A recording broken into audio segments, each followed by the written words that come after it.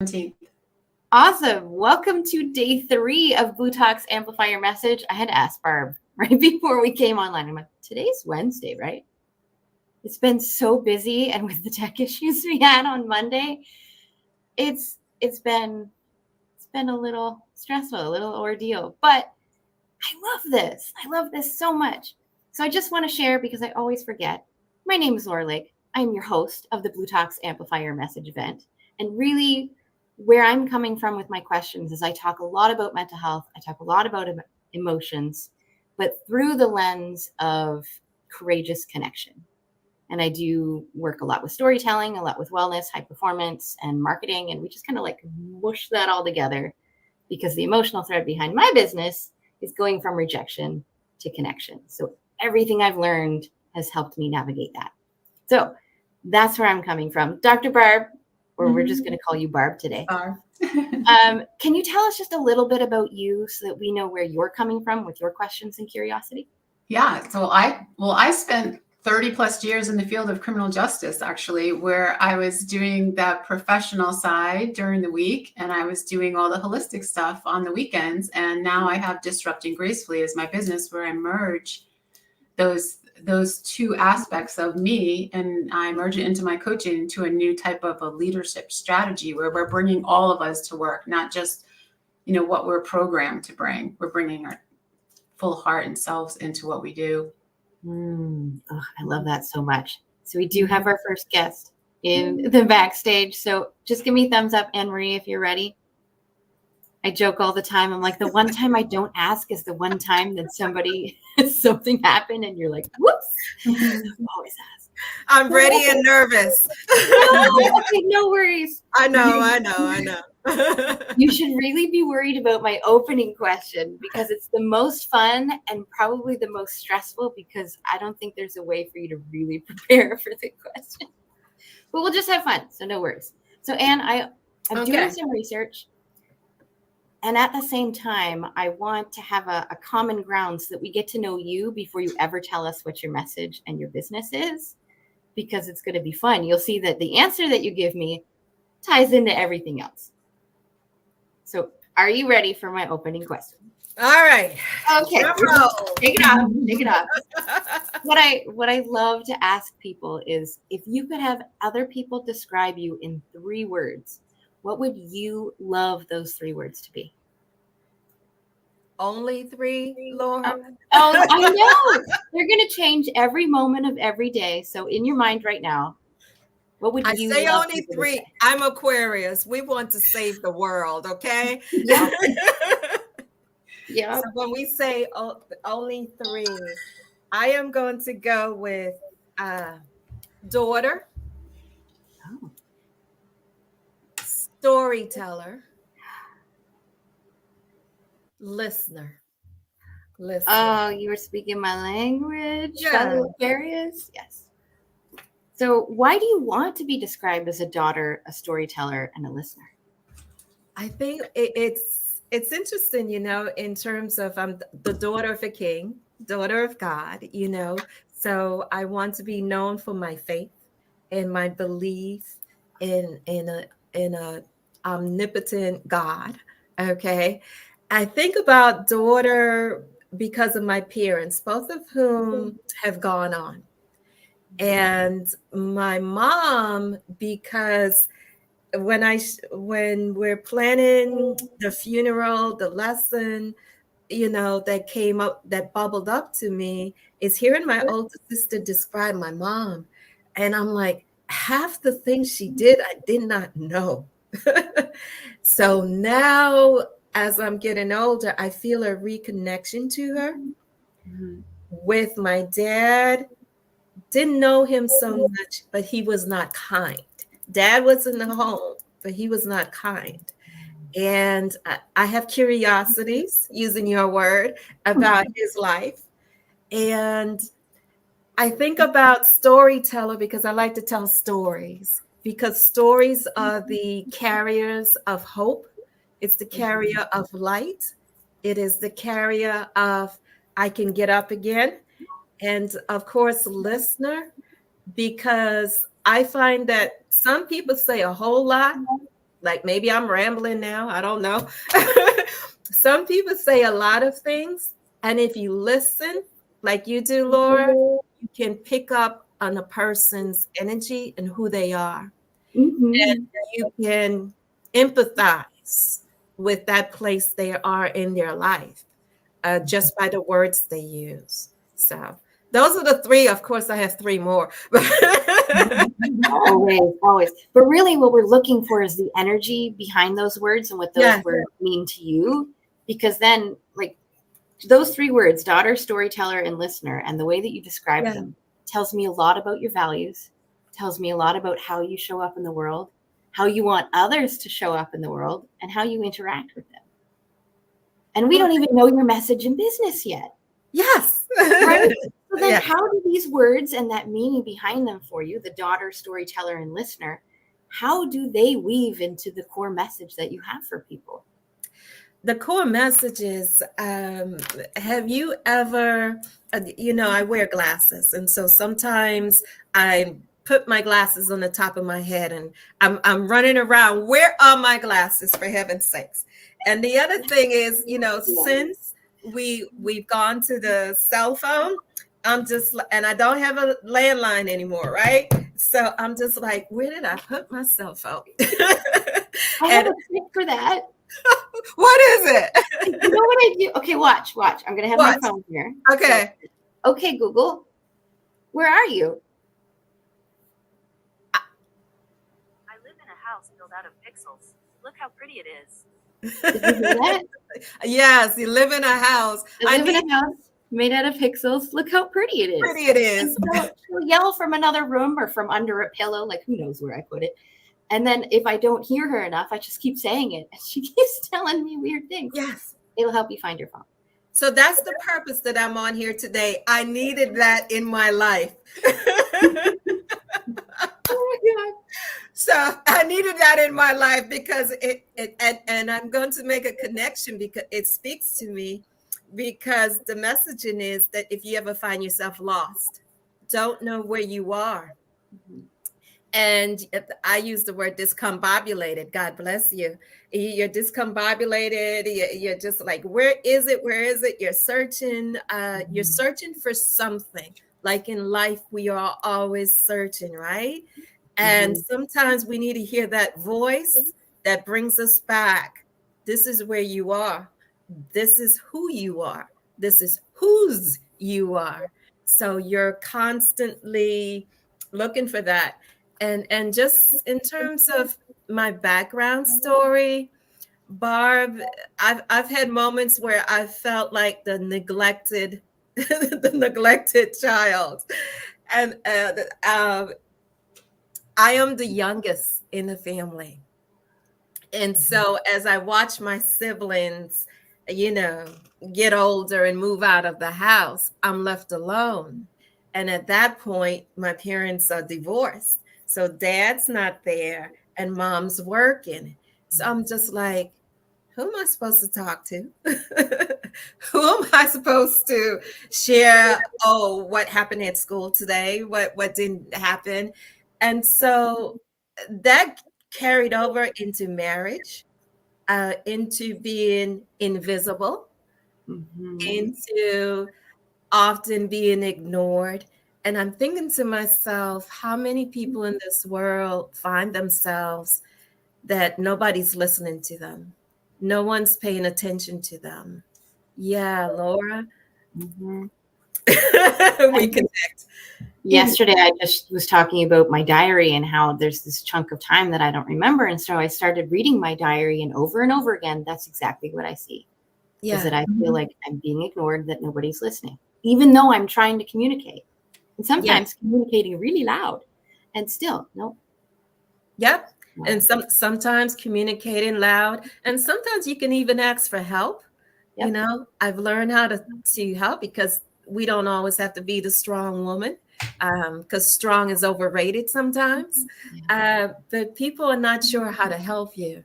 So my messaging, in terms of me starting my podcast about this life, it came up out of a conversation that I had sitting around the table.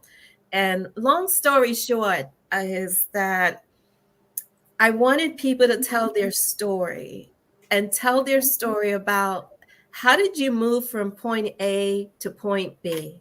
And I want you to tell your story because one, I'm in it with you. And two, and two, somebody needs to hear this because we have to go back and help somebody who's in the same position that we were back then. So that is what I'm about. I've got the podcast about this life. Yeah. I'd like to say that poetry finds me because I am an educator. Yeah. And I have this group of students who do poetic, we call ourselves poetic voices. And what I mean by poetry finds me is like, I have too much work to do. I can't do this. But some sort of way, poetry comes back into my life. And so we've done some cool things. Kennedy Center, I'll be at the National Portrait Gallery in a few weeks, and so on and so forth. I'm assuming that's in the US. Are you in the US? I'm in the US. Okay. Yeah. Like if you're in Canada, oh my God, I have another opportunity for you. No, I'm kind of putting it on hold at the moment, but I'm planning a cross Canada festival called Facing the Fears Festival. And I want to share stories about fear and experiences with fear through many different types of mediums. And poetry would be one of those, like acting, singing, poetry, dancing, speaking, whatever it happens to be. Yes. Right. And I love that it ties in because bringing up this idea of poetry, I want to highlight for our listeners and us as well that it is also a form of sharing your message. But sometimes we forget about that. And Laura, what the beautiful thing about poetry is, poetry comes from your heart. Everything else comes from your head. Because as an educator, as a teacher, I'm supposed to teach the kids how to analyze, how to be strategic in their writing, how to decipher what is the author's message, theme, so on and so forth, right? But when you sit down and we walk through, I walk them through, how do you put a poem together? How do you resonate with your audience? And the stories that come from these young people, it is amazing. And one of the things that I love about it is that people often think young people don't have anything to say. And I'm just like, not true, not true, not true. I completely resonate with that as a college professor. We're so stuck in our analytical mind. And until you bring in that human factor, where we get them to step into their hearts and express themselves a little bit differently, especially for me, because we talk a lot about policy and criminal justice and all of that. And we forget there are human beings involved. And once I can recenter them back in their heart, it really changes their whole perspective on everything, themselves, their contribution. You're doing beautiful work. I love it. Never thought. Well, thank you. Yeah. Thank you for that. And I completely agree with you. It recenters you back into your heart space. And Barb, something you said in terms of humanity. It brings our humanity back together. And poetry is a nexus. It's a place where you can come together, sort of like music. Poetry is music in a form of fashion. Is that no matter who you are, what your background is, there's a song that brings you together. Music is like a universal language, and poetry rides on that rhythm. I can hear the Aquarian in you. I'm an Aquarian as well. Yes, we want the world to love one another. Can't we just get along? Can't we just take care of one another? Because we're all like in this hurting place. And if you heal, come back and show me how to heal and vice versa. Yes, that's the Aquarian. I am learning so much. Okay, so on Monday, I love how we never plan these things. But on Monday, we actually ended pretty much ended the day with 3 people who were suffering from the same rare disease. Wow. Yeah. So like to have 3 people in a room who probably have never met each other, and I haven't met Barb in person, and I literally just met you Sunday. Right? Yes. To just not even know, not even plan, and be in a room like this together. I Mhm. think it's hilarious. But also it gives a nice sample point for what our perspective actually is, even though we have many different experiences behind us. Mhm. Yes, Yeah. absolutely. In terms of the different experiences and how we are connected. And again, as Bob said, in terms of our humanity and how we're joined together. And, I was joking at the beginning when you brought me on. I said only 3. And I thought to myself, you could add another one in terms of creative, because Yeah. to hold space where you can be creative, come out of the analytical mind for a moment, and to be able to, I call it co-create, because I always have to bring God into it, right? To be able to create a life that you want, to be able to create a life that you love, to be able to create something in the universe. That is that is the source of your joy. That is the source of the light that flows out of you, is when you can hold space for that, and then you show other people how to do that. So synchronicities, I guess, is that word, is that play, to use Corey's words. We've been saying all the words that we've had in as patterns so far this week, and it's only Wednesday. Yes. So the universe is aligned. Very much is. Mhm. Yeah. I want to go back just for a moment. You said your core message is about that feeling of being lost and just searching for something and having that voice. And I'm going to add the words of that space to allow it in, to see it in. Today, the theme was going to be like practice. So is there anything you can think of that we could do together just for a couple minutes, and maybe the audience can do at home, just to kind of practice this message and this idea, and of course this energy and feeling that you're asking of us? And if you can't think of it right away, we can keep going with questions and we can come back. Yeah. So keep going with questions until it Okay, comes to me. cool. So I also loved that you knew which words to use about one of your deeper struggle moments. You said the words invisible and ignored. It's so hard for people to be able to put words that aren't stressed or sad or fear, right? The very broad words on that moment. How did you allow yourself and build the courage to look in and find those words of invisible and ignored? The courage came a pivotal moment in my life, in terms of, I went through a divorce, which is difficult because this person I was married to, we were together over 20 years, college sweethearts and everything that goes with that. Yeah. And when I walked out, clothes on my back, some change of clothes in the suitcase because I had to go to work the next day, checked into a hotel, didn't know where I was going to go, what I was going to do. Yeah. Over the course of the next 10 years, because it's been 11 years now, was just a period of discovery. In that I kept repeating over and over to myself, I love you. Who was I speaking to? I was speaking to me. I was speaking to inside of me, and I was saying, I matter. And I think about how I am very strong in what I do as a career, as a teacher. And when I make that statement, I'm not being boastful. I'm making it because I've received accolades. Okay. Yeah.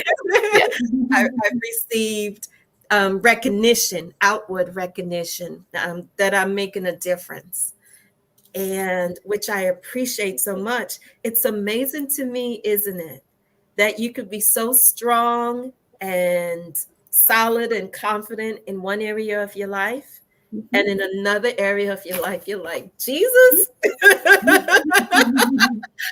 the world? It's like, who am I? I'm just like, there's something. I need these two people to merge, to come together, because this is not working for me. I need it to happen. So I just spent 10 years discovering, I tried things, I did activities, I did counseling, I did coaching, I delved into relationships and so on and so forth. And in each aspect along the way, I'm picking up lessons. I'm picking up gems. I'm picking up the tools. And I'm saying, I got this now. So now I'm coasting. I got this.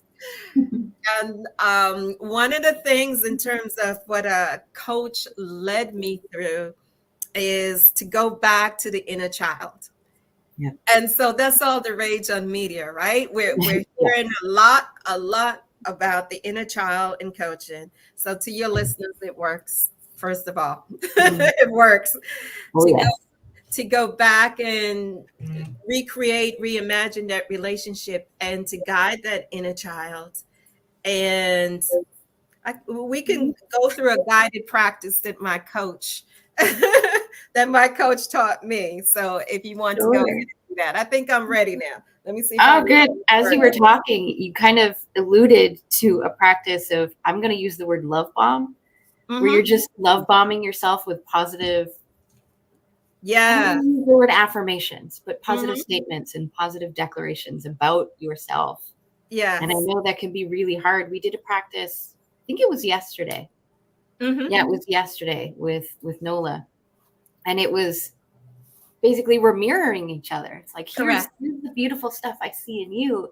And she was sharing back, right? And we all kind of did it with each other. And we just needed that in the moment. So I love that you were love bombing yourself. I would love to go through any sort of inner child practice or love bomb practice or whatever you got, because I know somebody listening needs to hear. Absolutely. So this is a trust issue. And I have to remember that, we're visual as well, because normally I do this. First, I had to do it with myself, but it's something that you would do with your eyes closed. But because of the visual element, we can just, relax our eyelids a little bit and go into that serene place. And there are four statements that I'm going to say. And then I'm going to repeat it. And after I say it a second time, I want you to think about what bubbles up inside of you. So thank you for closing your eyes. The first thing I want to say is, I'm sorry. I love you. Yes, yes. Thank you. I'm sorry. I love you. Yes, yes. Thank you. I'm sorry you didn't feel seen as a child. I'm sorry you didn't feel seen in your marriage. I love you because your spirit continues to shine. Yes, yes. Thank you, God, for what you just deposited in me. I'm just going to repeat the statements. I'm going to pause in between, and you can feel what bubbles up inside of you. You can share it or not share it out loud. It's up to you. But just listen to the statement. I'm sorry.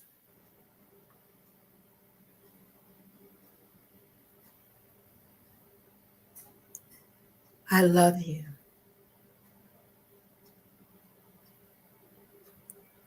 Yes, yes.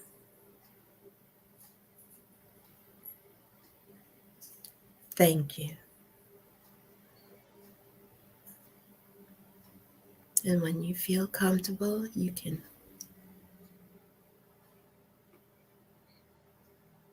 open your eyes when you're comfortable. I never knew I needed Kleenex today. Oh, I needed that so much, Anne-Marie. Yes. Laura, if you use that like in your meditation time,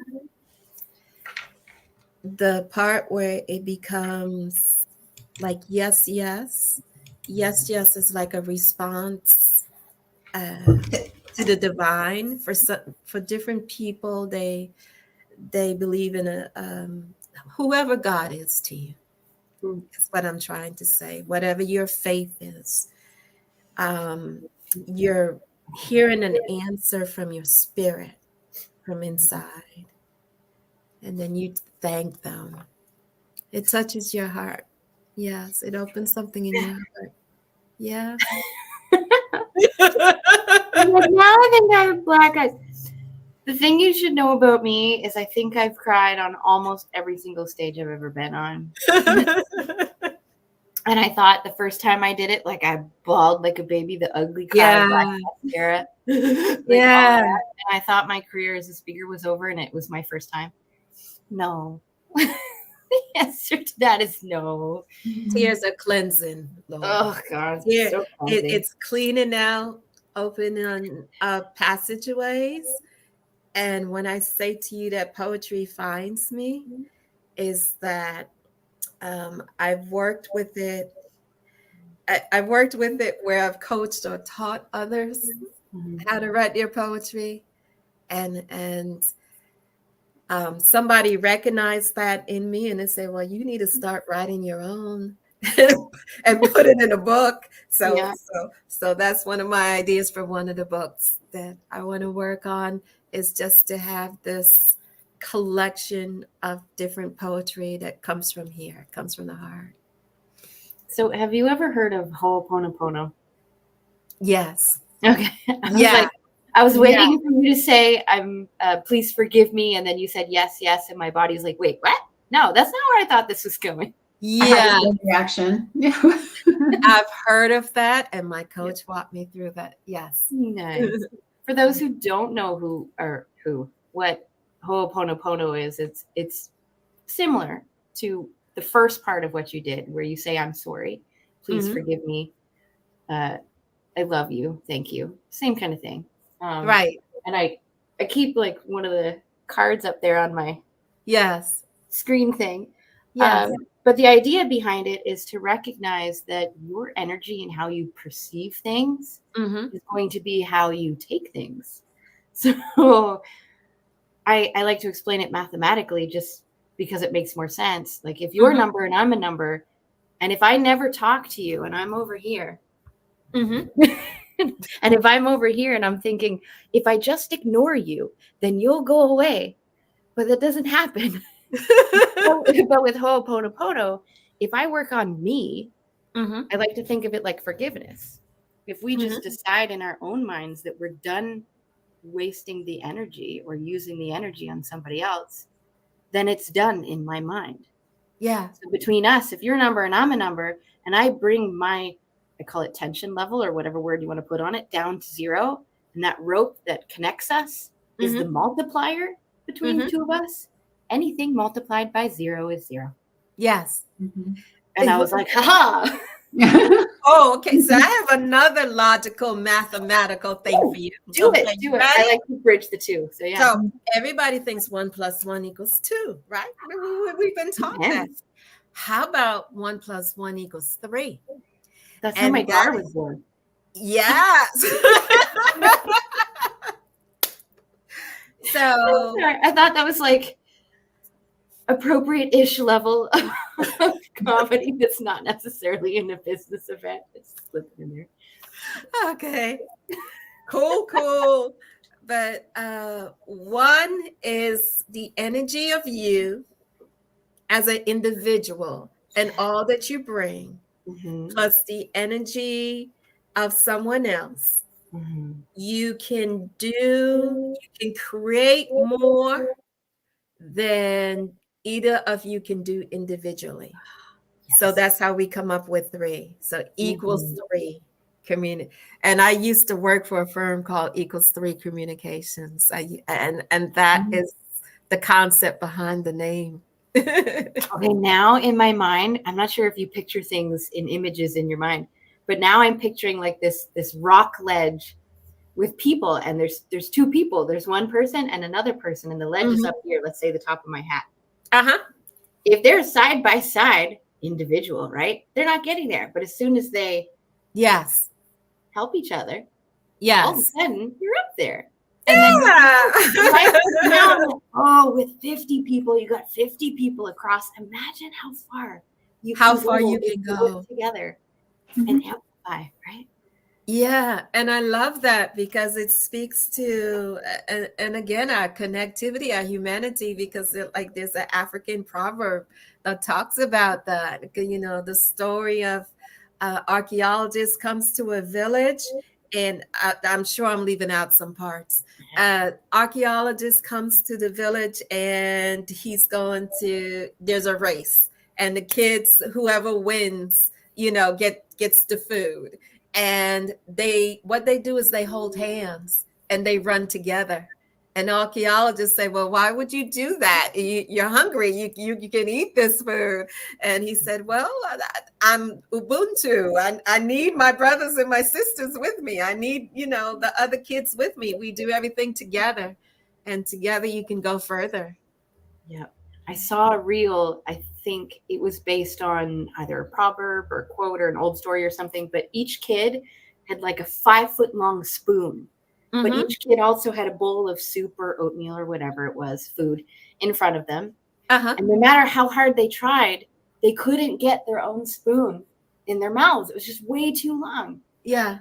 And it depended on the group of kids. They did it with different groups of kids. But a group of kids from the smaller community, right, who had that kind of mindset of, I work with my brothers and sisters, they knew probably within 30 seconds, oh, this isn't meant for me to feed myself. It's meant for me to feed somebody else. And they Yeah. just started feeding each other. And it was beautiful. Exactly. I was like, So Barb, that's the Aquarian. It is. And I have to wonder, I'm thinking, oh, how would that work out with adults? Like, how long would they suffer before realizing, oh, I'm here to support you and you're here to support me, where it's just so natural for children. It is a natural thing for children, and that's why going back and reparenting the child is important, because as we grow up, we are taught to believe a certain way. We are taught we're supposed to do this and that, and it could be for good or it can be for bad. It depends on what the belief is. And so a part of my messaging and part of what I talk about on my podcast as well is, what are some things that you have to let go? Some things that you were told as a child that you now have to let go. And to give you an example of that, I think of the LGBTQ community. And as a child, I was raised in a cultural environment where that was taboo, that was shame, you brought disgrace. But I had a brother. And so everybody knew that he was homosexual, but they couldn't talk about him. So your identity is suppressed. But yet, okay, that belief that's taught in me is in me, right? So I'm raised like that. And then I'm looking at I have 2 adult sons now, and they're in that community. And I'm just like, okay, am I going to push away my child? Can't do that. No. So I've had to learn to let go some of these things that have been taught.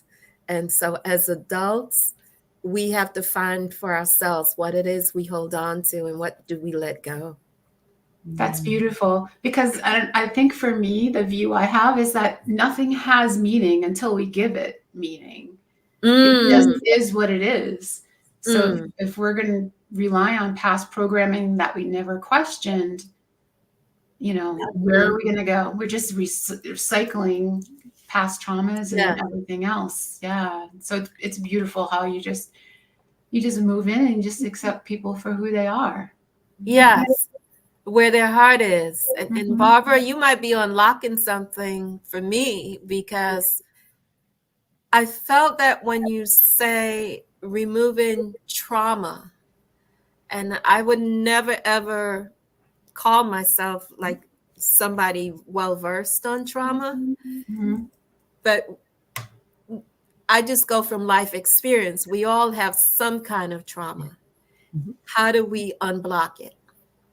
That's the synchronicity between the three of us. How do we unblock that? How do we create a path so that we can be free, so that we can have joy, so that we can be people who carry light and hope?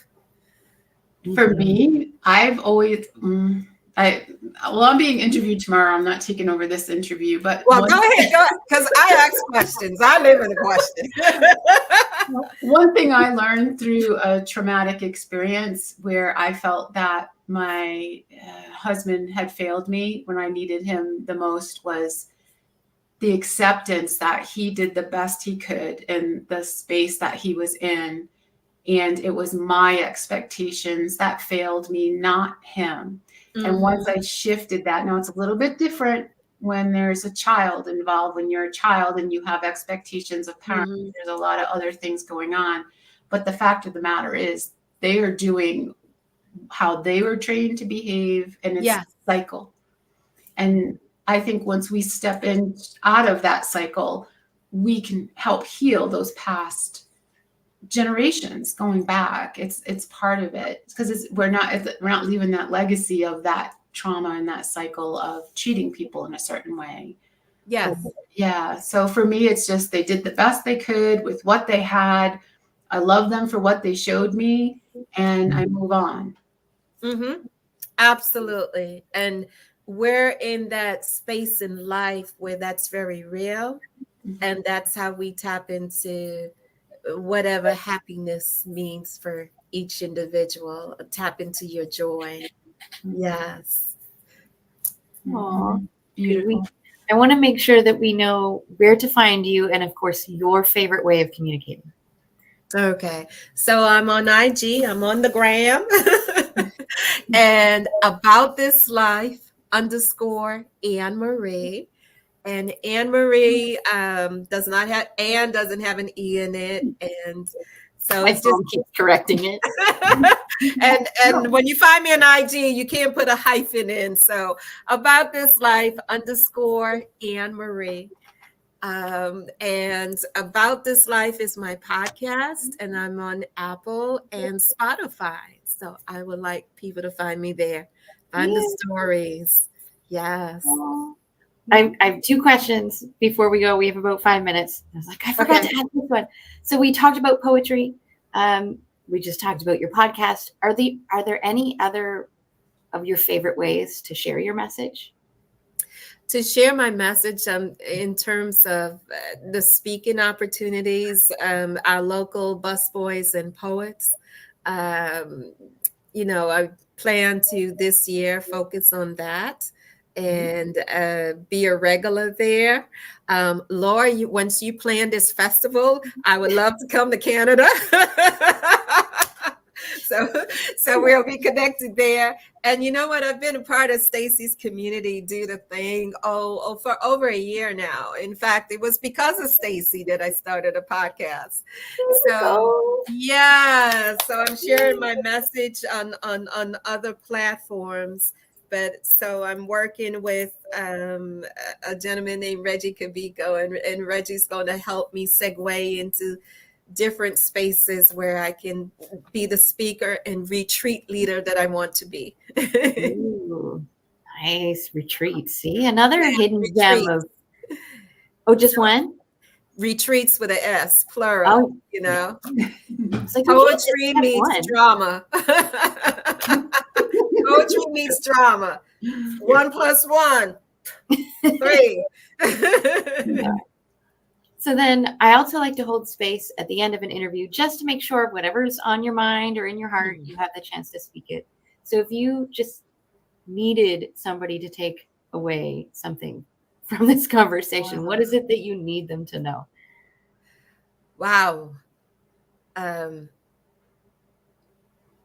want somebody to know that once you make a decision to take responsibility for your life, it might seem like a harsh statement, but I would say to you, you can't live in a place of self-pity. You can't live in a space of poor me. You cannot exist and grow there, because otherwise you will be in that same space 10 years from now. So if you're willing to take responsibility for your life, you get to make decisions where you can create something different by looking at your beliefs and just shifting some things, the way you think about some things. That's my message. You get to decide. You get to. Love it. You get to. Aw, I love how succinct that was. My favorite part is like, because there's usually only a couple minutes left, it's like this wonderful sound bite that if somebody can't watch a full interview, you're like, oh, I could just send them this 2-minute sound bite at the end, which kind of sort of sums up, but really has the core of what I need. Yes, absolutely. So then we do have 2 minutes. So yay. What's next for Anne Marie? What can we get excited about with you? Okay, so the next couple of weeks, I've got to go ahead and write a poem. National Portrait Gallery is in Washington, D.C. August 1st, they are celebrating the birthday of James Baldwin, okay, who would have been 100 years old if he was still alive. So the gallery has a new exhibition that's opening up featuring the author. So I have been invited to do spoken word there. And, I'll tell my story also in terms of, how my viewpoint and perspective changed, being a parent of someone who's in the LGBTQ community, but also the whole idea of social justice, whole idea of love and acceptance. I hope to weave into that spoken word poem. And I am also thrilled because my student who won a spoken word contest, a regional contest, he has been invited to come back and share his poetry on freedom. So those are the types of things that I'm doing in the community. Okay. So all of those things in the community and being a regular, Busboys and Poets is like a coffee house type of place where the mindset comes through. Okay. I love that so much. And I want to say thank you so much, Anne Marie, for being here with us, sharing your heart. And of course, on top of that, agreeing to this last minute. Yes, absolutely. You're welcome. My pleasure. And I'm so grateful. You're like, I don't know this crazy redhead that just showed up in my community and asked me to do something online with her. Yes. I'm like, what? I'm texting you. What's the topic? What are we supposed to be talking about? It's all good. I really appreciate it. And I know that our audience does as well. So thank you. Thank you so much. Thank We'll you, chat Anne-Marie. again. Bye, Anne Marie. Bye-bye. Oh, I almost clicked on you, Barb. Oh, I'm so sorry. Our next guest is in the background. Just give me a thumbs up, Dr. Maria, when you're ready. I do have to ask first, do you like to be called Dr. Maria or just Maria? Just please call me Maria. Okay. Just call me Maria.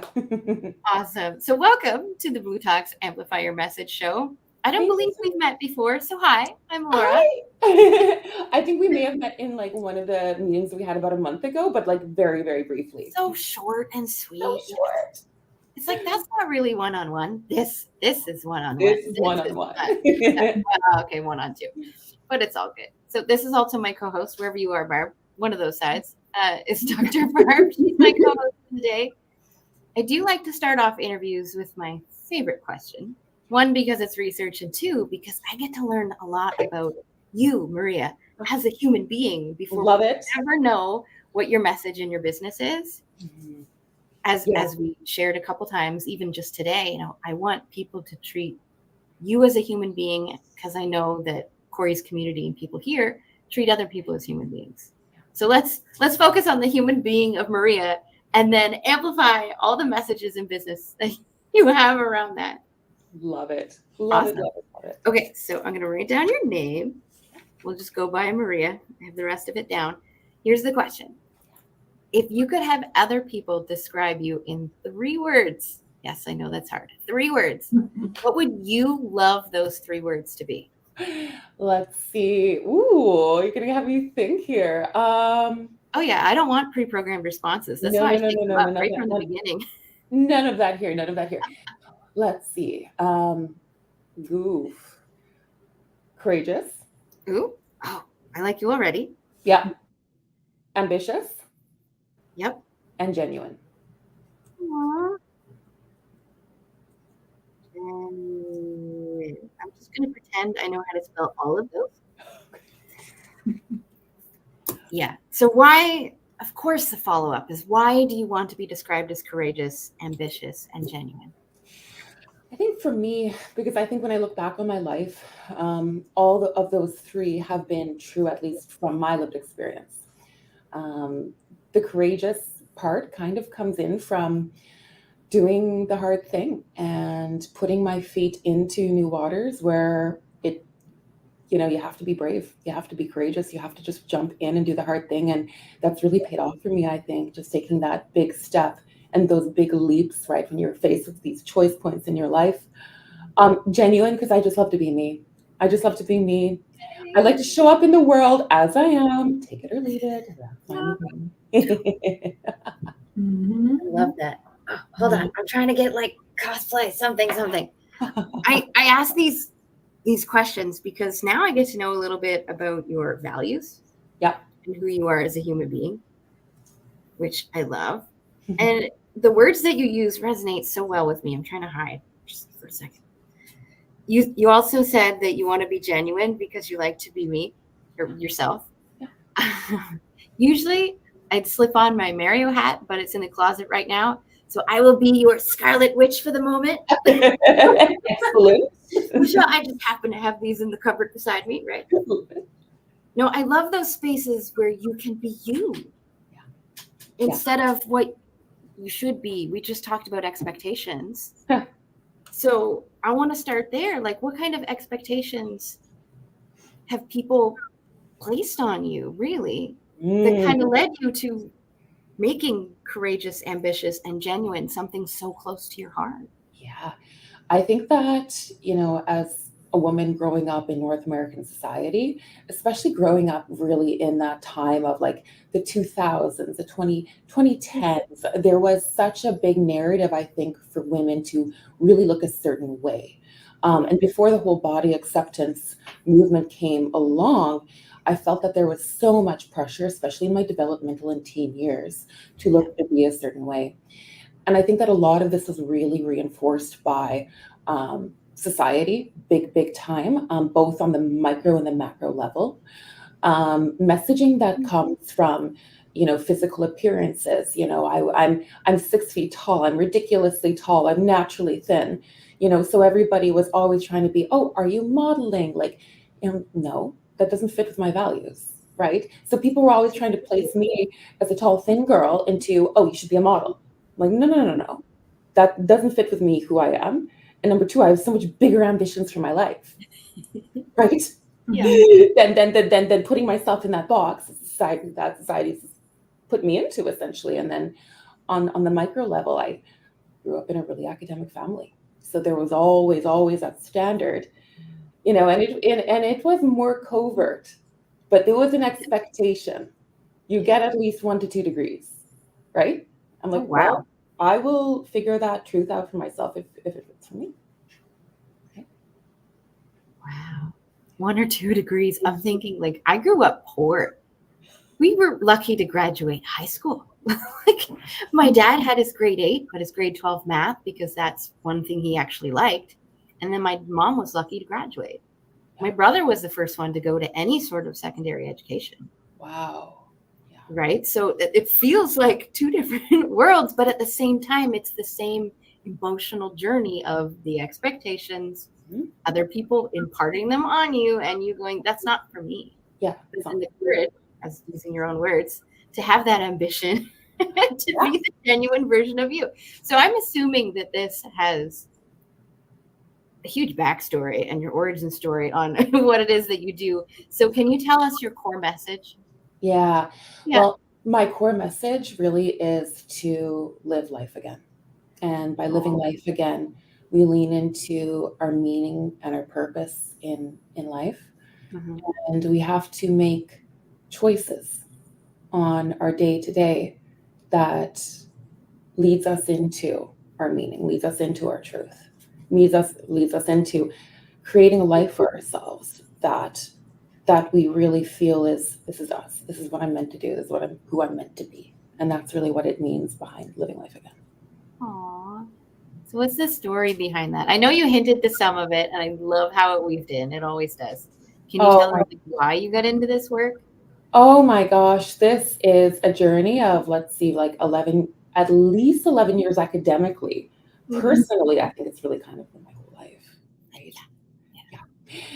So, I mean, I think that it kind of all starts with, I grew up in, like I said, an academic family. Even going way back, my grandfather, he was a PhD, and he was quite the academic, but he was living in Hungary at the time in the 70s, and it was very much under communist rule.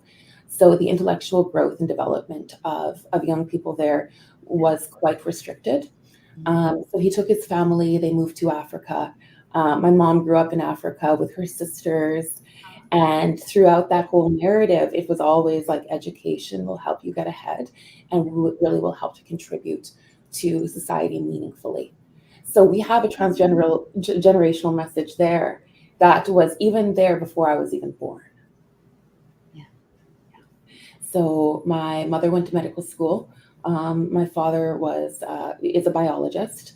He retired many years ago, and that message kind of trickled down into, of course, my generation with me and my sister. So, the whole academic piece was always there. It was always present, and, getting good grades and whatnot. So there was very much a real focus on school and doing well and entering a profession where you can give back to society, right? Which is, I think, quite beautiful and something I'm very grateful, a value that I'm very grateful I passed down transgenerationally. But I think that I always had this expectation that I needed to live up to be just like my mom, right? My mom is this family doctor. She loves her patients so much. Like, she is like the old school family doctor that does house calls in the community. Aw. Yeah, That's she's so cute.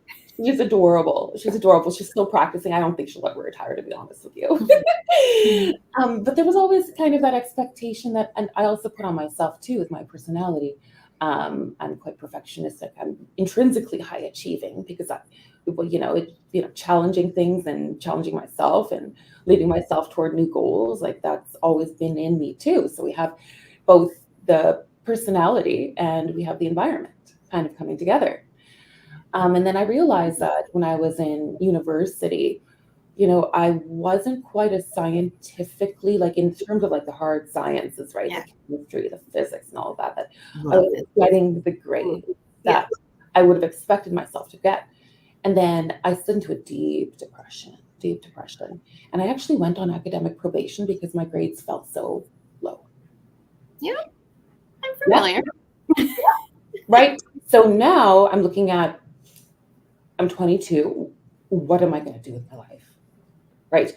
I don't have a career that, I'm at least a viable career that I can see for myself. I know I want to do something that has to give back to the community and to help people.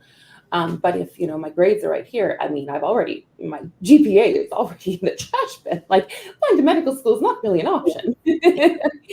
So what I did there is I took a good 6 months off, and then I really took a look inward to see what are my natural talents. What do I like to do? And I was always fascinated by psychology. I think many people are, but I just leaned into that. So I graduated. I saved my GPA by the 4th year. I graduated. I did really, really well in my 4th year, but now I have an undergrad in psychology. It's like, what can you do with that? Not really anything much, right? So I'm like, okay, great, got a degree, right? I found some sort of interest. I found some sort of meaning for my own life, but what do I do now? So the logical next step for me was, I'll apply to my master's and see where it takes me. So I just hopped online, applied, did a few interviews, got in. Great. Now I have more meaning and purpose, right? Now I have actually something more tangible to work toward. And I found throughout my master's program and my studies that it really started to ignite this fire in me that I knew this is what I wanted to do with my life. Aww. Yeah. And so I graduated. I wrote my thesis, and then I got through the whole process of becoming a registered psychologist in Alberta. And then I looked at my life and said, great, I've got my career. Well, what else do I want for me? Right? Career and the hustle of all these years of becoming somebody in a career realm. Well, what about me and my personal life, right? Yep. So I looked around at the environment where I was living. I said, I don't really want to live here for the rest of my life. So what I did was, a week after I got my full registration as a psychologist, I packed up my SUV. I had about 4 bags, and I just drove off to the coast. So I drove to the coast of BC, and I, without knowing anybody or anything, I just packed up my car and I left. Oh, nice. So you're Canadian too. Yay. Oh, born and raised in Newfoundland. Toughened in Newfoundland. Nice. Oh, I'm East Coast too. So actually, I just got asked yesterday or last night with one of the people we're going to interview later. He's like, why don't you have an accent? I was like, no. The accent you think I have tends to be like rural Newfoundland, rural Cape Breton, different parts. Like, it's not how we normally speak. It's not the same. I was like, is that over there, why? And he's like, yeah, that. I was like, no, not like that. Yeah, it's so funny. Like whenever you kind of tell people you're from the East Coast, they're like, you don't have an accent. I'm like, oh my dear, I'm a townie, number one. I'm a townie, and I left when I was 10. You left when you were 10. Wait, I was in grade 2. Then I left town and we moved to the country. Yeah. And then I moved to the city when I was 19. Oh yeah. The city. I haven't really left. I haven't really traveled either. Yeah. Like, I'm working on my own expectations. Imparted on me. Yeah. Well, if you ever want travel tips, just message me. I love BC. I actually went on my honeymoon in BC because we didn't get our passports in time. So we're like, well, if we're going to go somewhere, do we want to go to the middle where there's lots of people, or do we just want to see how far we can go on a plane and put our feet in the other ocean? Oh, it's like so that one. Where did you guys go? So we went to Vancouver, and then we stayed at the YMCA downtown just because we weren't even going to be there. Yeah. So we just wanted to walk around the city. Beautiful. But then we took all the trains and buses to the end of the line, and we camped at a campground probably 10 kilometers from Golden Ears, and then we hiked up Golden Ears. Oh, beautiful area. I can't wait to go back. Oh, you have to go back soon. You have to let me know when you're on this side of the country. Yeah. I was like, now I know more people there. But why BC? Like, why not? Oh, well, I mean, number one, I love the ocean. I grew up by the ocean. And I know, you can't leave it. You can't leave it, right? So the ocean was calling me. And I think just the idea of so much adventure you can have in BC. There's so much nature. You've got the mountains, you've got the beaches, you've got the lakes. You have, it is almost like a complete playground of adventure. Yeah. And that fits so well after having my head in a book for like 7 years at this point. I needed that. That's what I was just about to say. I was like, oh, it all comes back. It really does. I So then what does, I have so many questions. okay. I really want to know what your thesis is about, because you still do psychology, right? Sure do. Yeah. I am full-time practice and my focus is on burnout syndrome. So my thesis was the treatment of burnout syndrome model for healthcare professionals. Oh, we have lots of those on here. Mm-hmm. Mm-hmm. So when you went into your depressive state, Yeah. was that because of burnout, or did burnout play a role in that at all? Burnout came after. Yeah, burnout came after. So where my kind of burnout story went was when I was really, really depressed and struggling with my mental health so much in my undergrad, I noticed that there was a lot of I had a psychiatrist at the time kind of helping me through everything. And I noticed that, oh wow, he's not very kind. And I looked kind of at, explanations for, trusting medical professionals and the stress that they have on their shoulders. I said, I think he might be burned out, right? And that was kind of my explanation for kind of the treatment that I was receiving from healthcare professionals. So I, put that in the back of my mind. I said, okay, they've got a lot on the go. Doctors in this country have been so under pressure and so stressed for so long. Oh, So that was kind of almost like the initial fuel to the fire. And then I met somebody in my master's, fell in love, and I walked away because I saw firsthand what burnout can do to somebody. Yep. So this question gets asked a lot in many different forms and spaces that talk about mental health, especially in entrepreneurs. So can you tell us the difference between overwhelm and burnout? Mm-hmm. Yeah. So overwhelm is an emotional state. We're feeling like we have too much going on at any one time. And overwhelm can be part of the burnout experience, but it is not burnout. It's an emotional state. We're feeling overwhelmed. Continue. Yeah. So burnout is an occupational syndrome that results from chronic workplace stress that has not been successfully managed. Chronic. It's a slow burn. It doesn't happen overnight. Most often in my practice, it happens over years. Yeah. And so overwhelm can be part of that on the daily experience, but what burnout really is, it's exhaustion to your core. You feel it in your bones, and there's no amount of self-care or vacation time that can. Yep. And I wonder, in your research, did you find any difference between the genders and burnout? Yeah. So I actually did, and this was actually one of my sub-themes in my research. That gendered roles, it disproportionately affects women simply because when they end their work day, now they have all of these other responsibilities, Yes. like the laundry, the cooking, and the cleaning. So there is an unfair, oftentimes, division of labor between men and women who are especially both working and working professionals as well, too. So yeah, that really just for women overall adds to their stress burden that they experience on the day to day. So work, is one thing. They're max and stretched at work. They have a whole other job when they come home. And a lot of times that comes from roles and responsibilities that are placed on them or they've taken on subconsciously for their families. Mm-hmm. Wow. I'm going to add to that.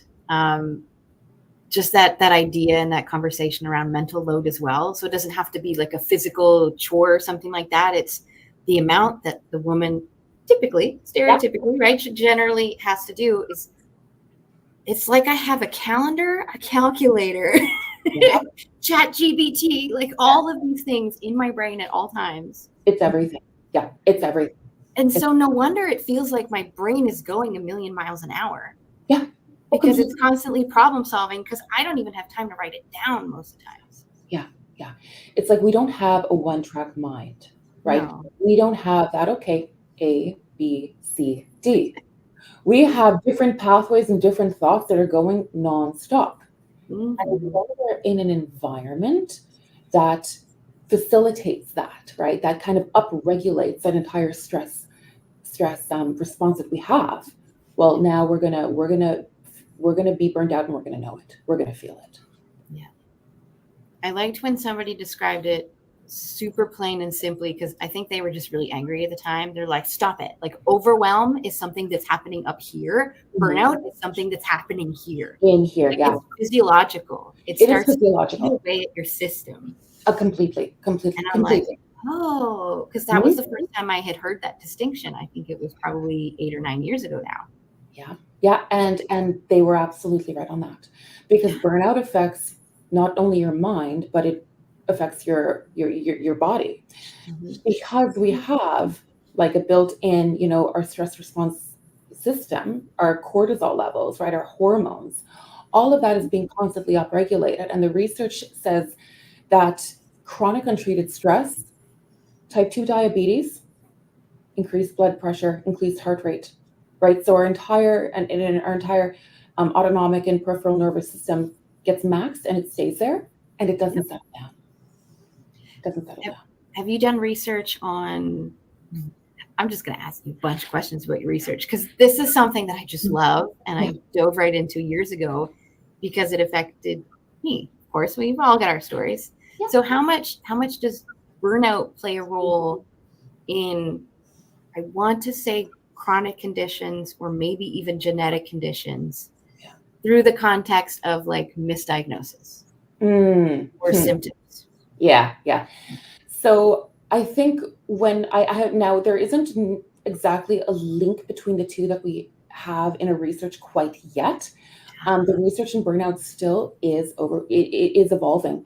I've seen a lot of it. There's been a lot of research really between the period of about 2020, and I'm thinking because it's a pandemic, but I'm seeing a lot more research, a lot more scholarly articles kind of emerge in the time frame between 2020 and now, as compared to 2000 to 2010. So we don't really know right now about that. We don't know. There is not an established link. What I can kind of foresee there is that I know that, and this is well documented in the research, burnout is not a standalone condition. So burnout is a syndrome. It's medically recognized as a syndrome, but it's not a diagnosis. However, burnout is comorbid with generalized anxiety disorder, major depressive disorder, insomnia, and sleep disorders as the three kind of primary that I see almost all the time with my burnout patients. It comes all the time. You can't really, it's hard to have one without the other, right? Now, it comes with more genetic and chronic conditions. Still waiting to see. I can tell you countless stories of people who have either genetic or chronic diseases that are nervous system based. So something, I'm going to give an example, like fibromyalgia used to be known as a muscle disease, but really it's a nervous system disease. And something like overwhelm and burnout just makes like, oh my God, instead of it being like the next step, no, it's like straight up exponential growth. You can't move. So that's kind of where I'm at, and a lot of people in Nova Scotia, where we're not entirely sure if an individual's symptoms could be that chronic or that genetic disease, because that's where conversation tends to lead us, or if it's something like the pandemic, where you were saying like that was the beginning point and now things haven't really changed and it's become chronic. Yeah, absolutely. So then there's this massive people coming into the system going, I need answers, and everybody needs answers. But yet, just as you said, everybody's burnt out, both on the healthcare side and the general population side. And so it's just this, like, how can we have those conversations to help decipher this? Yeah, 100%. And I think it's part of that. Yeah. And I think that like with those chronic conditions too, especially, fibromyalgia, chronic pain, genetic conditions as well, is that there can be, I think with that, if we're not looking at burnout in the more kind of, the more medical term, I think what can really happen there is we can still see the core symptoms. We can see the emotional exhaustion. I am suffering and nobody is listening to me or taking me seriously, right? So we have negative emotion, right? That is emotional exhaustion. We have cynicism, which is more of a negative affect, right? We're looking at the world quite negatively now. Our worldview, our perspective has changed because of our experiences. Mhm. And I think reduced accomplishment can show up there. And I'm trying to do everything that I can to manage my health conditions, everything that I can to really advocate for myself, but I'm not getting anywhere. Yeah. So even though there isn't quite a link between burnout per se Yeah. and what you're mentioning here, I can see the underneath, the core belly of what burnout is and the three constructs that uphold it, Mhm. really applying to the chronic condition. I love that we can have this deep conversation about it. It's like, oh, you never know what people are. I also want to hit on so many things. This message is so important. Today, our theme is about something that we can do to practice. So if you have something that you can think in your mind right now, great, like Yeah. to kind of amplify your message. And if Yeah. not, I can ask you more questions and we can kind of find where that might fit in. Yeah. So, oof. I mean, my focus is, I mean, I have been all for the past 7 years, 8 years now, evidence-based, right? What can people do to get them from a place of where they are right now to a better state? That isn't the narrative of self-care is going to fix burnout. Self-care is not evidence-based. We have nothing to say self-care will help your burnout because self-care is way too ambiguous. What does self-care mean? It means different things for different people. Buy a diamond. Completely. Self-care.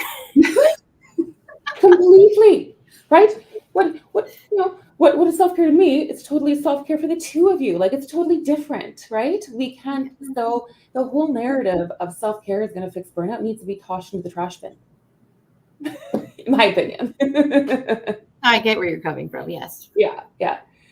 So I mean, kind of like to answer your question, I think probably just looking at, well, number one, it's always helpful, and I always love to tell people the facts about burnout.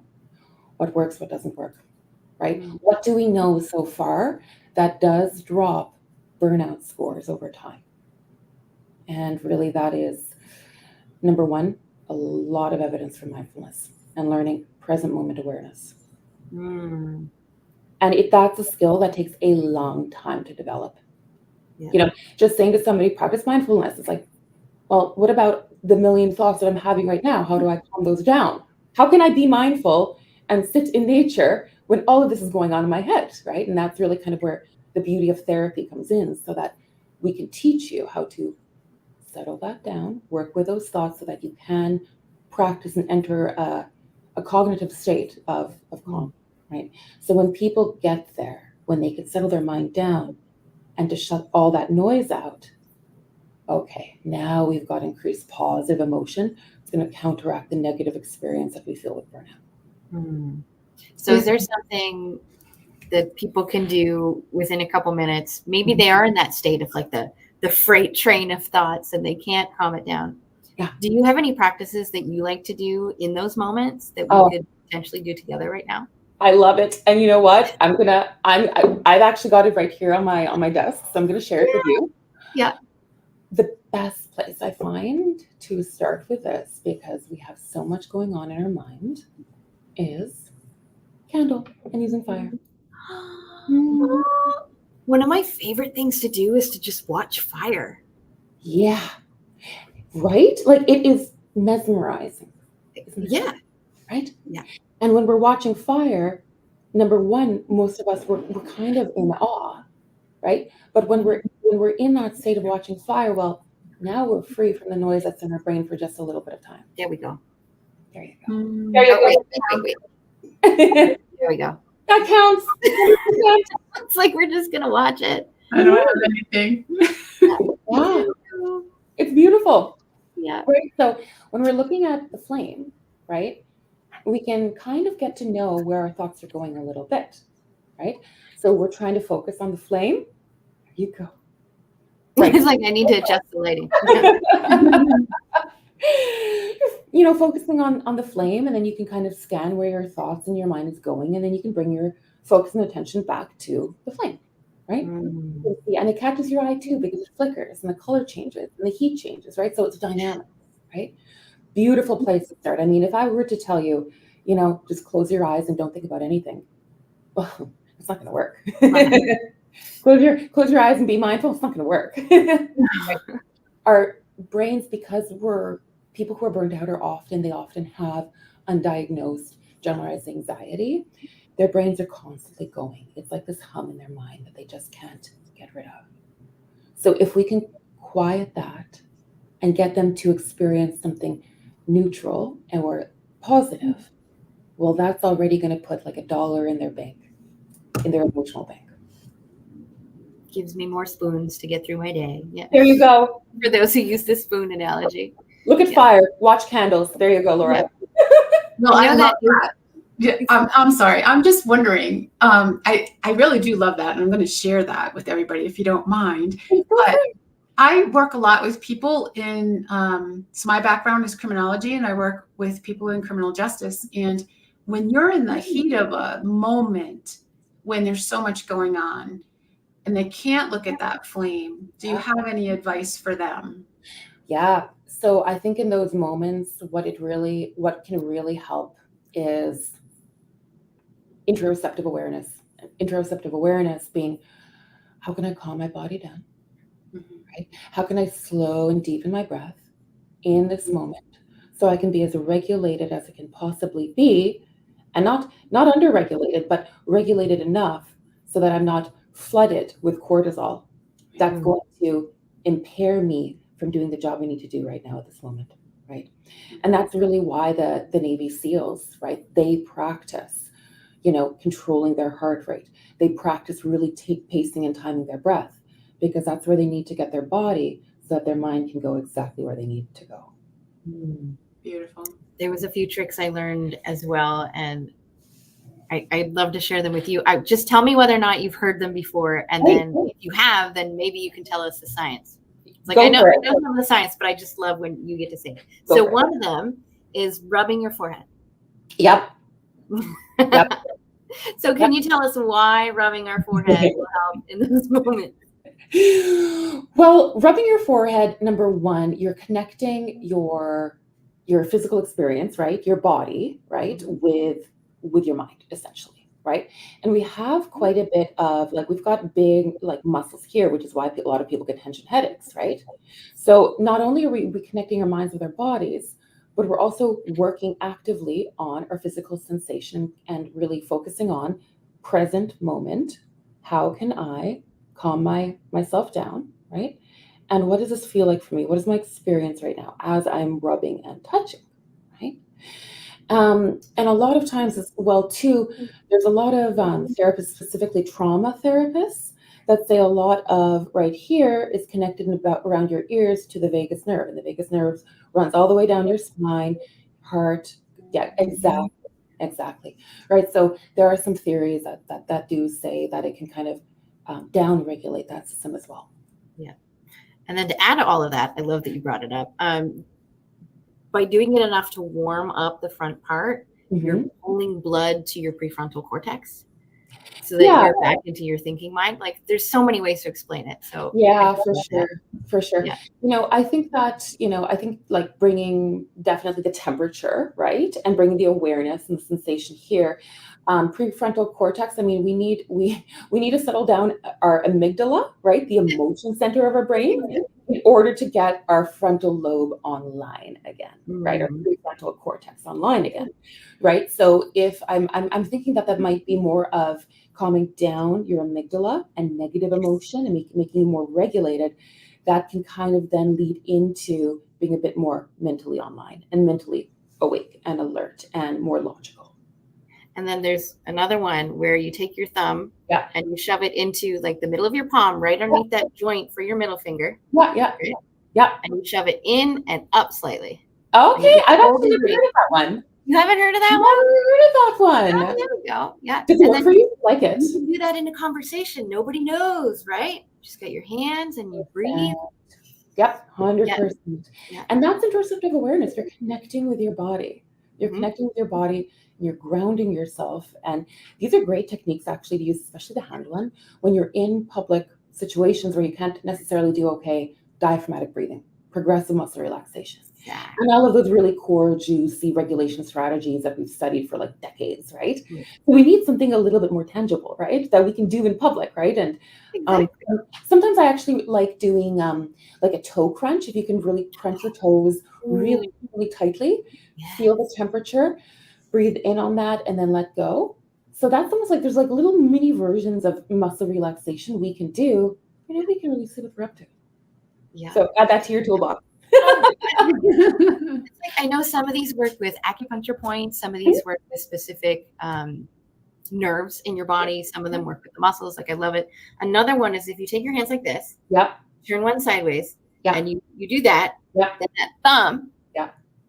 wherever that lands on your palm, sorry, there we Yeah. go. Just push it in a little bit. And Yeah. same thing, just breathe into it. That's a good one. That's a And good nobody one. knows you're doing it again. Yeah, I've used that one before. That's a good one for a lot of folks to use kind of at work too, right? To kind of just slow down their breathing pattern, right? And get connected to their body. So we can do that. We can get out of that instant overwhelm that's so connected to burnout. Yeah. I also do a lot of work with the vagus nerve. So I created a 10-step thing, and I like to describe it like a braid, right? You have a braid, and if you have a braid and you try to take it out from the top, Yeah, just get that stuck. work. Yeah. So if we're working with our vagus nerve at the top, like Yeah. yawning or humming or something like that, it tends to not be as effective. That's the word I'm looking for. Thank you. Yeah. Versus if you come from the bottom and you work your way up. So absolutely. The thing the kids love, since kids don't always like this stuff, right? Yeah. I went into my daughter's classroom and I taught them a lot about emotions and regulating themselves in like elementary Love school. it. Their favorite part was when I asked them to pretend to hold in farts. That's great. They're like, wait, what? I was like, yeah. Just That's like great. Nobody knows you're doing it, but just stand there and like pretend you have a fart. Pretend it's the stinkiest thing ever. Pretend you don't want anybody to know it's you. Blame it on the dog and just hold it in and then let it go.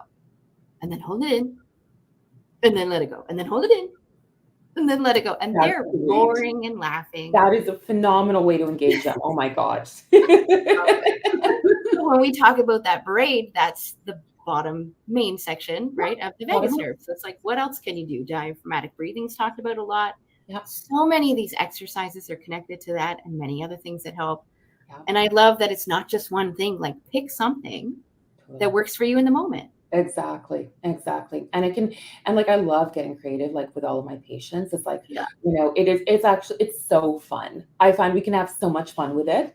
And, you know, these tiny little regulation grounding strategies we can use so much throughout the day. Really just to get us, you know, one step closer, two steps closer to getting the burnout in our control, right? Because, you know, healing honestly does start from the inside out, right? And from the bottom up, right? We know that from trauma research, right? We need to first regulate our body so that our brain can come back online, right? And I love how you're doing bottom up strategies. Oh, I was following this lady on Instagram. It's not Dr. Melissa, that's the other one. Dr. Lisa, maybe? I'll have to send you her link afterwards, but she was one of the first ones for me to see on social media that was talking about the vagus nerve. From a medical standpoint, from a chiropractor standpoint. And I was like, I'm loving this. So then when I told her that's how I view it, she's like, I never thought about it that way. She's like, that's so simple to explain. Do you mind if I use that? I was like, oh yeah, go ahead. Go for it. So like the conversations she and I have in her comment section is just so wonderful because she's not like, I'm the expert. She's like, oh, and you're the same way. Like, I feel like I can have that conversation with you and you're just like, oh, I'm learning new things at the same time. 100%. Oh, it's so fun. There is always so much more to learn. It's like, you know, even though my academic journey is, you know, done with now, it's just like, you don't stop learning, right? No. Maybe on the more like, okay, I'm done a thesis. I'm not going to do a thesis again. That's not happening. It's so approachable and I love that. Well, thank you. Cool. We're going to be friends. Okay. All people learning. I want to make sure that we know where to find you and your favorite way of communicating. Oof. All right. Where to find me? My practice is missionhillpsych.com, but I am launching a brand new website for the general public and for media and for people to connect with me. And that's going to be drfarrell.com, dearfarrell.com. And that'll be launched we're about a week away from launch. So that is going to be the best place to contact me at. I'm going to have my email there. I'm going to have all the contact information. My social media is just getting up and going there. So I'm really looking forward to, meeting people, connecting. And I'm going to be doing some consulting there, but that's going to come in about 6 months from now. So. Oh, that's so exciting. Yeah. And then I also love to hold space at the end of an interview, just to make sure whatever's in your mind or in your heart has a space to come out. So if there's something that you need people to take away from this conversation, what might that be? Oh, yeah. I think burnout is it's so prevalent in society. And, because I've experienced firsthand, both from the medical system, but also from the relationship domain, what burnout can do to somebody. It can have such profound effects on relationships, families, and society as a whole, that there is help available, that there are ways we can, that are within our control. We can't change the system right now, right? So my research, I focus on you. What can we do to help you get out of burnout? I looked at the research. I poured through absolutely every article that's out there. It is possible. It is possible. And burnout is real. It's medically recognized. It is medically recognized in the ICD-11. But there is evidence-based treatments that can help. If we can't change our situation, right? If we can't change our job, because oftentimes people are economically trapped in their burnout. They can't just leave their job. They have mortgages to pay. They have a family to support. So even when things seem hopeless, there is absolutely opportunities to live your life again. Yeah. Oh, I love all of that. Beautiful. You were such a delight, Maria. Wait, did you say that you were an Aquarius too? Did I hear that somewhere in there? Cancer. I just turned 33 a week ago. Oh, really? Cancer. Yay for being in your 30s. I'm still there. Yeah, no, not Aquarius, Cancer. Oh, okay. I was like, I don't even know what any of this really means, but something I've learned. What does it mean to be a Cancer? Do you know? Oh, soft, emotional.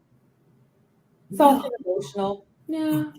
Heart on the sleeve. You love your homes. You love your space, but you love to travel, but you need your home base. I'm in a relationship with one. Oh, yeah. There you go.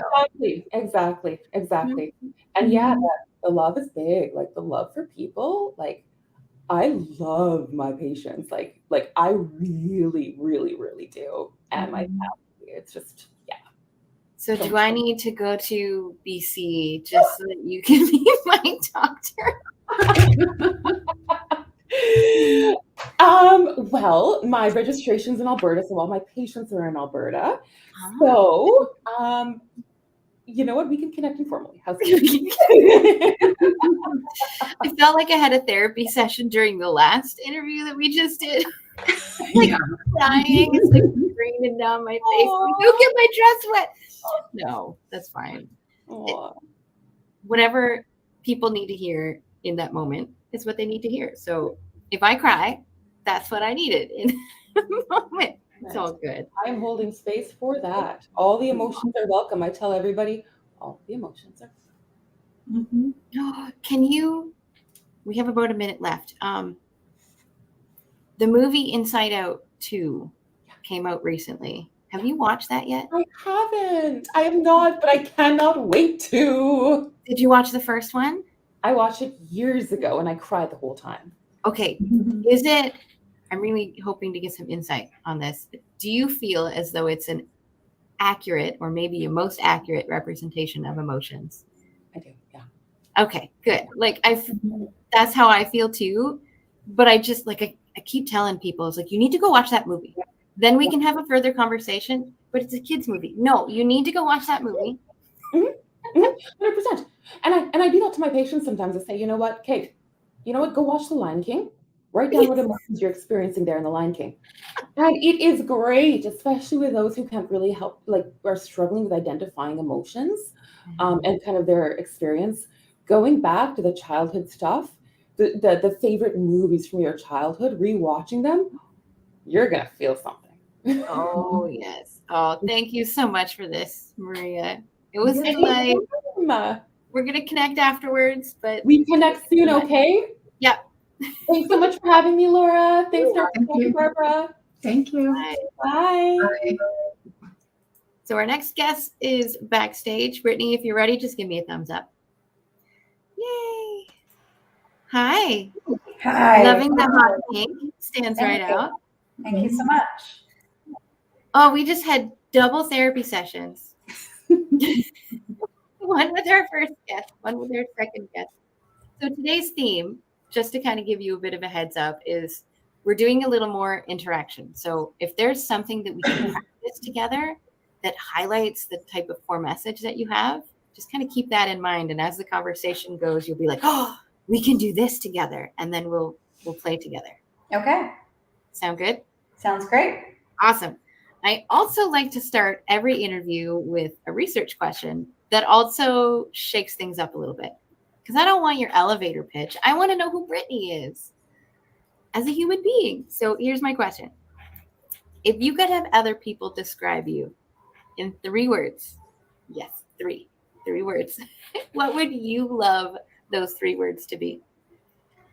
Calm, simple, and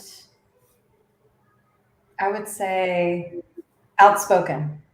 Ooh. So why calm, simple, and outspoken? I live a very simple life. I stay calm under pressure.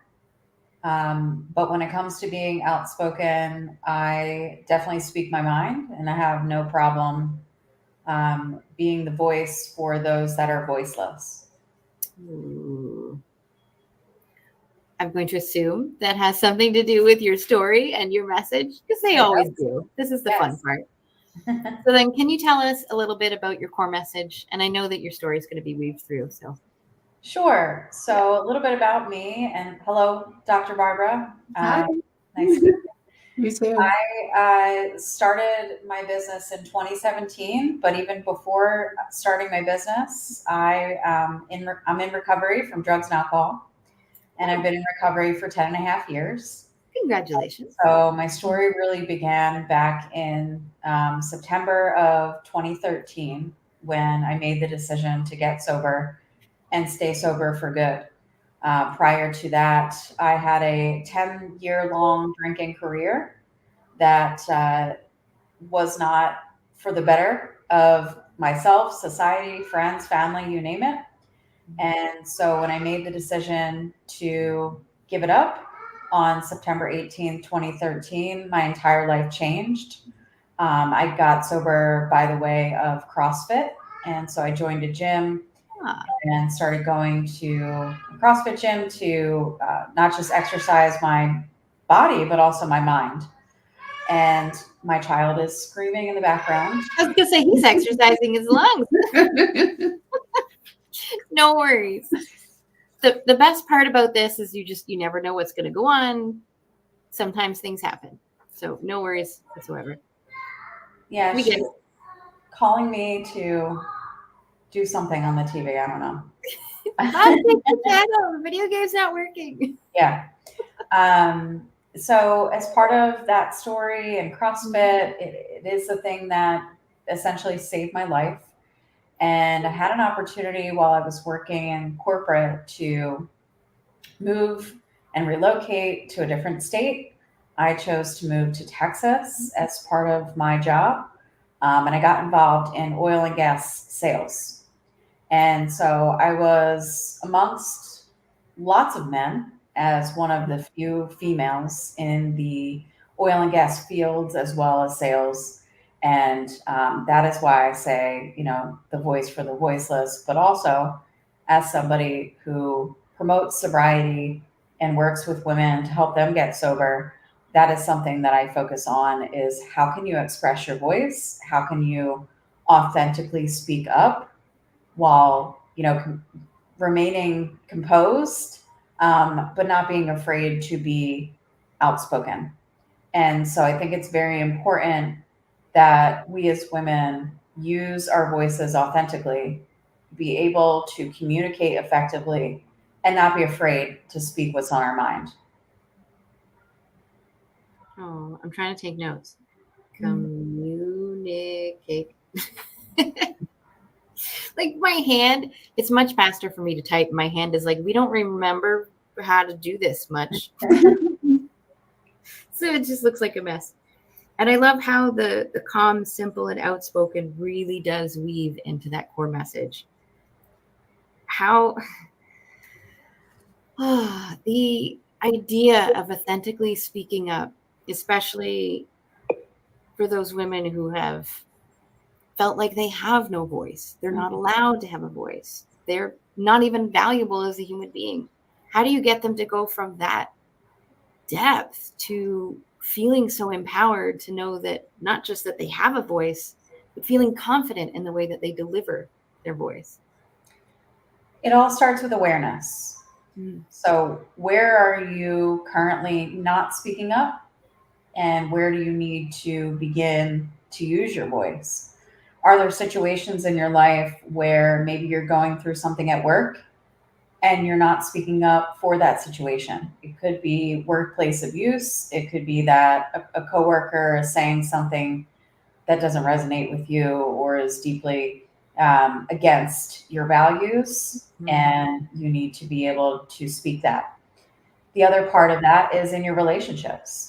If we talk about your marriage, or if we talk about your relationship with your child or children, how are you speaking up for your needs, or are you not? One of the key things when I first had a baby that my husband asked me to do was let him know if I needed help. And I think that is a really hard thing for us to do because we're so used to giving to everybody else, and then our cup is empty.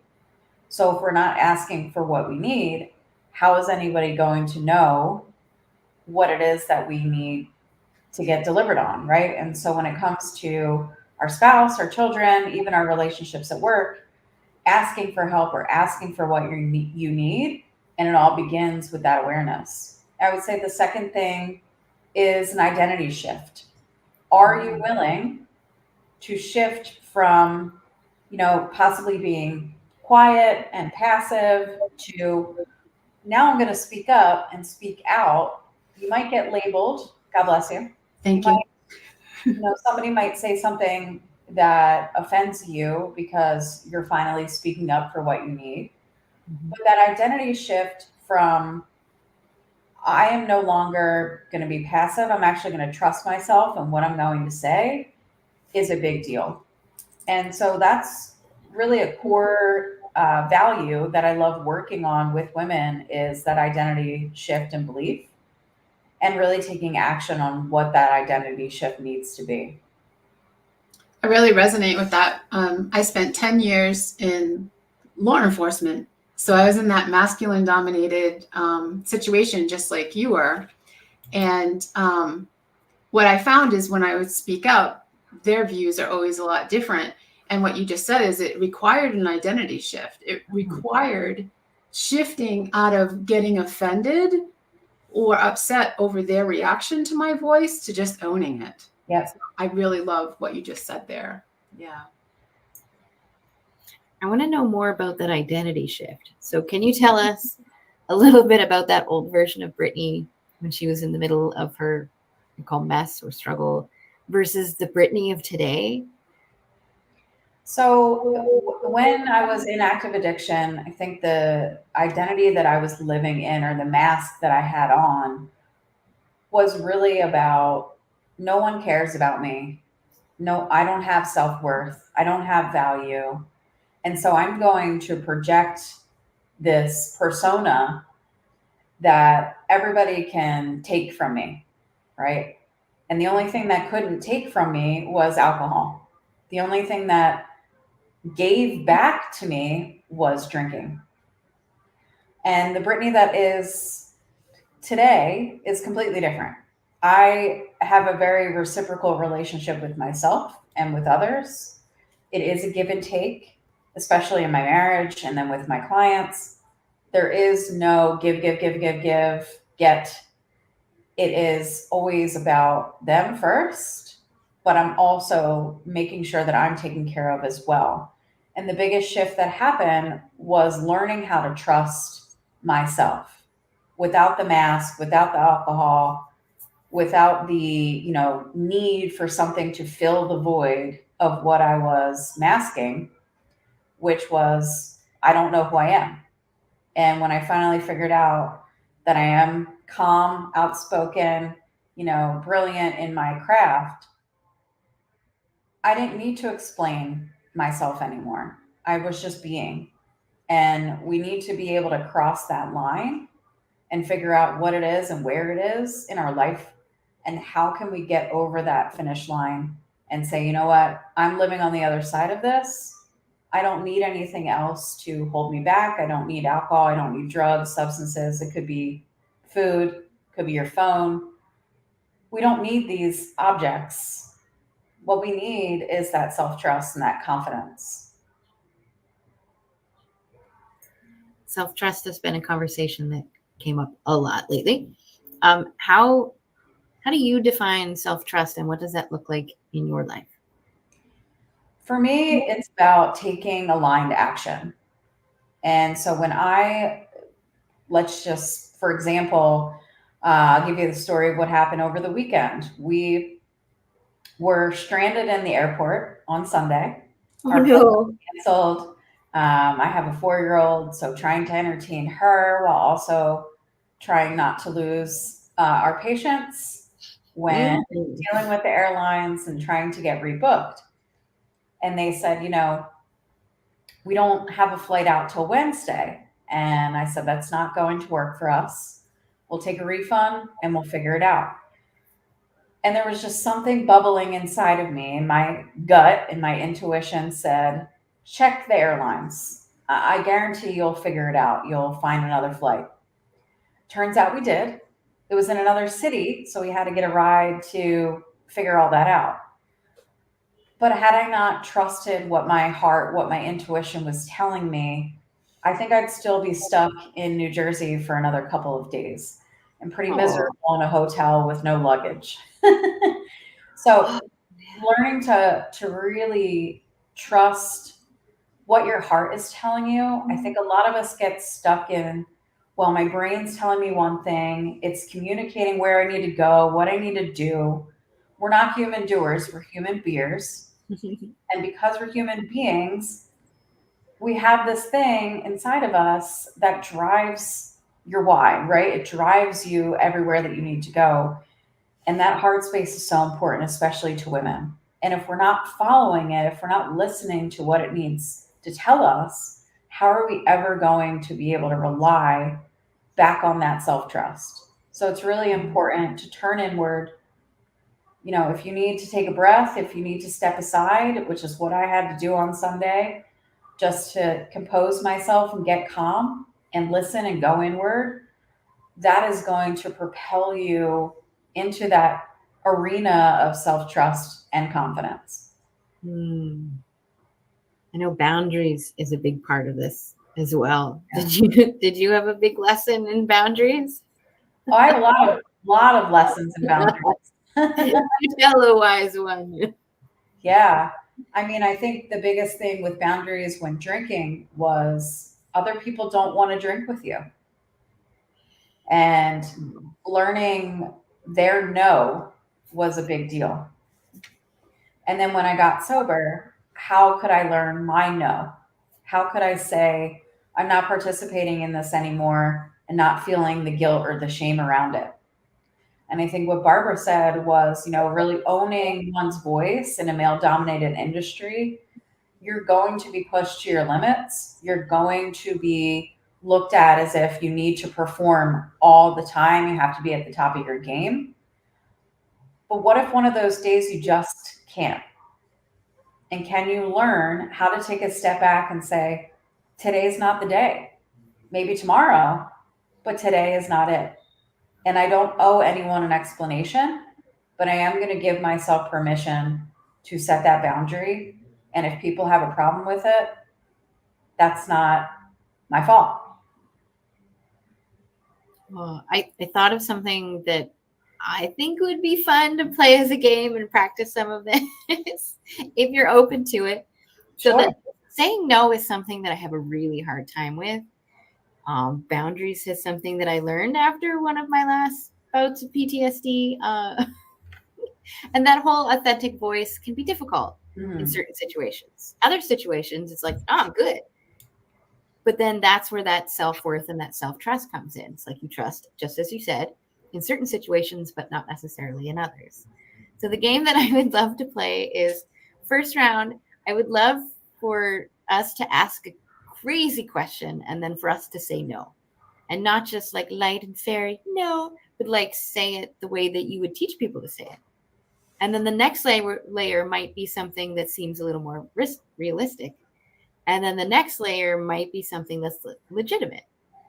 So if I ask you, Brittany, if I paid for your flight and you came to Nova Scotia just that you could look after my cats for 3 days, I have 3 cats. Could you do that for me? Absolutely not. Okay, we heard Barb how she said that. Absolutely not. Like the tone. No Is that how you hesitation. teach people to say it, or do you have tips on that part too? Making sure that your feet are flat on the floor, your chest is up, your shoulders are back, and your pelvis is tucked in. So a lot of us ladies will invert our pelvis where we have what I call duck butt, right? Yeah. You're kind of waddling back and forth. So you want to tuck your pelvis in, so kind of roll it back, engage your abs, sit up tall, feet are flat on the floor, shoulders are back. Okay. Take Good. that Now breath. somebody, let's ask Barb a question. Can you think of something crazy? Barb, are you up for going out on a high-speed chase? Been there, done that. Things we learn. Oh, I love that. Oh God. Woo. Yeah. That's not a no. We didn't hear a no. Thank you. Okay, her no might be different. No. Could you believe Been that there, she done actually that. meant that one? The been there, done that piece signifies her boundary. I've already been there. I don't need to go there again. There might be a little bit of, uneasiness of saying no. But as soon as she started to lean forward, she was like, no, thank you. And then she leaned away.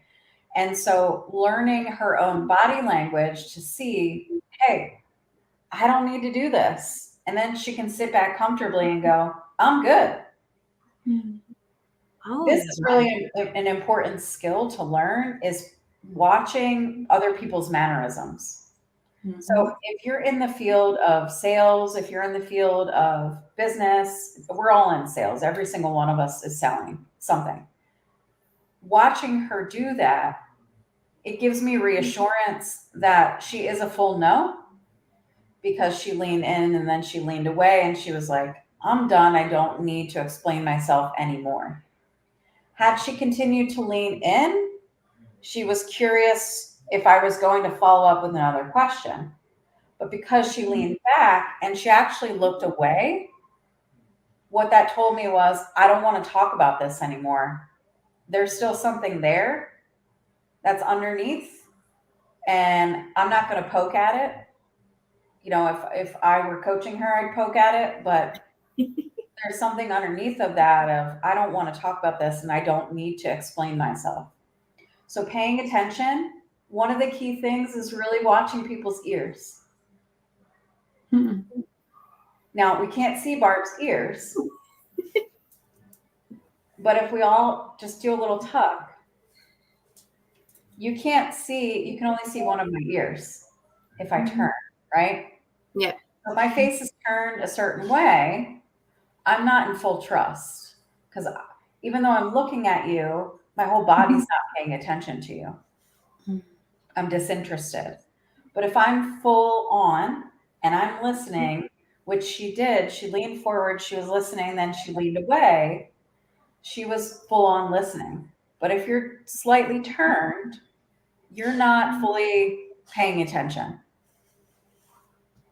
So I encourage every single one of us to really pay attention to the people that we're having a conversation with, even if it's Zoom, and watching their mannerisms, watching their body language. It will tell you the truth. I love that. I remember people used to tell me that my energy was intense. And so then I used to intentionally shift my main part of my body slightly away, like 15 degrees ish away from them, so that they would get my face toward them, but not the energy of my body. And I never got any complaints that way. But then somebody else was telling me that I'm separating my energy and I'm not being my authentic me. Like, I really got to stop making other people's comfort more of a priority than my own. And so I started to turn back to conversations again. Mm-hmm. But the funny thing was nobody complained about my energy after I turned back. Right. Huh. Because you're more present. You're face to face. Mm-hmm. And anyway, if you've ever been on a call where somebody is turned this way and they're doing this on their computer, are they really paying attention to you? No. It doesn't feel like it. It doesn't feel like it. Right. Okay, Barb, I want to practice too. Ask me a crazy question. You want to come out to Colorado and observe? Oh, I'm having my septic tank cleaned out today. You want to come over and help me uncover it? Part of that actually does sound fun, but I'm trying to practice no. So no, thank you, Barb. We can go out hiking afterwards. No. I was thinking, but I could hang out with her. Yeah. No, the answer is no. That was harder than I thought it was. Yeah, I'm curious why you felt the need to give an explanation. Because part of me wanted to say yes. But why? But the practice was to say no, because first off, my background is in architecture. So I'm not sure if she had somebody that knew what they were doing or if it was just trying to do it herself. I hope not. No, they're coming to pump it out. And then I really wanted to just hang out with Barb afterwards. That would be awesome. And then I was like, wait, no, that's not what the question was. No. Yeah. Yeah. See, So it's really important for us also in these conversations, getting to know people's personalities. Yeah. Hopefully Barb would have known that you had, worked previously as an architect. I did, but I didn't think of it. I was just thinking about something disgusting that I had to do today. That who's going to say yes to that? Well, I just finished digging up my foundation last week and ripping up the flooring because of the leak. So I'm like, I'm already doing that right now. And then I was like, that's not the practice. This is not what we're doing here. This is not a legitimate ask. Just say no. Okay. Well, here's another question. Give up this podcast. Oh, that is a no. Work. Yeah. Oh, I felt it. Oh. That was good. Okay. I felt that, Brittany. Yeah. Oh, and I noticed exactly what you were saying as my body just instinctually did that, like tuck of my spine just to kind of like prep defensively. Oh. How can you relax the body though? It doesn't need to tense up and shrink down. How can you still expand while also saying no to that question? That was definitely a defensive move. Because it was like a hard no. I don't know. Maybe it would have to be something that I feel like I have more of a choice for? Question mark? Like this was just a hell no. It wasn't just a take a moment, make a choice. kind of decision. This in my mind is not a decision. Right. So there's your gut letting you know it's final. This is it. I don't actually have to give any explanation because it is a full-on no. But trying not to say it with that tense feeling is key. Can you relax in the body? Maybe your stance is more of, I'm going to actually just lean back. And if Barb asks that again, I also have 2 pillows behind my back now. still Back enough? harder. Yeah. Oh wow. Oh, that was wonderful. Thank you. Oh, my chest hurts a little now. Sorry, I wasn't trying to give you a heart attack or stress, but I knew that would be a hard no, but I wanted to see your reaction. Oh, that was good. Oh, see, we're learning so much. Okay, so then how do you go that step further to have us come from that empowerment side of being able to share our voice, whether it's your story or whether it's just your experience in the moment? Well, this is definitely one of the exercises to practice, right? Is the no? Is the no.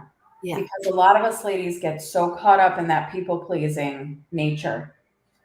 And whether it's work, relationships, could be alcohol, could be food, it could be whatever substance you name it. Even if you're getting caught up in, well, I'm the leader of the team and I need to make sure all of my people are taken care of, but I'm on vacation, right? If I asked you, Barb, if I paid you $10,000 to go away for 10 days, but you still, had to manage your team, would you do it? But I'm sending you to the Galapagos Islands, right? That's a hard decision to make. Do I turn down the money or do I go on the vacation and embrace this vacation, embrace my family, be present for my people on this side of the aisle, right? But my team needs me. But what I'll tell you is, yes, the team needs you, but if they're not functioning without you, there's a problem. And so coming back to self is, what are you telling yourself on a daily basis? Does the team really need you? Because if your leadership is very strong, chances are they can function without you. So that cycle of self-trust and your inner voice is so, so important to understand that the difference. And this really comes back to my childhood is, what's the difference between need and want? Do I really need that piece of cake or do I want the piece of cake? I want the piece. Do I need a Ferrari or do I need a car? Right? And do I need to be on vacation with my family? No, I want to be on vacation. Do I need to leave my team at this time? No, but I want to. And then it comes down to choice. But that piece about no, a lot of us are so, this feels so constricted. I can't make this decision. I start sweating. I start crying. I feel tense. What if you started looking yourself in the mirror every single day and asked your own self, can I say no today? Can I tell one person no today? Is it possible for me? I say no all the time. I've got a 4-year-old. Can I say no without that intensity, without that feeling of, oh, it's got to be a no, right? Can I just say no and leave it at that without an explanation? It's a really hard exercise, but this is part of the foundational work of leaving a substance behind or leaving a job that's not serving you behind, or saying, hey, I'm shutting this part of my business down. It's not serving me anymore. Can you be okay with that?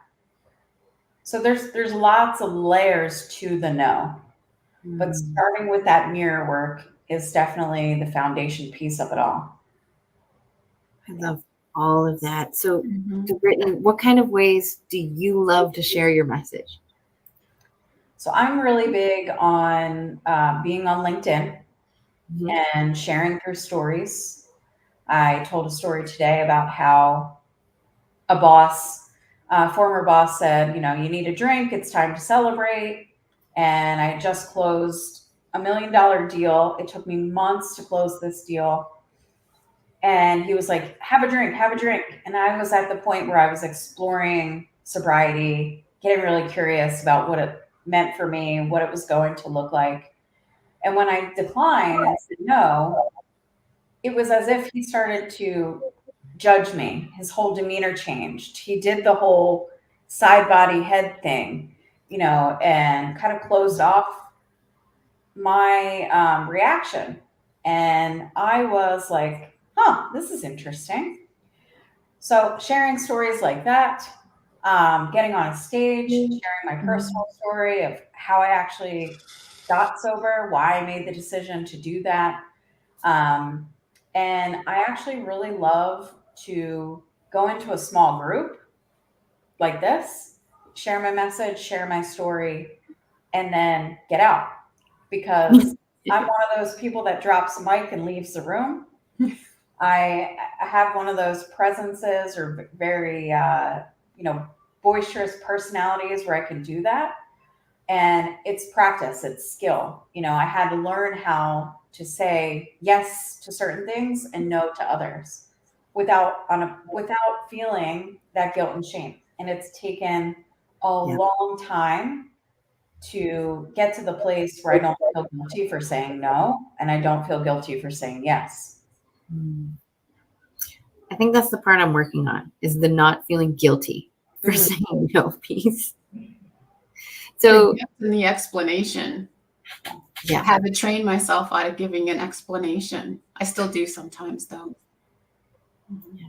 Ooh, see, so many juicy tidbits. So you like to speak. Have you done any writing? My sister has begged me to write a memoir, but I have not started yet. I look at my writing online as my poetry and my stories. If I compiled and put them in a book, I'm not sure how people would react because there's some really heavy stuff that I've experienced. So we'll see. It might be down the pipeline. Interesting. So hovering on the writing part, awesome. But you do the poetry, you do the social media posts. That's still writing. Obviously, you do interviews on podcasts. I do. Do you have your own podcast, or do you interview a lot? I do interviews a lot. I don't have my own podcast for fear of a child just busting through the door. I've been thinking about it though, because she's headed back to school in the fall, and I think that would be a lot of fun to bring people on and get them to share their own stories of saying no. Ooh, I don't have any of those yet, except for that one that Barb just did. That was strong. That was probably the second strongest no I have ever said. Because you're aligned to your passion. The first no is aligned to that PTSD that I was talking about.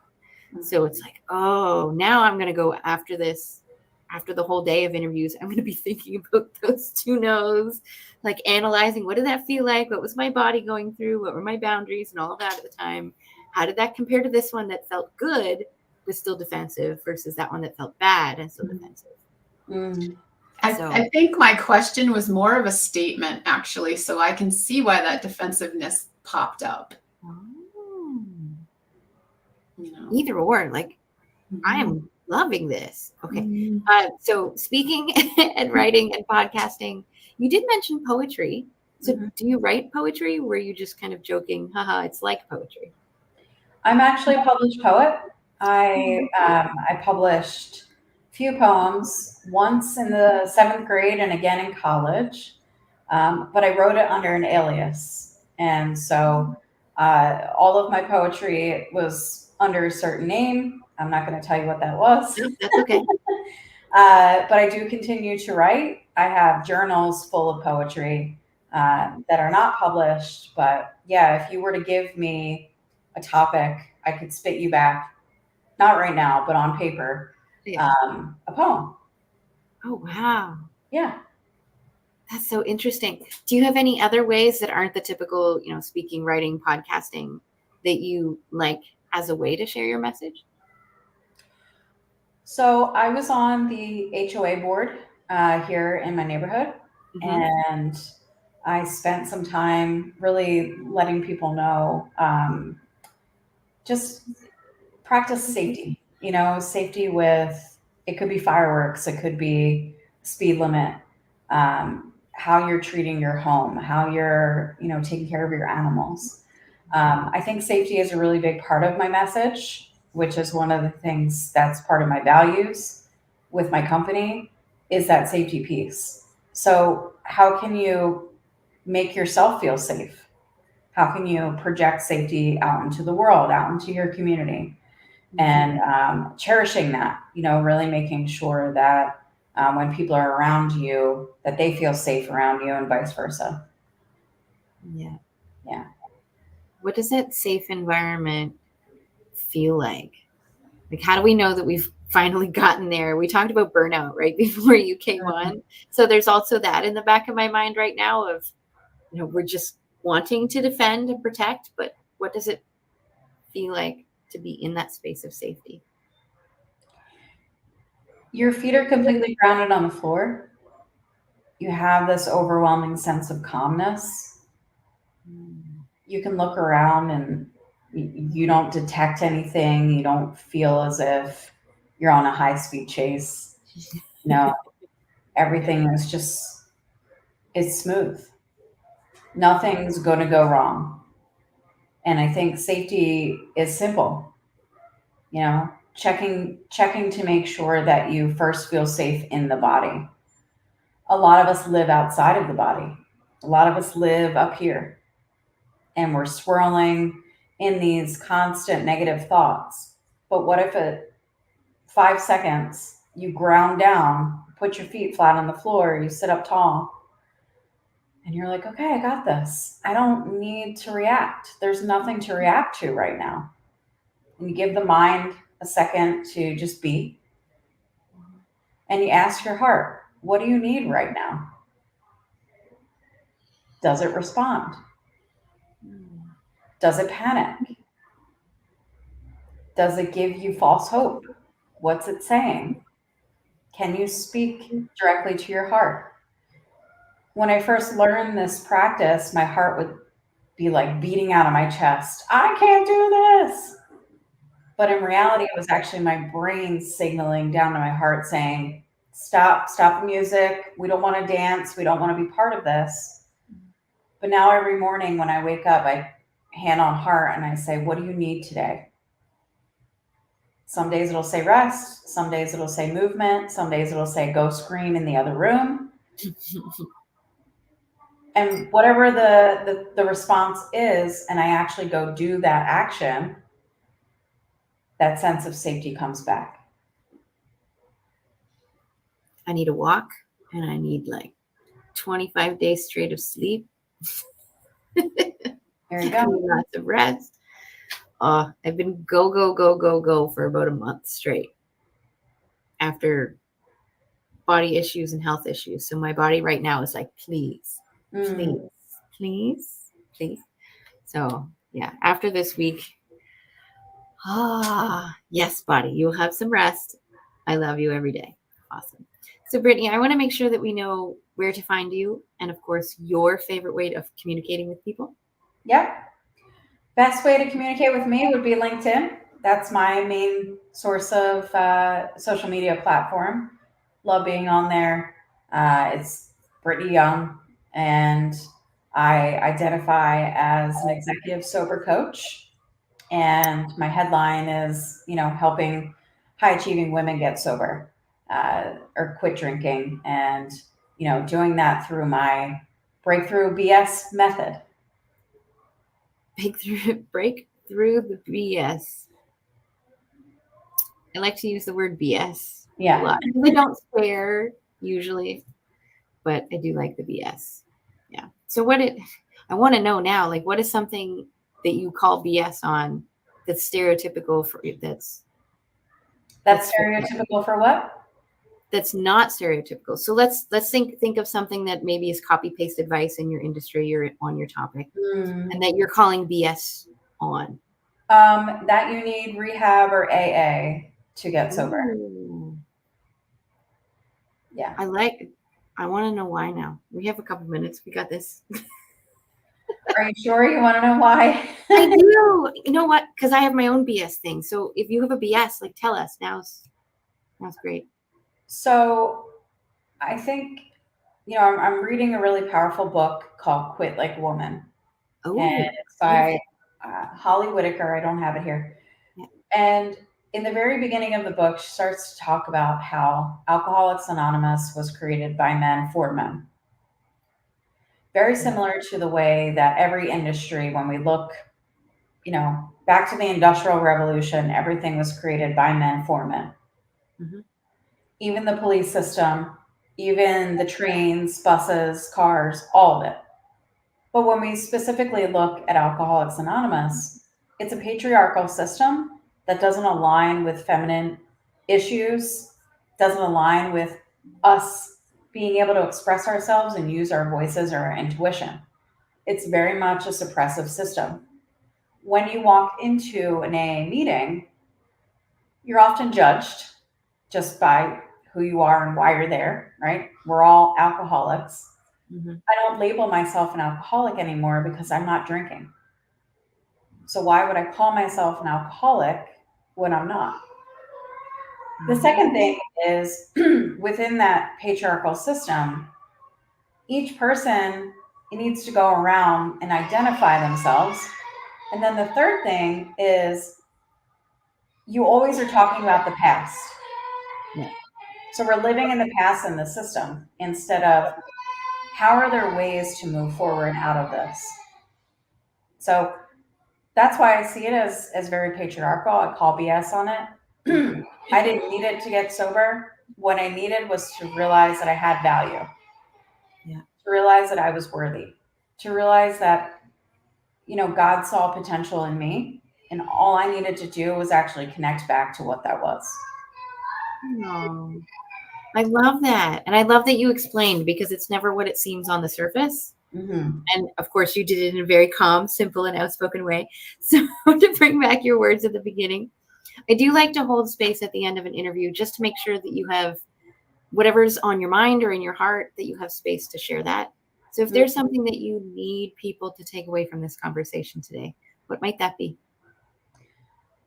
Well, Laura, I always end every podcast, every interview, every talk on stage the same. Mm-hmm. And it's 3 simple sentences. Ooh. I see you, I hear you, and I love you. Oh, I love that. I was just sharing yesterday that we did this group intention practice where we held our hand on the person's chest in front of us, and they did that with permission. And we looked in each other's eyes and we said that to each other. And it was just so beautiful. So thank you, Brittany. Absolutely. Thank you. We do have a couple minutes left, like a minute and a half, about a minute. Anyway, we have some time. Can you just tell us, what is next for Brittany? What's next for me? Well, I would have to say probably a group community. That's what I'm looking to build at this time. And really focusing in on people who are what we call sober curious, that they're interested in what sobriety could look like for them, and without judgment, without fear, without that shame, and really understanding, can I be part of something greater? Can I be part of that bigger experience, and also explore what, getting sober looks like without that group of AA or rehab or something of that nature? And can I be part of a community that also wants to see me grow, see me get better, and see me excel in my work, see me get better as, mom or dad, or building relationships with other people. Oh, I love all of that. Yeah. Thank you so much for being here, Brittany. I enjoyed all of our time together. Thank you. Yes, thank you, Brittany. I enjoyed it. Thank you very much. Aw. And say hello to the little one for us. I will. Again, no worries. We're just glad that you were here. and that you spent this time and shared, of course, your expertise and passion. So till we see each other again, I hope to see you soon. Sounds good. Thank you so much, ladies. Bye, Brittany. Bye. And our next guest is behind the scenes. So Kitty, I know that your camera is off at the moment. Just give me we'll turn it on and give me a thumbs up, or just write something in the private chat. And I'm going to joke for a second, and I'm going to be like, oh, I'm so stiff. I just got to stand up. Hey, Kitty. Oh, a thumbs up? Yeah. Okay. Never goes up all the way. Come on. Need to step away. Sure. Sounds good. Hey, Kitty. Oh, it's time to stretch. Oh, you're not even hearing my back do all the pops and my knees right now. Oh, the pillows are not helping today. How are you? Fantastic. How's yourself? Sore, but loving every minute of the rest of it. I love how your lipstick matches your shirt today. Aw, thank you. It was an accident, but it worked out nicely. Dr. Barber, just give me a thumbs up when you're ready. There, awesome. Okay. Just stretch it out. Just shake it out. There. Okay. So, Kitty, I know that we've chatted before. I got to meet you in person a couple weeks ago here in Nova Scotia. Well, you're in Halifax, but I'm no longer in the city, so I'm out in a town. We talked about towns earlier. But I got to meet you in person. I got to give you a hug. That was so great. It As part of the was. Blue Talks. So I know that you know how I usually start these interviews, but I'm going to ask you the question anyway. If you could have other people describe you in 3 words, what would you love those 3 words to be? I know, I caught you off guard. No, just because my inner jokester is happening already. Oh, do tell. I guess I was going to say, what do I think they would be, or No. what would I want them to be? Well, if we do the think way, then we never know what we're going to get. But this, we want to know, like, how would you love people to describe you? So it's that positive, inviting, empowering. I'm planning my future self, and here's what they're saying about me. That kind of vibe. Tenacious Ooh. is the first word, and there's a history behind that word, but we'll just stick with the question. Tenacious. I'm going to use 3 words as one, and that would be full of ideas, or always has ideas. And what they would say. That you want them to say, yeah.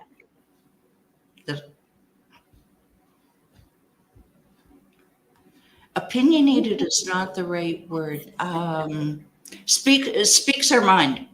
Oh, there we go. I know those are 3 words, but basically, I'm thinking in terms of ideas now. Exactly, because it's not necessarily about the words that you use; it's about the energy behind the words that you use. Absolutely. So then, why do you want people to see you as tenacious, full of ideas, and of course, speaks her mind? Well, certainly the tenacious is and you notice that I said that one first. And that is, I said there was a little bit of a story about it. My mother, when I was 8 years old, I guess we were having a little bit of I won't say argument because I was 8 years old, but anyway, she called me a tenacious little beep. And that was one thing that, as it turns out, was absolutely right. I don't know if it's partly being a Scorpio or just I don't give up easily. And being an ADHDer, that can be, we flip from, I said about the full of ideas. So you see there's a bit of a theme happening. Oh, yes. I am full of ideas, and I do. I've had many businesses in my life, and still, it's very difficult for me to give up on something. And then this current one I've been doing since 2018 through ups and downs. And I believe, why do I say that first is because I believe tenacity and everything that goes with it is one of the most important traits that an entrepreneur, or frankly anyone, can have, is to not give up at the first setback, because that's very easy. It's very disappointing, isn't it? And or your first argument in a relationship, and you think, oh my God, it's over. No, maybe you can talk it out. Perhaps. I mean, there's a limit to staying with the course, and there's no when to hold them, no when to fold them. You know that song. Oh, I do. Yeah. So there is a limit to that, but tenacity. And then, did you want me to explain the other two? Sure. Yeah. Okay. I'm trying to remember what the other two are. So full of ideas and speaks her mind. Full of ideas. Yeah. The world and everything that we see around it, all of the technology, what we're wearing, what we're thinking, unfortunately, a lot of it is all product of ideas that did not exist 10, 20, 30 years ago. And we have the benefit, we enjoy the benefit of being able to use those ideas, and not only the original ideas, but everyone who improved them. For example, Steve Jobs did not invent the computer kind of thing. He took what was there and made it different. Very few things are new under the sun. And the idea is, say, for example, I have just decided, and this is a bit of a story, but which we won't talk about, but I'm going to be giving English lessons to immigrants. As you know, we've got a heavy immigrant population in Nova Scotia. And this is not a new idea. However, it's new within this apartment building. Kind of. Yeah. Kind of thing. So you can always, what I'm trying to say to our audience is, you can always take something that is existing around you and improve it. And if you can make a few bucks doing it at the same time, good for you. And if you can have a positive impact on people at the end of your life, you were asking about what do you want people to say about you? Well, you made an impact. Maybe not Mother Teresa, but hey, you made an impact. And the third one, speaks her mind. Yeah. Speaks her mind is, I'll do this quickly. I believe there's too much flowery. There are too many words being used. Why? It's the kind of thing of why use one word when 10 will do? Like everything is just filled. I believe in being nice, always being kind to people, however, not sugarcoating the truth and saying, there, that's okay, dear. You were late, and I know your cat had a hangnail. It's okay. Just kind of say, there's my cat right on cue. He's like, the idea of being kind candor, as Gary Vaynerchuk says, kind candor, being don't sugarcoat the truth at your own expense. How many times do women describe themselves as people pleasers? I spoke to two women yesterday on a demo call that they said, yeah, I see now that I'm selling myself short because I'm trying to, my family is taking over my office. Kind of thing. There. He's like, but Mom, my daughter's finally home after 3 days, and they're clawing to get into my office. Aww. I think it's funny that it's just right on cue. Yeah. But you also mentioned the idea of speaking too many words, and I see right behind you it says clear the clutter, calm the chaos. So, Kitty, can you tell us what both of those has to do with your core message in your business?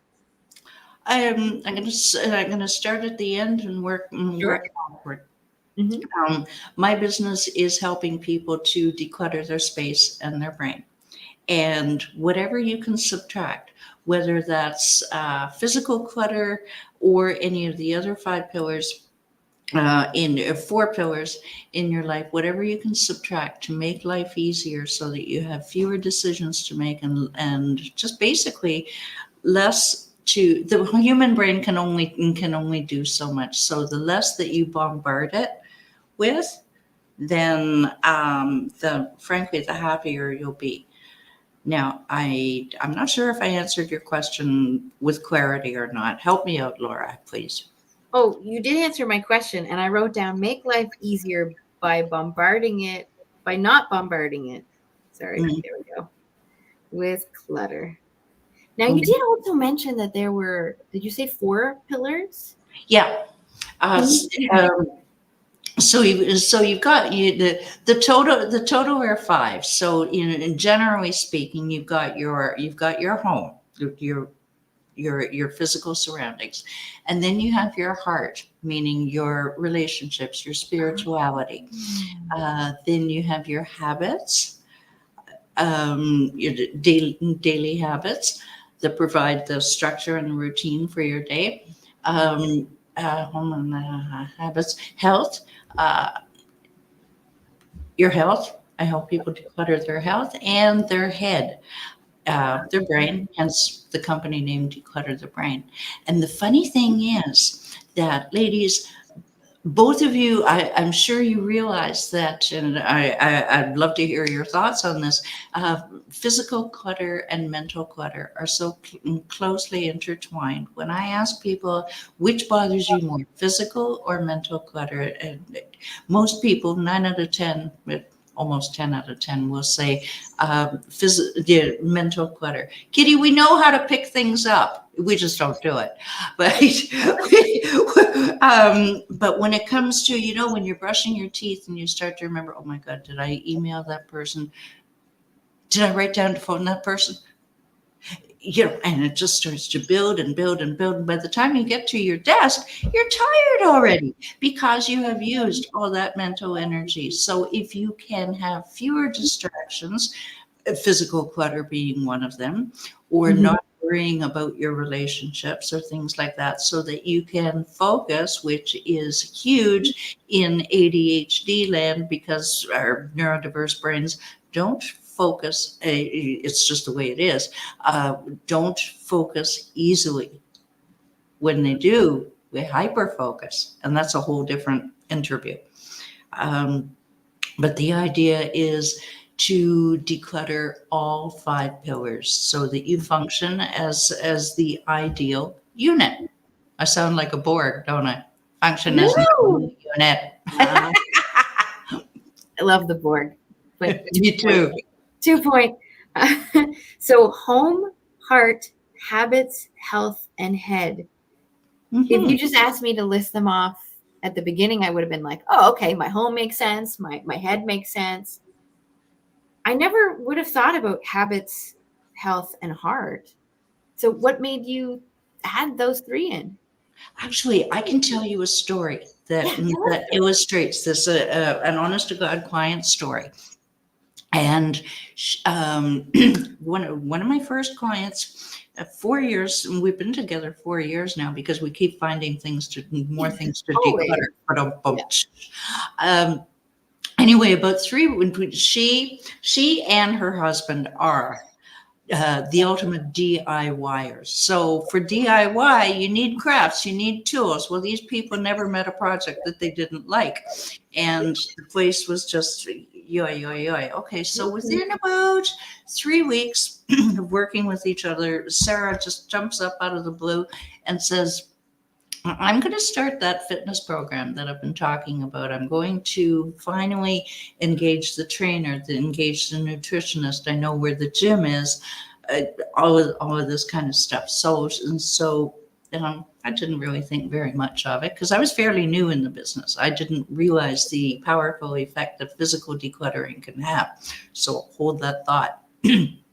A little while later, maybe a couple weeks later, she says, Kitty, I don't feel on a session. She says, I'm not into decluttering the porch today. What I really want to talk about is something my husband said to me that I'm not quite sure I liked. So she tells me, and it's kind of marriage speak. And I said, okay, is this something new? And she thought about it. And she said, you know what? He's been saying that kind of thing to me for the 25 years of our marriage. I just never noticed it before. And the funny thing is, it's a magical thing, which I really can't, I have never found an explanation for it, nor do I have an explanation for it.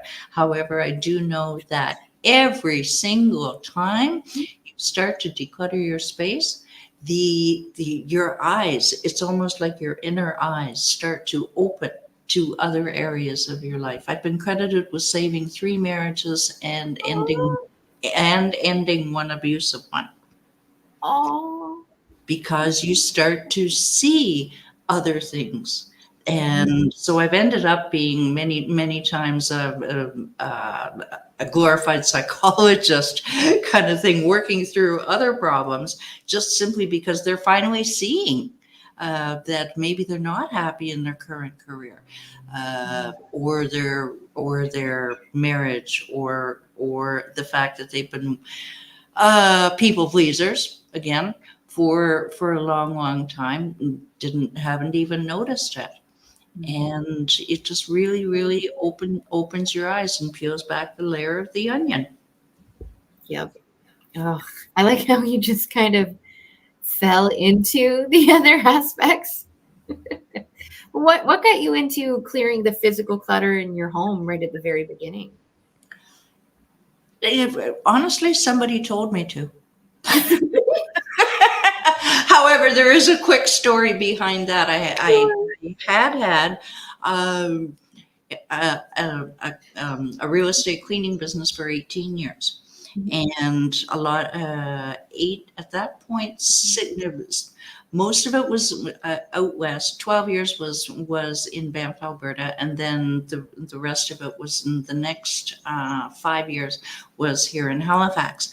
And it was becoming that if they didn't want to pay a stager to come in, the realtor would say, Kitty, can you do something about the basement, just maybe stack the boxes or do something like that, because the client doesn't know what to do and they're already a full-on mess with everything. So can you do that? So I would do that, and the client always liked it. And then I started to realize that frankly, I didn't want to be an elderly cleaning lady, and just that wasn't a sight that I wanted to see for my future.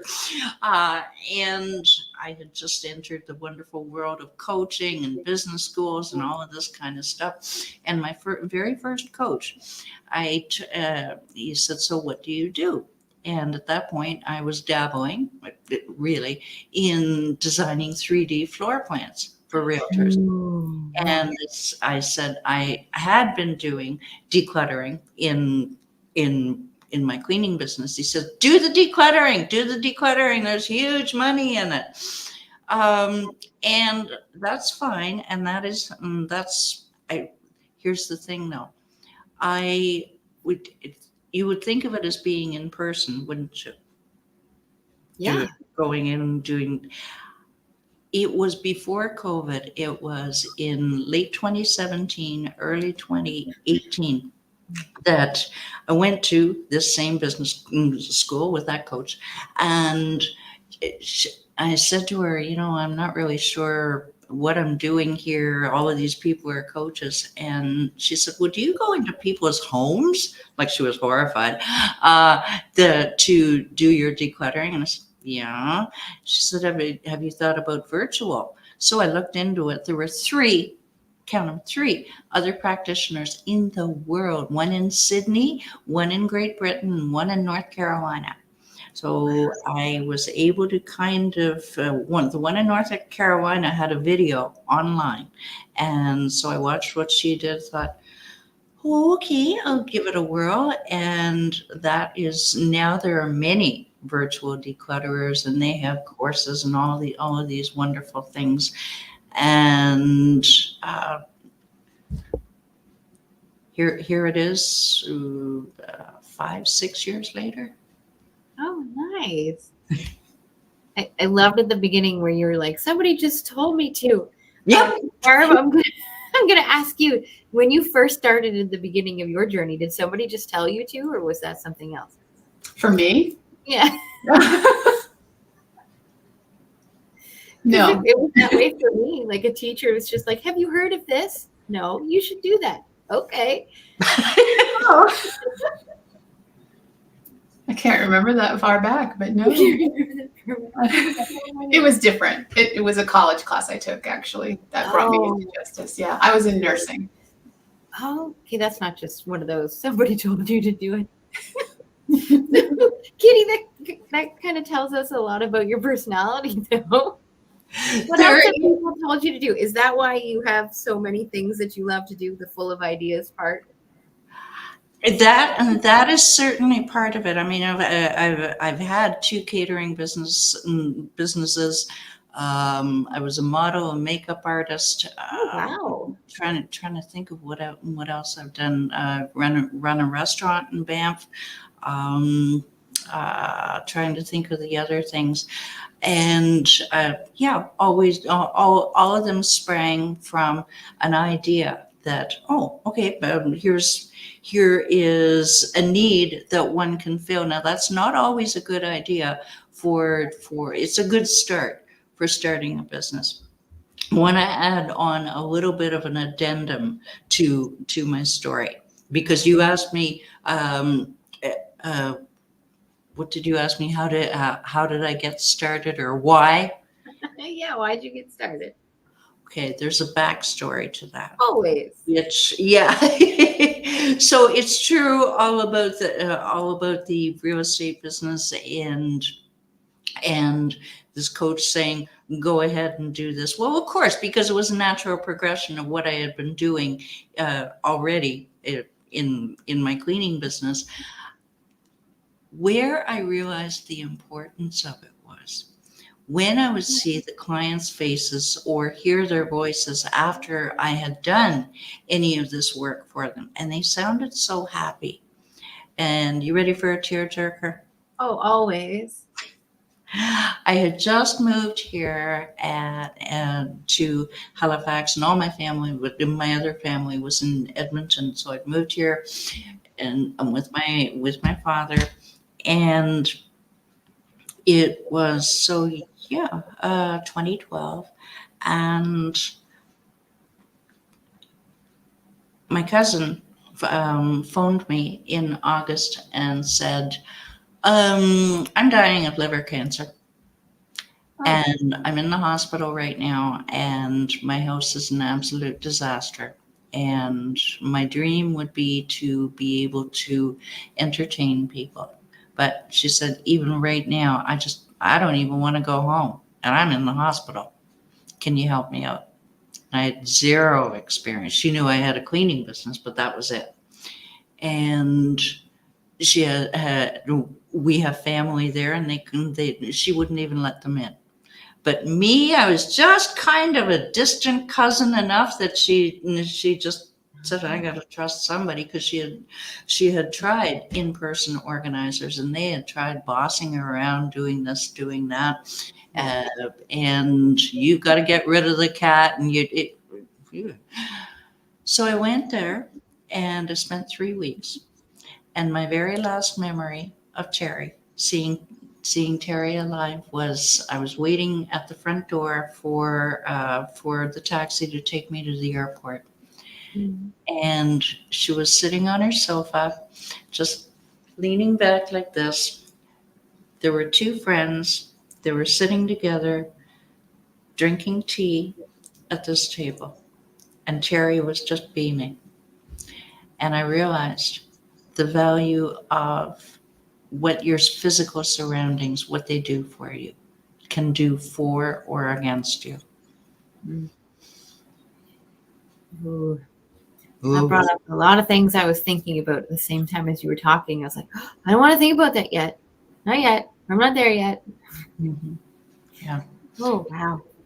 It is the most, people don't realize, Laura, and young lady, I have to put my glasses on. Barbara Ann, speak up, join us, I'm please. listening. I'm fascinated by this whole thing. I'm fascinated how you went from the cleaning business and then built all these pillars and how it's all this holistic view of clutter in our lives and how we can clear it. And I'm blown away. I'm just listening.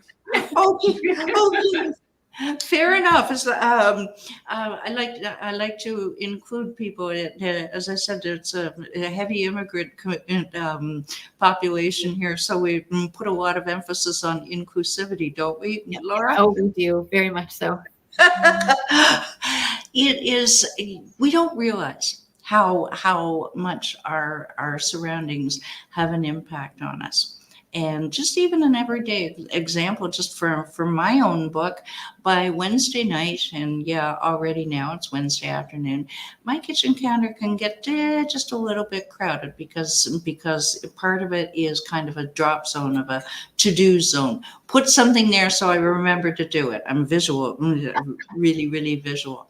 And maybe I haven't wiped the counter. Maybe there's whatever, there are remnants. Anyway, it's not lemony fresh. And I tell you what, I give it a quick zip, for about only maybe 10, 15 minutes on Wednesday night. Thursday morning, I tell you what, my energy is back. I'm feeling like, I'm feeling more confident. I'm feeling more, oh, goody, the cleaning lady was here. All right, let's roll. And just little things like that can hugely make a difference. And thing is, clutter or anything like it, mental or physical clutter, can be so overwhelming that we don't know where to start. And that is part of my message. Mm-hmm. Cue Laura. Mm-hmm. Oh, you know me, Kitty. You know me. Yes, ma'am. Oh, yes. Well, part of it is like the mental health issues, the anxiety, the depression, the insomnia sometimes. That builds up the mental clutter so quickly that on those days where I'm feeling really bad, but yet thankfully I have a little bit of physical energy, I will easily spend 8, 10, even 12 hours cleaning my house. And then my husband will come home and he'll be like, what happened? I had a really shitty day. That's what happened. He's like, oh, I see. And then if he's having a shitty day, he will not ask me because he can't afford putting out that kind of effort. And then on a better day, he's like, what happened? Tell me. Mm-hmm. And he'll hug me because he knows that my love language is physical touch. Because as soon as he comes over and he opens his arms, and he's not usually that person, usually he tends to walk away when I need a hug. That's just him. Because that's not how he does it. He wants to talk about it. So he'll do this and talk. And I'm like, but I need to hug you and talk. So I know when he opens his arms, he's ready for me. And his shoulder, just all I need. That's all I need. Mm-hmm. And then I can feel that emotional release of everything that I just did to clean the house. Yeah. As kind of like that light switch of, did you see what you just did? Yeah, this is going to be all okay now. Right. And then it's usually good for about a week. After I do that. Not much longer. It comes back in. Mm-hmm. You don't want to see my house right now. Okay. We did the 3-day experts boot camp, and then right from there I went to Halifax, and then right from there I came back and dug up my foundation, and right from there I'm doing this all week, and then right from there I get to finish doing my foundation, and then I get a break. Well, you make an excellent point there about your maybe don't look at your house right now. Many people will not start to declutter because they feel overwhelmed, or they've been told, oh yeah, you've tried that before. Look how that lasted. Well, thanks very much. Or this is real life, Laura. I'm not making Oh no, making I've heard that so many times. yeah. Or they say, well, the clutter just comes back, so why did I even bother? Shooting yourself in the foot kind of thing. Barbara Ann, I'm sure you understand. And the thing is it's just called a backslide. And once you have some simple habits, the key is not to beat yourself up about it. Yeah. Because what would I be doing if I beat myself up every Wednesday night about, oh look, you made a mess again? I feel like I'm 7 years old and my mother's yelling at me, kind of thing. No, don't be doing that to yourself. Just say it's okay. I'll just give it a quick wipe. I'm not going to be perfect, but it's going to be better. It'll be good enough. We are too hard on ourselves. We are so many of us are overachievers and society frankly puts a lot of demands on us that are unnecessary, but you don't want to get me started about that right now. And we're just too hard on ourselves, and we put on extra demands. Gotta be the perfect. I'm single, but you've got to be the perfect wife, got to be the perfect mother, got to parent to the cat. I feel badly because I haven't trimmed his toenails. I have not trimmed their toenails yet. I have a strange question from the neurodivergent perspective. What if somebody says, well, I thrive in chaos?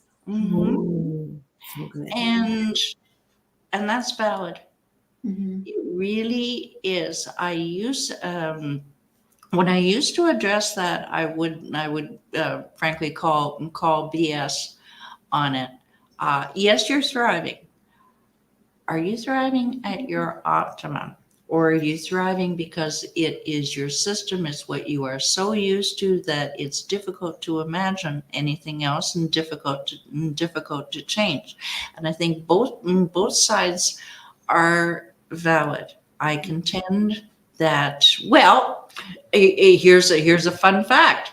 National Association of Professional Organizers in the States tells us that the average North American, notice I'm not throwing in neurodivergent, the average North American spends 8,760 hours of their life, that's 1 year by the way, searching for and replacing things, and $800 a year. So about 800. Then it switches to the year, $800 a year for the same to replace things. Now, if I ask most of my clients are ADHD, and because we are many times. It would seem that we're more clutter prone because a lot of us are visual. I need to see it to be able to remember it, kind of thing. I won't remember to relish on my grocery list if it's not on the kitchen counter. We'll try to get it off the kitchen counter in a couple of days before it starts growing little things, shall we? I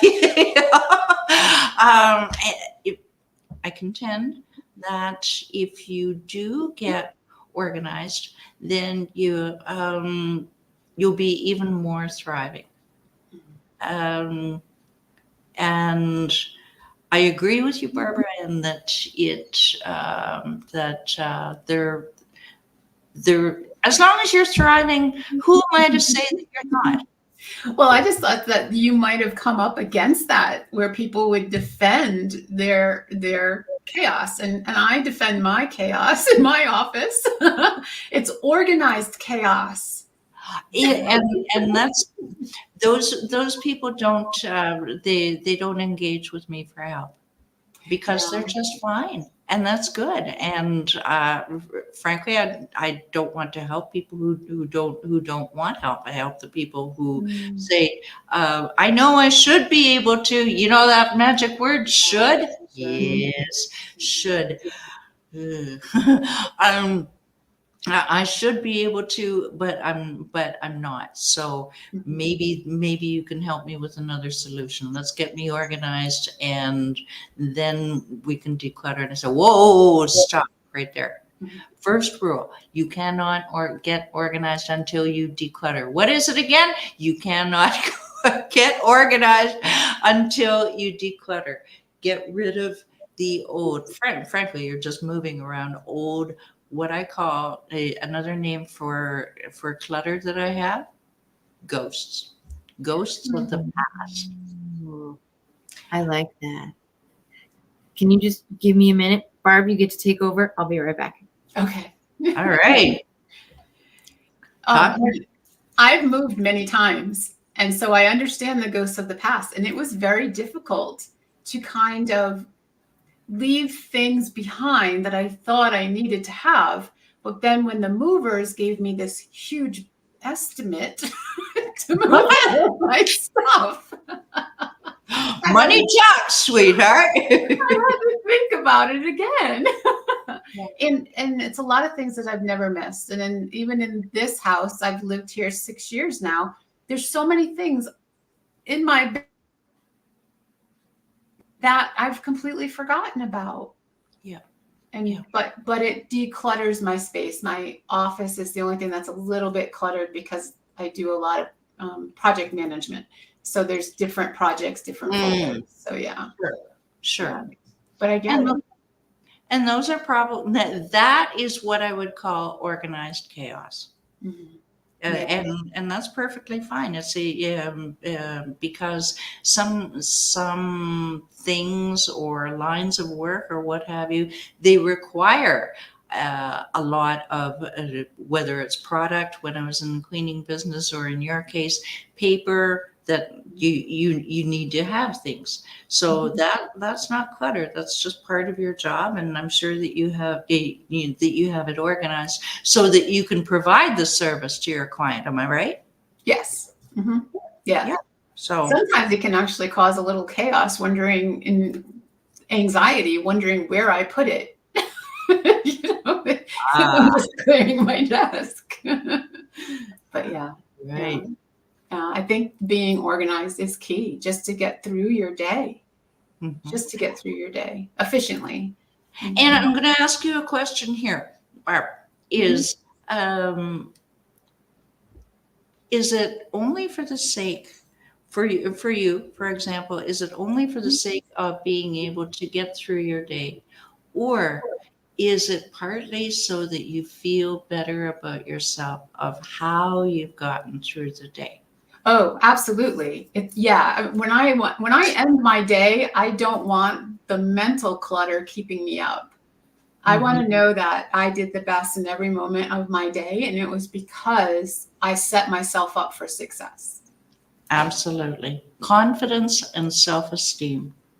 Clutter can even just the simple act of having clutter can absolutely kill your self-esteem, like poor Terry. One of my clients has described it as soul-crushing shame. Those are her exact words. When it comes to not being able to invite the super in to make repairs.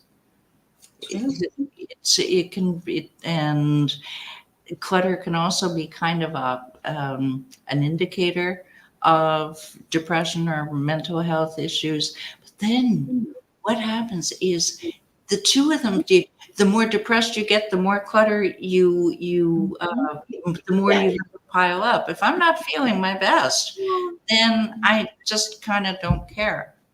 Fortunately, that doesn't happen very often, but it has happened, and I start to watch things and I go, whoa, girl, you got to pick up your socks. You can't be of service to others until you're put on your own oxygen mask, right?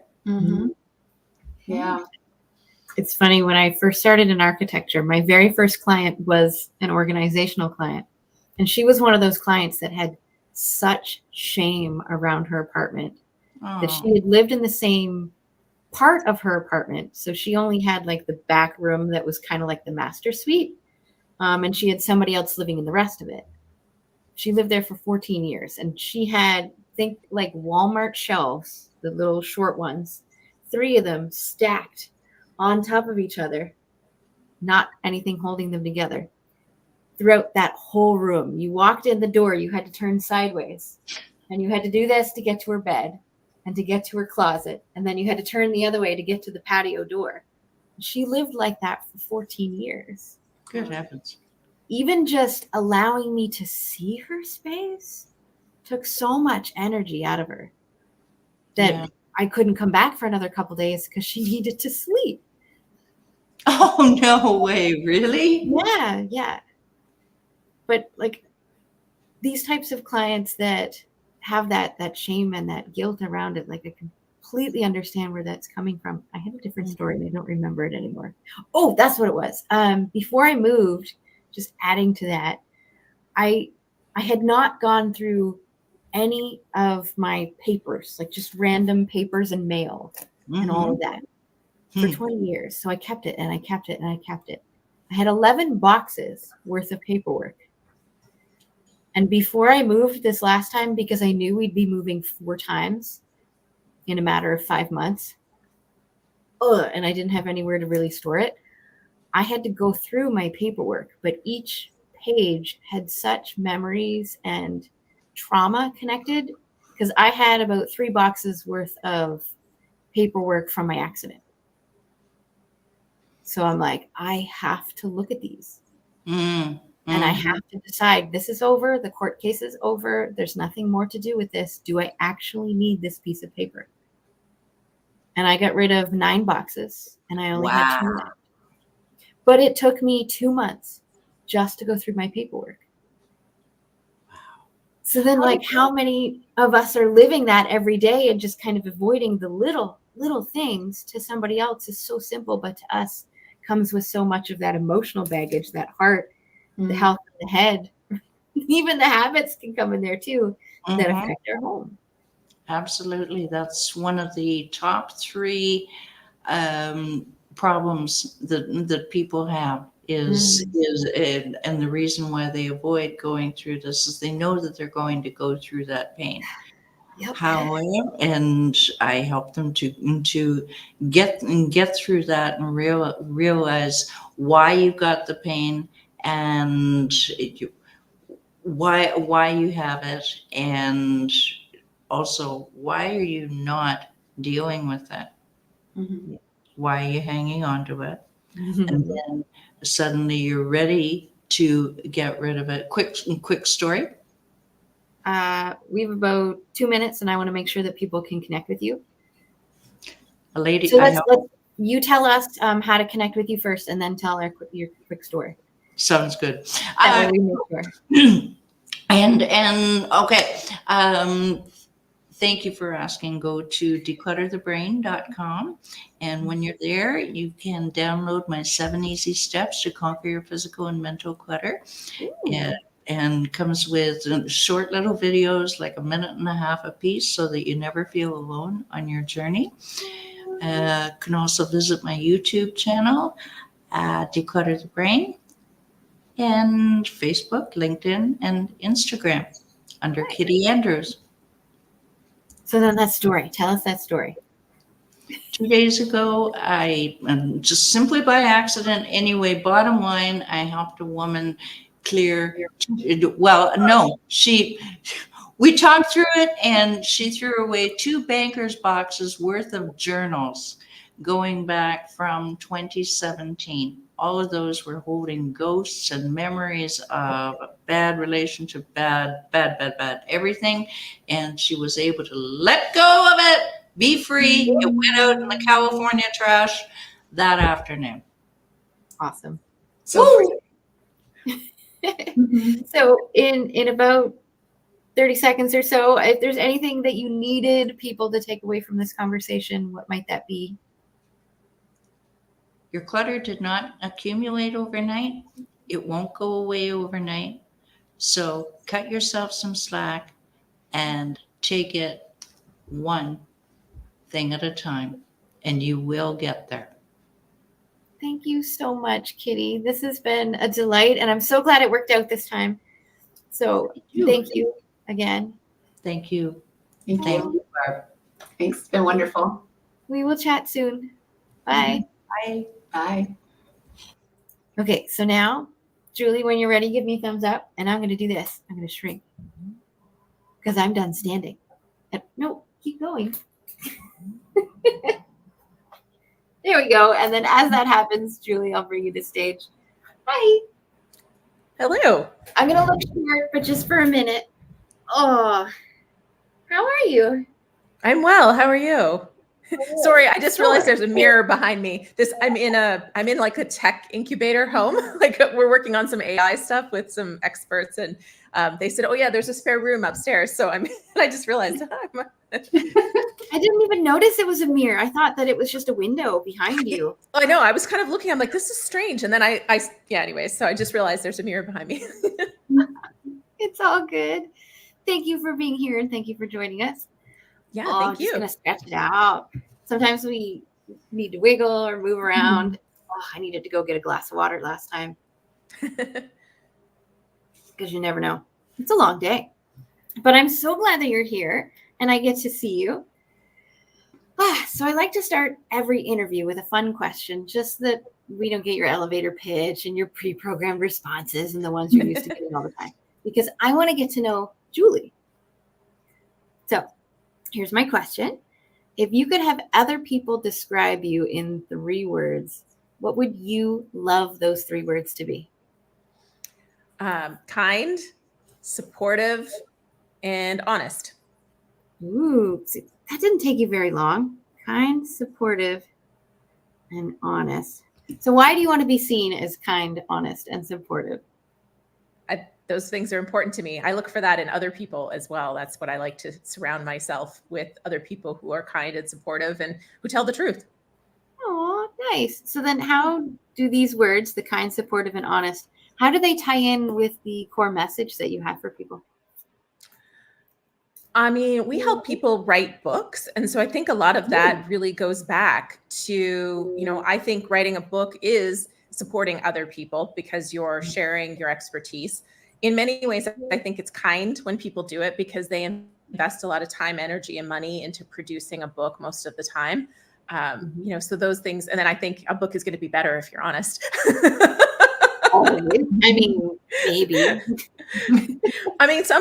Some lies can be quite entertaining, but yeah, I think part of the honesty kind of goes to that part of some people start writing a book and they think that they're kind of thinking they need to say certain things so that people perceive them as an expert or perceive them as a thought leader. When in fact, the opposite is really true. The very thing that's kind of taught you the lessons that you might be somewhat ashamed of is the thing that's going to connect you to other people. And so the more you actually are honest and transparent, the better your book is. I love that you highlighted that because my area of expertise is what I call courageous connection. And so it really means looking at yourself and all the interior stuff that was going on behind those stories that you want to share with people, but you're afraid to share with people because that's where the gems are. Not in the thing, it's in the perception of the thing. It's like, oh, yes, juiciness. So then what kind of message do you share? You said you help people write books. Yay. Always love that. What is it about books? What do you want them to know or do? So, I mean, we help people write and publish books to grow their business and grow their brand. And so ultimately, I want people to share their expertise and at the same time have it benefit them in some capacity. And some people, and it's interesting because a lot of people always ask me, who's your most successful client?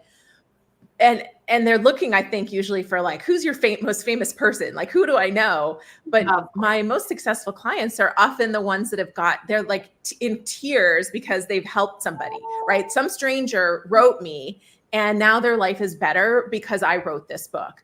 And so those people are the ones that I think of as the most successful because they're having a massive impact and that's impacting them. And so that's kind of what I live for. But of course, people want an ROI on their efforts too. So what I'm hearing is that your message is around I'm going to use the word marriage of impacting others so that it also impacts you, and just like having that always flow back and forth instead of you just thinking it goes one way or it just goes the other way. You can have both. Yep. I love that. Mm-hmm. How did you get into books change lives? Quote, just books change lives, just plain and simple. How did you get into helping people with books? It's always a funny story because I was a real estate investor and I had a real estate training and education company.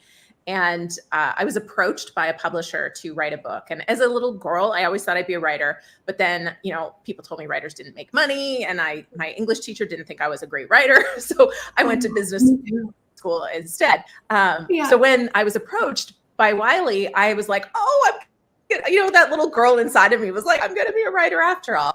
But they didn't like my book idea. They gave me a book idea, and then they ended up telling me I didn't have a strong enough platform to sell books. So after they approached me, they rejected my idea, and then they rejected me. But I can smile about it because what it did was kind of ignite that fire inside of me that wanted to write a book. And I decided to self-publish the book that I thought should be written, not the one that they told me to write. And I took it to #1 overall on Amazon. So #1 in print books. It was ahead of Dan Brown. It was ahead of Game of Thrones. And here it was, like a niche nonfiction book on real estate investing. And it still to this day, 11 years later, sells a lot of copies. But what really kind of ignited my interest to start Book Launchers was the fact that it grew both of my businesses in a dramatic way. And it was full of stories that I was embarrassed about, that my family, some didn't know about some of the details, because we had a property manager charged with manslaughter because he punched a tenant and the tenant later died in hospital. We had tenants pull knives on each other. We had a house that became a crack house that we ended up having to go to court and found guilty of fire code violations.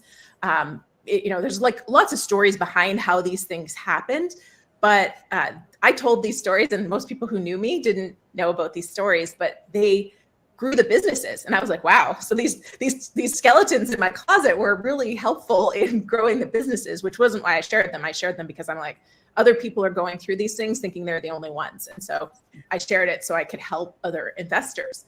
But as I did this and my companies grew, I started helping other authors, not just real estate investors. And I started to see the massive need for a company that helps you self-publish so you can write the book that needs to be written, not the one that the publishers are telling you to write. And also to think about how you're going to market it, because an editor isn't thinking about marketing, a writer isn't thinking about marketing, your cover designer isn't even thinking about marketing. So bringing it all under one roof so that you can accomplish that impact and income and have readers who are going to buy your book, the one that should be written. Oh, I can't tell you how many times, myself included, people have said, oh, I kind of want to write this book, but yet I don't know if it's appropriate. I don't know if I want to be that vulnerable.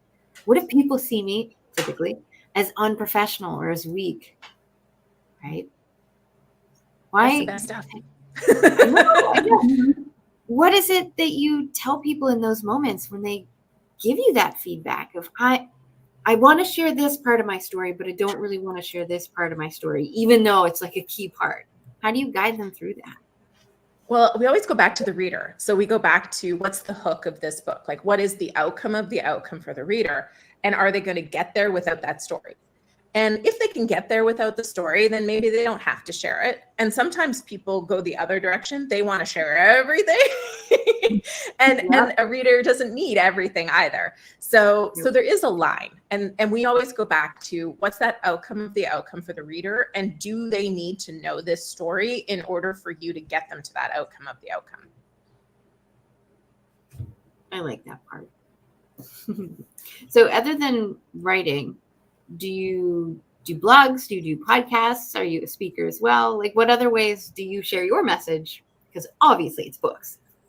Yes. I mean, I've written 4 books, but my YouTube channel is really my main platform. My team does all the social media and all the blog posts and, all of that stuff. I have, I've grown a decent sized company now. So there's a lot of things that I don't do. Other people do them, but YouTube's all me. I do a ton of videos. Oh, nice. What can we expect in your YouTube videos? Yeah, every Tuesday and Friday, we have videos on writing a book, publishing a book, marketing a book. It's all about writing a book to grow your brand and your business and, have more impact. One of our guests earlier, they were talking about calling BS on things. And I like calling BS on things, the copy paste advice, things that people just say in your industry. And you're just like, oh my God, no. Is there anything like that in your industry where you see people repeating the same thing and you're just like, no, I call BS on that? Amazon bestsellers. Okay. I mean, there's a lot of people. Yeah, a lot of people sell this as a service and people pay, $5,000 or more to be an Amazon bestseller. And I always tell kind of 2 sides of this. One is that I was number 1. And Ellen didn't call, I didn't get to dance with Ellen and I didn't go on Oprah. It didn't change that much in my world being a number 1. And in fact, Amazon puts so little value on their bestsellers that you can't then say you're an Amazon bestseller in your book description or on your cover. And I was number 1, right? And number 1 overall, not number 1 in a category. So that tells you what Amazon thinks of their bestsellers. But also the other side of this is it's not that hard to become an Amazon bestseller. In fact, in most categories in a given day, you've sold somewhere between 25 to 50 copies of your book. Now, if you've paid somebody to put you there, those are not your ideal readers that have bought the book. And even if you get somebody to review your book from that, were they your ideal readers? Because Amazon's algorithm is so powerful that if you sell your book to people who aren't your ideal reader, for a very long time after that, Amazon's going to be showing the book to the wrong people. And where I saw this the best example I ever saw was one of my friends wrote a real estate investing book. And he was in a group where there was 50 people. They all bought each other's books and they all wrote reviews. And so they all became bestsellers. And for a year after, he had on, and that also bots or recommends, Amazon recommends, he had Law of Attraction, women's hormone books. He had, what was the other one that was funny? Like a fitness book. And he's saying like, I can't seem to get my Amazon ads to work. And I'm like, yeah, that's because Amazon doesn't know who your customer is because you had 50 people who would never normally buy a real estate investing book, buy your book. Yeah. Oh, I never thought about that part. No. Yeah. I didn't know that people paid people to make them an Amazon bestseller. That's really and a New York Times bestseller and a Wall Street Journal bestseller and it's a game, and that's really why I don't focus on it. I mean, almost all of our clients get Amazon bestseller anyways by just doing the things you need to do to have a good book launch. But as far as actually trying to get there, I always say, like, what do you think is going to happen in your business or your life after you get that little orange flag? It doesn't change. It doesn't change your, what you can charge people. It doesn't change what people think of you. And everybody says they're a best-selling author now. So, yeah. One of the things that did change me was my high school teacher said the same thing, that I would never be a writer. So then I thought I couldn't write. Yeah. So then when I was part of my first compilation book and we became #1 best-selling authors, I was like, so I can do this. And then that's when I started blogging. That's when I started writing blog posts and speaking and doing the other things that I knew were important. It's like, so it doesn't necessarily have to be an external change, but even if you have that internal change, since you were saying the massive impact, also if it impacts you, like that was the impact for me. So then maybe the idea here is, are you doing it for you or are you doing it for other people? How can you make that a win-win? The outcome. I think most authors should be doing it for both. Yeah, I think they should do it for both. But it's interesting you say that because some of our authors will experience a transformation just by getting the first draft done. And some of it's just like a belief, like, oh my gosh, I actually wrote a book. But there's also another piece where as you have to do the hard work of thinking about what you're going to write, you get more clear on what your stories are, what your tips are, where your value really lies. And that allows you to communicate better and help more people before you even get your book out. So sometimes there's just, like you said, there's value in it that isn't the value you're necessarily expecting. Oh yeah. The biggest moment was when the editor came back with the first draft, like the first edits. And I'm like, oh my God, it's going to be full of red lines. The only comment I got was, you have way too many commas. But other than that, it was pretty good. I have the opposite problem. Yeah. Oh, awesome. I think there was probably like 3 commas in a sentence. It was bad. I know it was bad. But if that was the only issue, like the only big issue, what's really stopping me? Yeah. Me. Oh, that changes everything. What can I do now? So then, Julie, if everything went ideally in your business and you had like the perfect magical client that got everything that you wanted them to get out of it, what would that look like for you and them? Yeah, I mean, we've seen it. We've had wonderful clients like Dr. Virgie Bright Ellington, who her book is, so she's written her book. It's called Crushed Medical Debt. It is to help people who are, well, just like the title sounds, right? They have a ton of medical debt. It causes bankruptcy. It causes family strain. But a lot of things that we sign, we don't have to sign. Like on the, when you get checked into a hospital, we end up signing on a lot of liability that we don't necessarily need to take on because we didn't actually have to sign that. And you can refuse it or you can cross out certain sections. And so she teaches people all of this stuff. And she built an entire business, a consulting business around this. And so for me, my team loved working with her. She was coachable. She was excited. She's doing this for impact, but also for a business reason. So she's motivated to finish it, to carry on. And she's continuing to build an entire business around it. And it's just a phenomenal, it's something that a lot of people don't know. And, they've lived and used healthcare their entire lives, and they don't realize there's a lot of things that the insurance companies and sometimes even the hospitals are kind of hanging you out to dry on, but it didn't have to be that way. Oh yeah. Yeah. So you do books. Do you do speaking as well? Yeah, I've been speaking for a long, long time. Yeah. It's one of those things where it is kind of a natural progression of things too. For me, I didn't necessarily seek out speaking. It kind of happened. Just when I was in real estate, it started because I started writing articles for a magazine, and then the magazine was looking for speakers for their event, and they said, "Well, your articles are always popular. Will you speak?" And so it just kind of started from there. And then I went to meetup groups because people saw me speak at the big event, and they were like, "Hey, will you come to my meetup group?" But it just kind of went from there. And nowadays we look for the odd speaking engagement. For me, I'm not a professional speaker. I don't seek to make my full-time income from it, but I enjoy it, and it's great for business, lead generation for the business. Definitely. We also talked a lot today about alternative ways of sharing your message. So some people were like, I love poetry. Other people love art.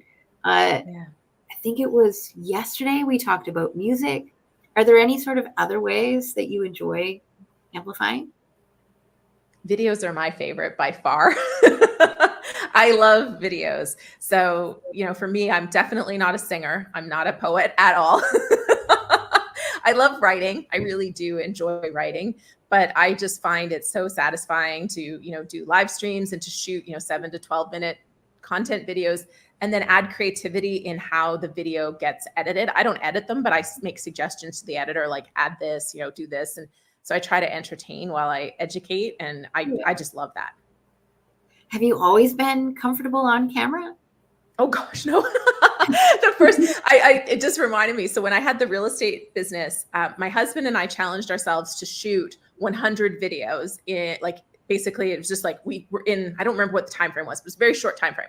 And back then we used the flip camera. So anybody who is old school will know what I'm talking about. God. But it was like this little rectangular thing with a USB port on the side, and you literally plugged it into your computer and uploaded it to YouTube straight from the camera.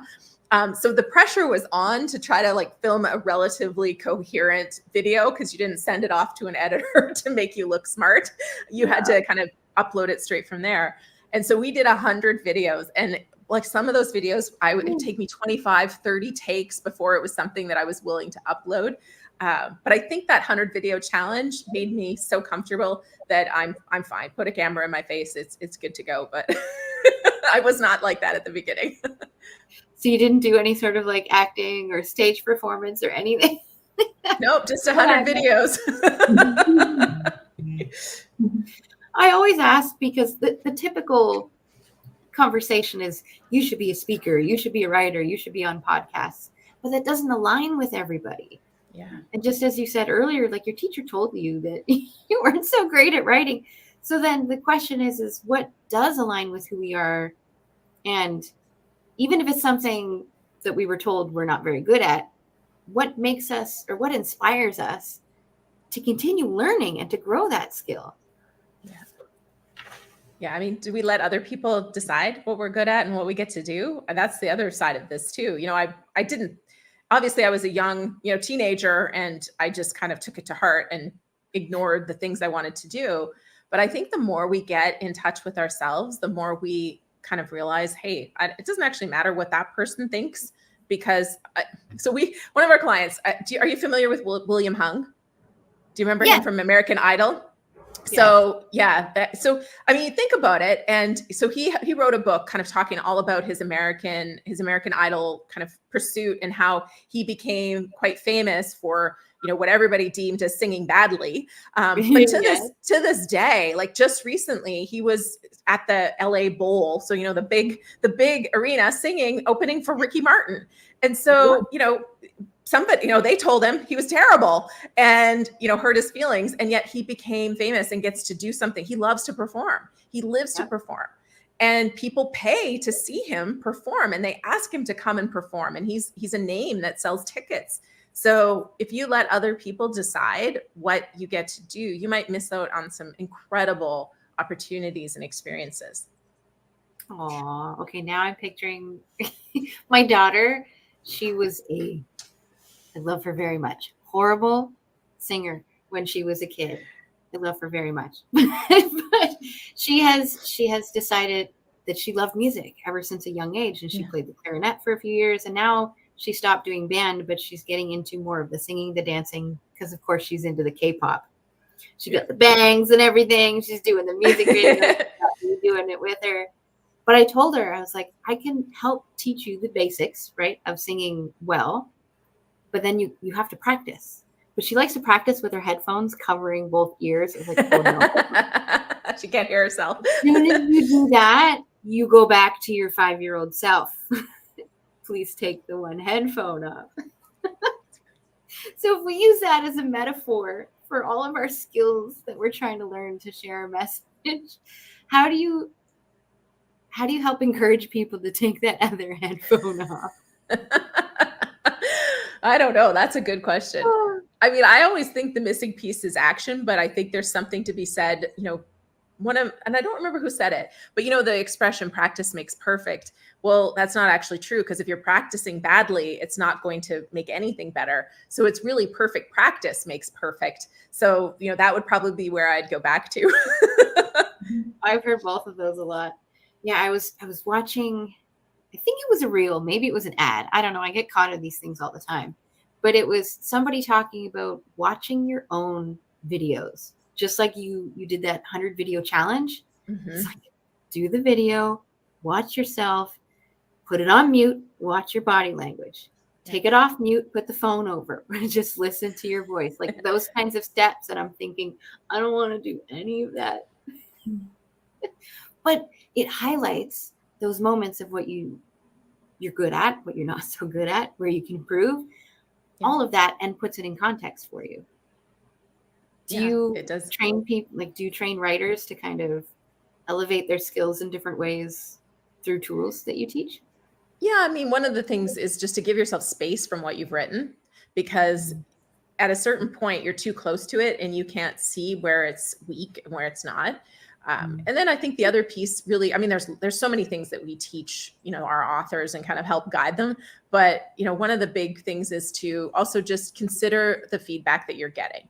So that doesn't mean you have to take it, but some people are adamant that their book be one way. And yet the feedback comes in and says, oh, I didn't need to read this story, or this needs to go a little deeper, that kind of thing. And people have an automatic knee-jerk reaction, right? Especially if they're telling personal stories or writing a memoir. So I think that that's where the space goes. And then to consider it, not to say that you have to do what they say, but consider that there's an area of your manuscript that should be improved because it's been flagged, and you can decide how to improve it. But yeah, it's hard. We could go into an entire class on how to write better. But Okay. yeah. Yeah. Well, today we are doing a little bit of practice with each of our guests. So is there maybe an awareness question or something that you could do with us for just a few minutes to kind of practice what it is that you're sharing? So maybe, I don't know, let's say somebody's writing their first book, first solo book, because the collaborations are all over the place. Maybe there's something that you walk people through to either come up with a topic or a title or something. We usually start with the reader. So identify who your reader is, and your reader is not a demographic. So, kind of going deeper is to think it's not, because I get a lot of people who say, oh, I'm going to write this book for women. And I'm like, great. Women are very different. What kind of a woman, and what's her problem? And so what we usually try to do is dig into what are they thinking about at night? What are they afraid of? What have they tried that hasn't worked?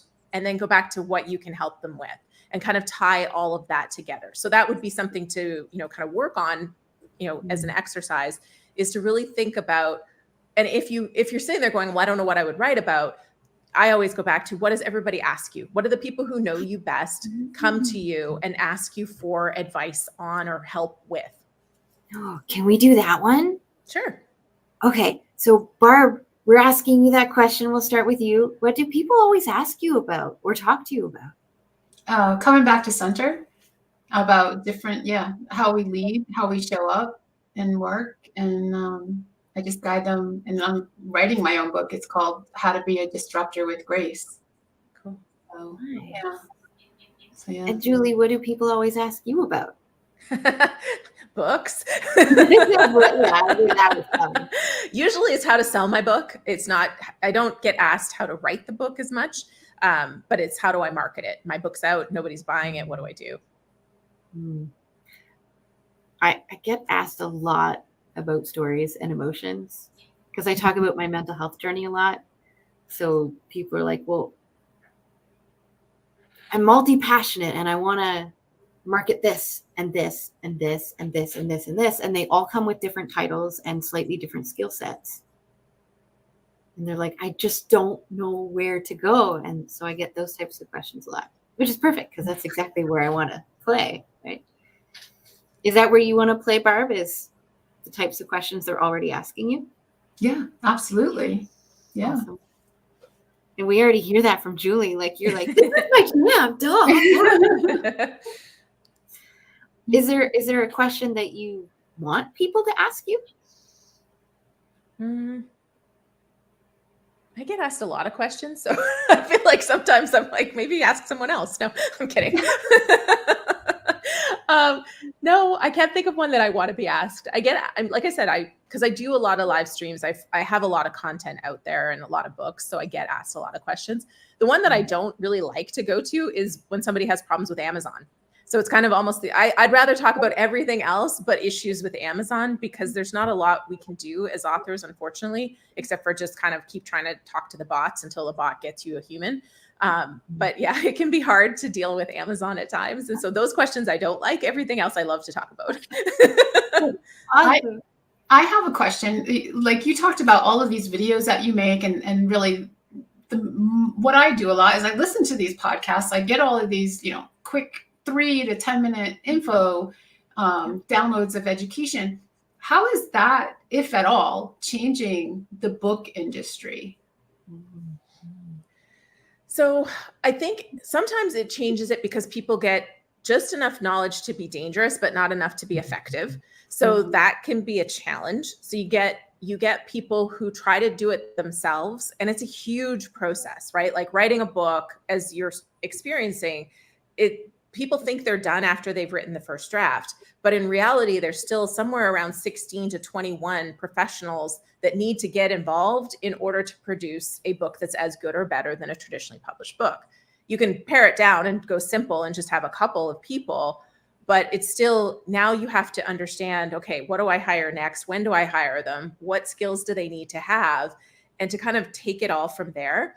And so I think it's great because if you want to, you can go, okay, what editor do I need? What's this editor do? And you can get all of the answers to all of those questions, but it's going to take a really, really long time.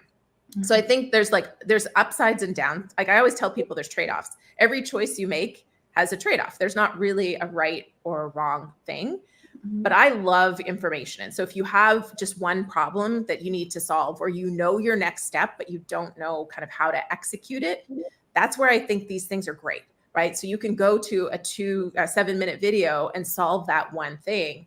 It's when you don't have the big picture view to know what you need next that I think it can create paralysis to have all this information out there. So I don't know if there's one answer to your question. It's kind of like, it depends on where you are in the journey and what you're looking for. It can be really beneficial, or it can, kind of get you stuck.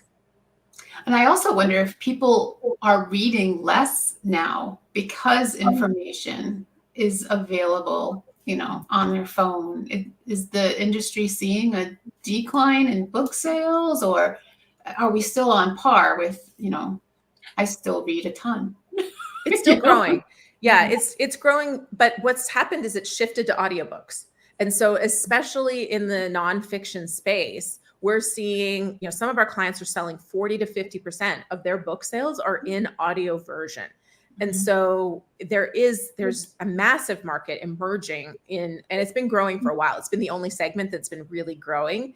And so overall, book sales are growing a tiny, tiny bit, but where it's really growing is audiobooks. And the surprising thing for a lot of people is they think ebooks, especially in nonfiction, they think ebooks are more popular than they are. And we actually see, 50 to 60% of the book sales are in a physical book. And ebooks make up a tiny portion of the rest of the sales compared to audio and print. Wow.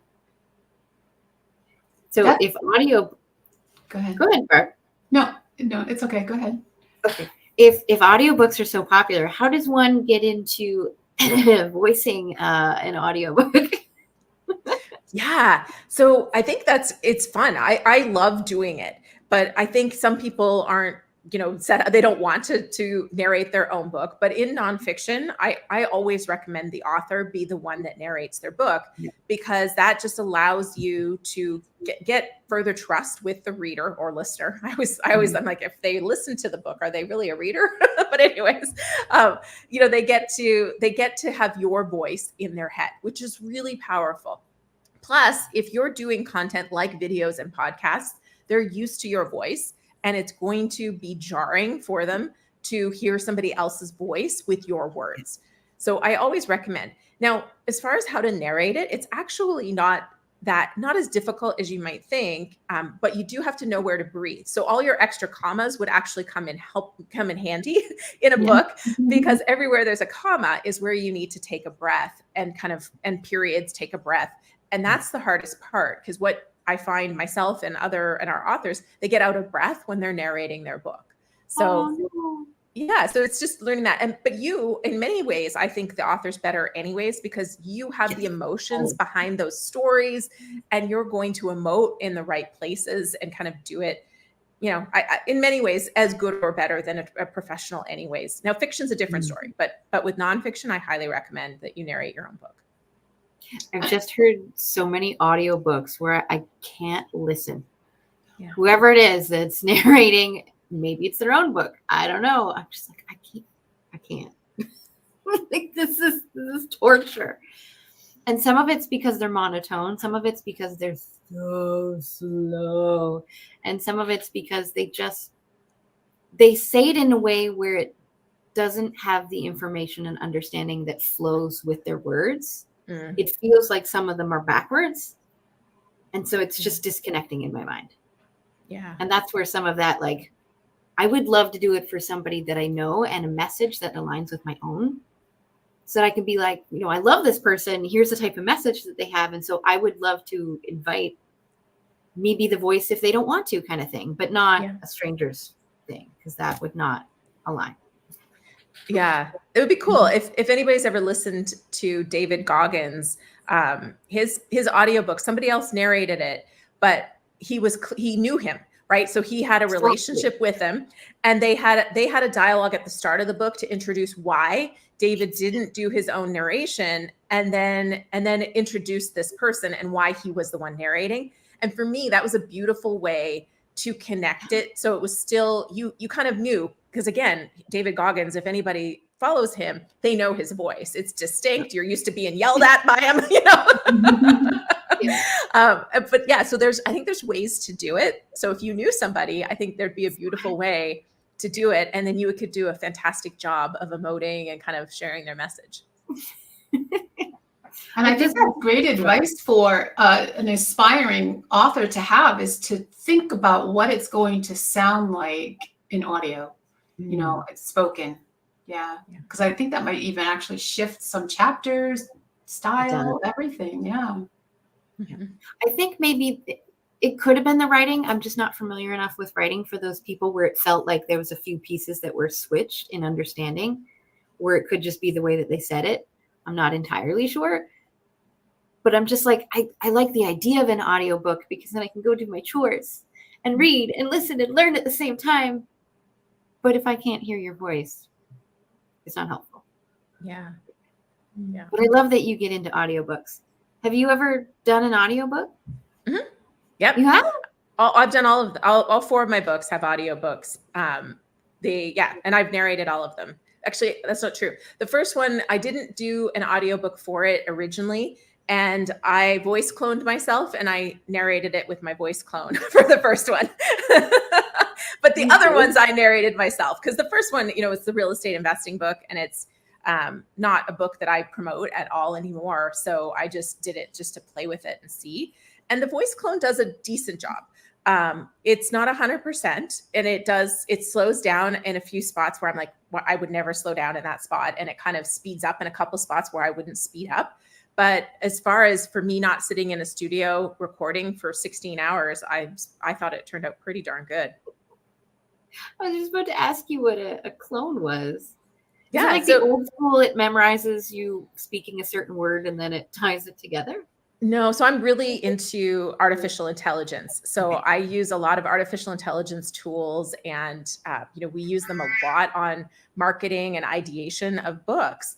And one of the things that's really powerful is all of the tools that are coming out. Like we can produce what we call a mentor. Like we can turn your book into content, and you can now have somebody get coached through your website, through all the content from your book.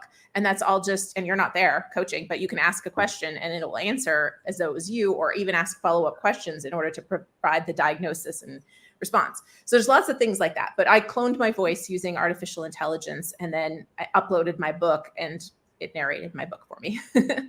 Oh, so then I have to ask this question. With AI coming in and people trying to write entire books with AI with zero or little editing, how do you feel about AI coming into this space? Yeah, so it's one of those things where you can be upset or, have emotions about it, or you can look at it and go, okay, this is how I'm going to approach this, and here's where the opportunities are.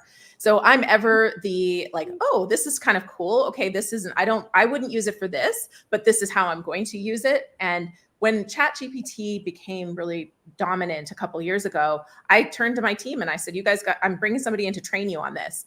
And they were initially very terrified because they all thought that I was going to replace them with robots. And I said, no, what I'm doing is helping you be a very, very valuable resource in the marketplace, because jobs are already gone because of AI, but they're being replaced by people who know how to use the AI tools. So, for me, that's how I see it. I see it as, okay, this is where the world is going. Like, we don't have a choice in that matter. You can be upset about it, or you can go, okay, I need to understand everything I can about this so that I'm able to go, okay, this isn't a good fit. This is a good fit. And here's how I'm going to use it. So, but the AI written books are terrible. We edit them. So that's where it creates an opportunity for us, because people who read them and they go, oh, this is not a good book. They send them to us, and we have a writer who rewrites the book, and we are able to then take it and edit it and produce it and kind of go from there. It's very rare an AI written book is even remotely good, though. Every time I read the responses, it reminds me of like grade 3 or 4 version of me, where you always make sure to quote what the question was and then answer. But it's like, why do we always have to quote? And that's what always tells me it's AI. So how are you using AI? Like, what is your favorite way of using AI yourself? Ooh, good question. I love it for ideation. So, so one of the things that we do a lot of is we brainstorm chapter titles, book titles, and we do like a tremendous amount of work around that. And so a chapter title is actually a very challenging thing to work on, because if you haven't read the book from cover to cover, it's hard to brainstorm it. But what you can do is now you can go, okay, here's this book about this, and here's this chapter, and just write a 2-sentence thing into the chat GPT, and then it will give you 20 ideas. And then you can get which one's going to stop this kind of reader in their tracks. And so where you could be staring at a blank page going, oh my gosh, I don't know what to suggest for this chapter, you can have 20 ideas. And even if they're bad, it might trigger the one that's really great. And so for me, it's made blank pages a thing of the past. I'm never stuck. And the things that used to take me a lot longer to get to a great idea are sped up because I have a brainstorming partner who's right there. And sometimes the ideas are phenomenal. So I use it like all the time for ideation, but we use it for a lot. It does so much stuff as far as, like summarizing and extracting core pieces and kind of understanding content. It does a great job of all that. As somebody who's an external processor, where I do need that other person to have that back and forth, that's exactly how I use AI and stuff like ChatGPT. It's like, okay, I'm going to tell you this, and you're just going to give me feedback. And then I can ask you something else, and then you're going to give me feedback. I did that with the title of my book that I'm just starting to write. And I gave it like this big paragraph, and then I asked it to tell me what would that be like in one sentence. That one sentence to like 10 words, the 10 words to 5 words, to 5 words to 3 words. And it basically came up with the exact same as what I already wanted to call it. Like one word was switched and it was a synonym. Yeah. I'm like, oh, good. I'm great. Okay. And then I didn't have to think about it anymore. Whereas with Kitty, right, your brain can keep going. And my brain likes to keep going and question and question. So, Julie, how do we find you, and what is your favorite way of communicating? I'm thinking it's YouTube, but who knows? I was going to say my company is booklaunchers.com, so you can find everything there. But if you want to find me, go to booklaunchers.tv. That's the YouTube channel. That's me commenting. That's me. Everything on YouTube is me. Awesome. So then I do also like to hold space at the end of an interview, just in case there's anything on your mind or in your heart that you want to share. So if there's something that you need people to get from this conversation today, what might that be? I mean, the missing piece is always action. So you're not going to have an impact from your book if it stays in your head. So take action. That was short and sweet. Okay. We still have like 2 minutes left. I was going to say, you need me to go longer? I can keep talking. Yeah, I mean, we do need to fill your internet space, your interview space. So then I'm just going to ask you this. What is next for Julie? I mean, we're working well, like I said at the start, we're at a tech incubator right now, and we're working on AI applications to help. Basically, the one thing that I'm really working on is turning authors into mentors that have the online piece. So your book is not just a book. Your book is a course. Your book is a talk. Your book is social media posts. Your book is a bot that your readers can chat with. So I'm really building out that content that you work so hard to produce. I want to make sure that you can use it to have an impact, but also make more income, because authors, you're making $4 a book at best. So you want to make money in other ways. That's definitely a conversation for the next interview. But can you leave us with just a couple tips, I guess, for people? Like, where do people keep getting stuck?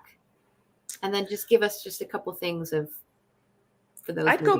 It always goes back to the reader. So not to be redundant with what we said before, but I think my answer to a lot of things is, okay, what does your reader need? And even if you get stuck, like some people get unsure if they should publish their book. And I go, is there somebody that's going to benefit from this book when you publish it? And the answer is almost always a resounding yes, people need this. I wish I would have had this. Those are common things. And then I go, okay, well, get to it, right? Like, what's holding you back? It's not really about you. It is about you, but it's not for you. It's for someone else. So, that's really where I send people back.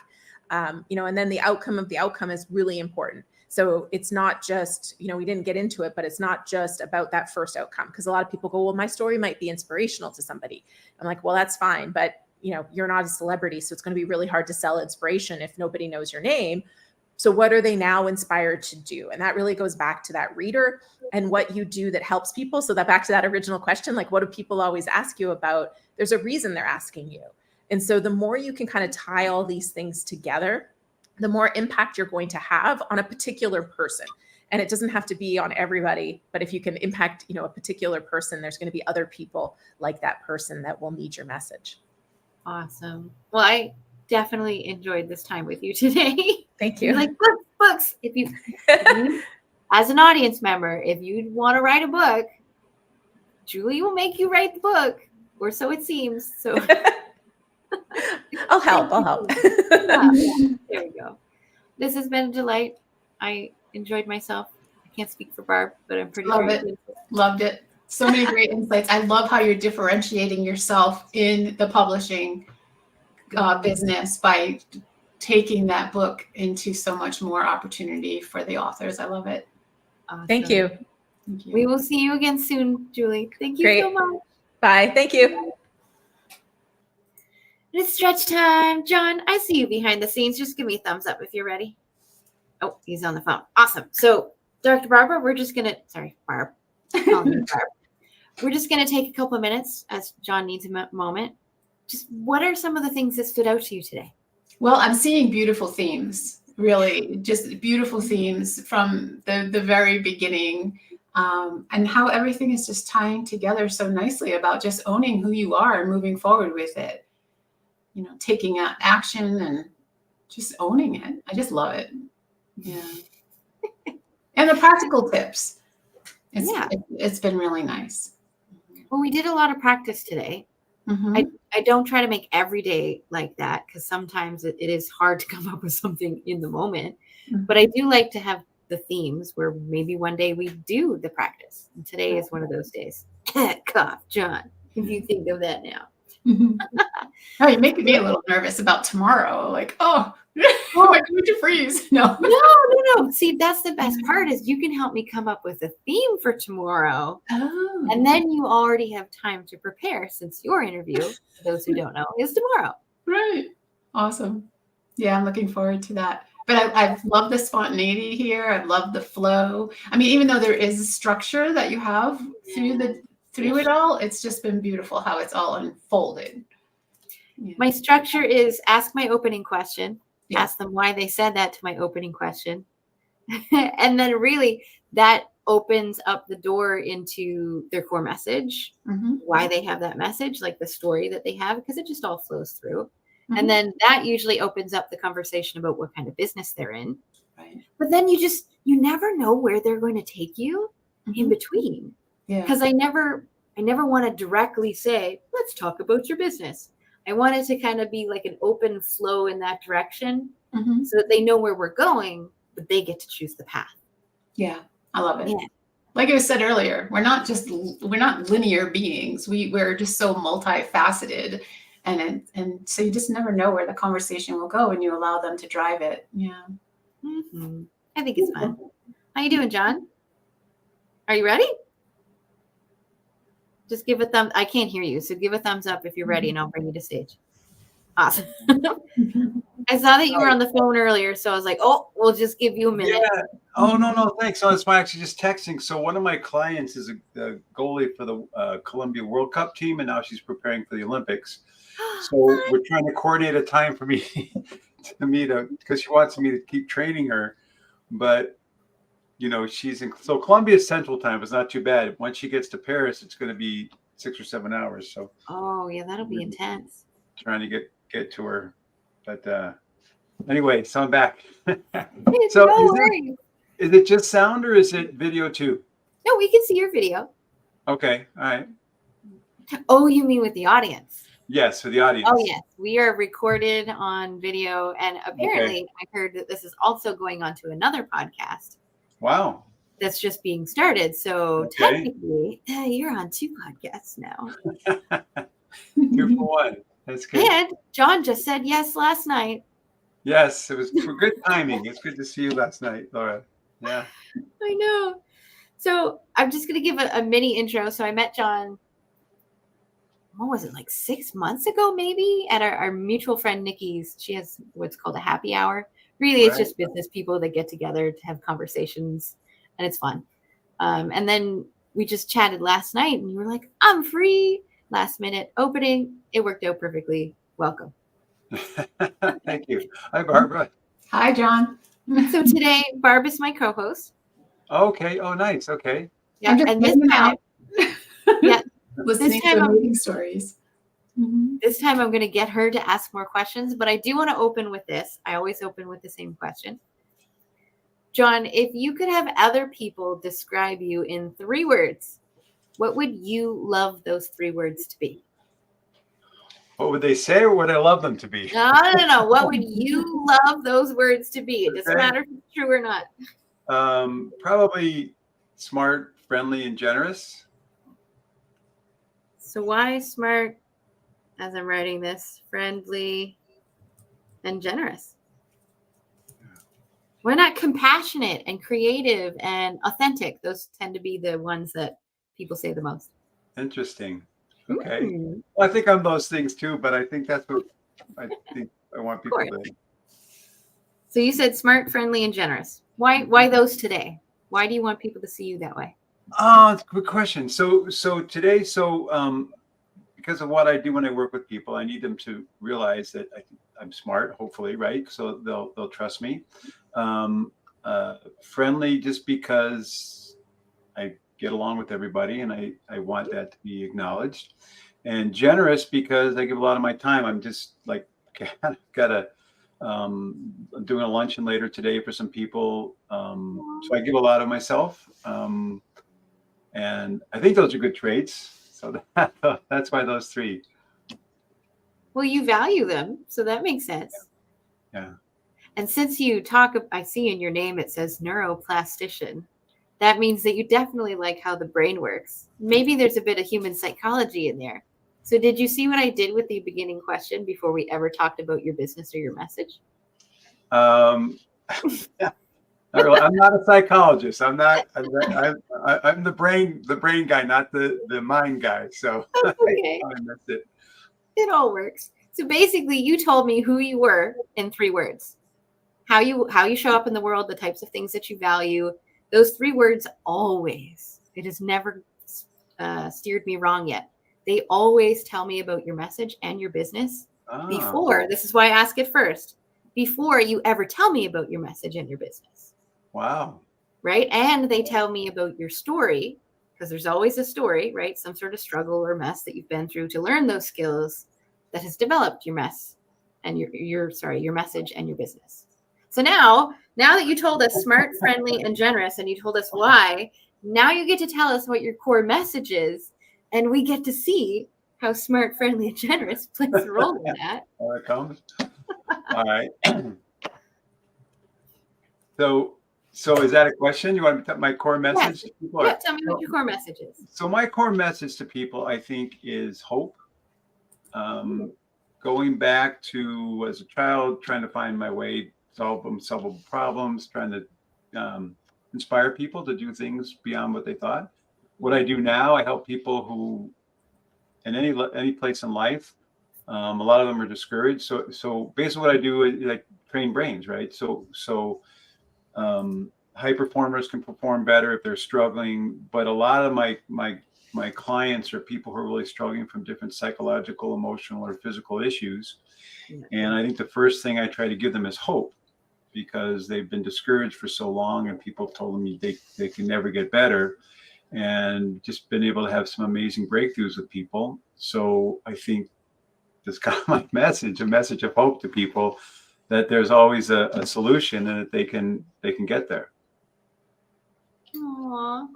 I'm feeling your message. See, I didn't even know what you did. I just met you on the casual side of like, Right. hey, what you doing? So Right. it's fun to get to see what you actually do. So what does a neuroplastician do? What do we do? Okay, so that phrase was coined by Norman Doidge in a book I recommend to everyone called The Brain That Changes Itself.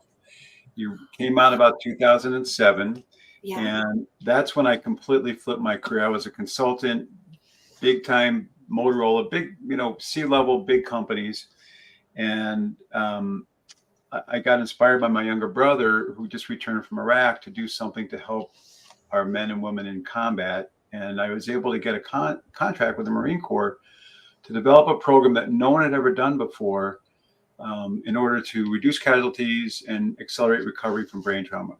So I created a field called applied neuroplasticity, which is taking my business approach to processing to the brain using neuroplasticity, which is the incredible capability God's given our brain to change from stimulation and try to do something. And it was the first program ever, the only one approved by Special Operations Command, but extremely effective. So we were able to improve performance going into combat, accelerate recovery, but it was all based on neuroplasticity. And that book, Norman Doidge's book, was the one that really kind of inspired me to be that this was even possible.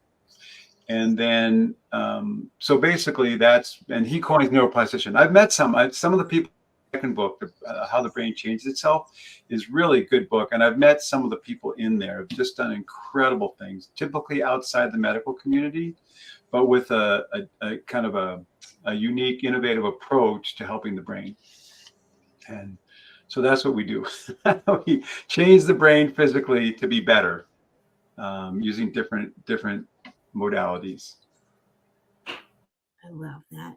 So today's theme, I'm not sure if you heard while you were backstage, but today's theme is about practicing whatever it is your core message is about. So if your core message is about having your brain be retrained to be better and more higher performing and all of that, then as we chat today, I'd invite you to think of something that you and me and Barb and our audience can do together to practice the types of things that you're trying to share with us. Okay. So is there anything that kind of pops into your head right now, or do you want to continue? So yes and no. So the core of what I do is it's an exercise I developed.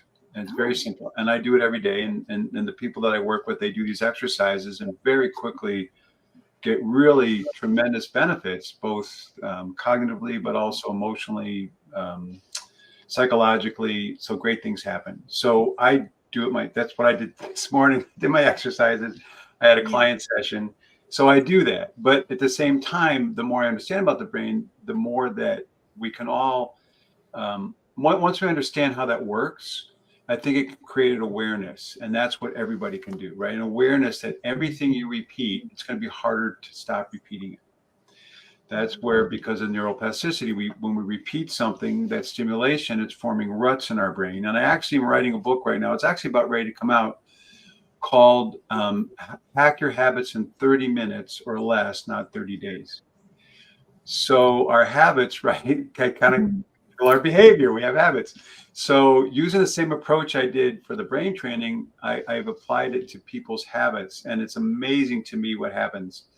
People who said, I could never break out of this habit, or I want to get this new habit, using this approach, they can change their habit very quickly.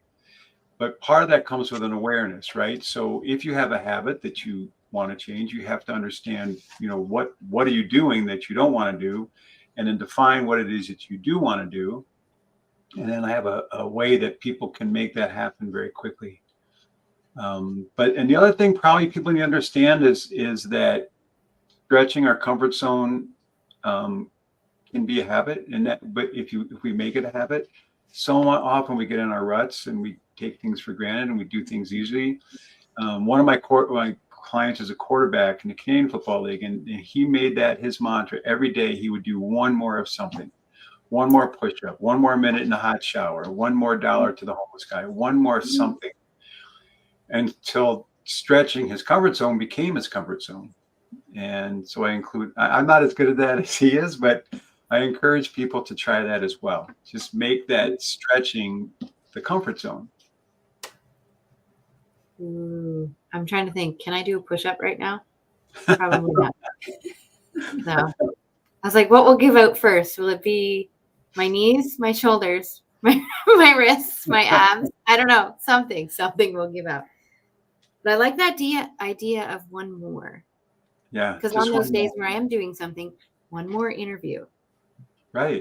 one more email, one more phone call, like all of those things. Well, yes and no. You don't want to, you have to be careful, Not on the right? work side. Not on the work side. I mean, yes, you could. One like more. Self-care, right? Yeah, self-care, right. So you gotta, one more minute of break time might be a good one, right? One more week of sleep. That would be great. We could sleep. Yeah. Right. Aww. So, John, we also, since the name of the show is Amplify Your Message, I want to know the ways in which you amplify your message. So the typicals are, I want to be a speaker, or you should be a podcaster, or you should be a writer. What kinds of things have you done? And do you do other types? Yeah, so I speak. I actually speak a lot before COVID. That's coming back. So I love to speak because I have a big audience, and I can. And whenever I speak or do training, I always include them on one of my exercises, and that's always fun. I have 800 people doing the exercise, and in an hour talk, I guarantee they'll have a different brain when they're done than when they started, and they do, right? So that's very positive. I love the speaking. I love the interaction. Like I'm speaking at this luncheon later today. So I like live stuff as much as possible. Yes. I just got up another meeting with a way to amplify my message is we're going to try to do a series of videos for athletes because I help athletes a lot. So, but what I found, here's the thing. I think one of the things that was big for me, there was a Clint Eastwood movie many years ago, and his famous line is, "A man's got to know his limitations." Right. So part of what's been useful for me is knowing my limitations. So everybody says be a podcaster. I will never be a podcaster, but I get to spend time with great podcasters like you. Right. Yeah. I'm another woman now who has a brain performance institute. She's got a great program already built out of how to help people. So I want to partner with her. So it's a way to get my message out through other people. Because I can enhance what they're doing, but then I don't have to learn how to do something that I don't really want to do or I'm not good at. So a lot of networking because I love to meet people. So we got new networking. Most of my message comes through referrals. I get a lot of referrals. So part of that was a growth period for me that I can't do everything, right? Social media, you got to use social media. Well, no, I don't. I can do some. But 85,000 people bugging me about stuff that is not relevant is not what I want. I don't mean to say it that way, but I'd rather be more, just be more, give that message of hope to people through social media, but not get so caught up in it that it's taking all my time. So does that help? I mean, a lot of times I have to pull back on getting my message out and more quality than quantity. Yeah.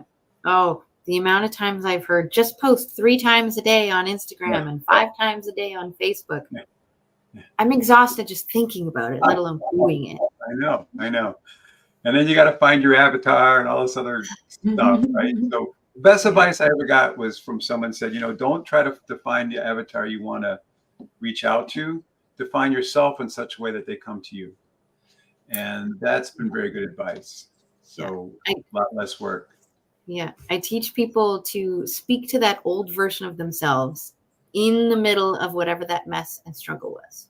Don't try to speak to anybody else. Yeah. Because in doing so, we're talking about BS today too, which I'll ask you about in a moment. So one of the things that drives me nuts is people just tell you when you're marketing, just get people to know you, like you, and trust you. So as a business owner, I'm saying, get to know me. Get to like me, get to trust me. That's not about you at all. That's about me as the business owner, me. When really, as the mess to message style solopreneur, right? I've been through the crap and now I'm sharing and doing stuff. when I get to know that old version of me, get to like, hard part, that old version of me, and get to trust that old version of me, that helps me know, like, and trust myself in this moment. And now from here, I can hold that space for those people like that old version of me to get to know, like, and trust themselves. And naturally, they get to know, like, and trust me in the process. Yeah. No, Right? I like that. I like that. So then that's my version of BS. Is there something in your industry where you just hear the copy paste over and over and over, and you're like, I call BS on that? Something from my past that is BS. That's probably a lot. Yeah. I'm trying to see. Well, maybe that's part of what we're talking about. I think there's constantly a refining process we go through, right? I think before you make room for something new, you have to get rid of something old. Yes. And I think that part of that is that pruning process takes some self-examination. And you don't want to throw the baby out with the bathwater. There's a lot of good things from the old, but some of it, I think, if we can prune those, then it makes up space for us going forward. So then you also spoke about a practice that you like to do when you do your talks. Can you share a little bit of that practice with us, and Barb and I can practice with you? Practice, you mean when I talked about the exercise that we practice? Or sorry, exercise. That's the word you used. Yeah, except I would have to put it up on a screen.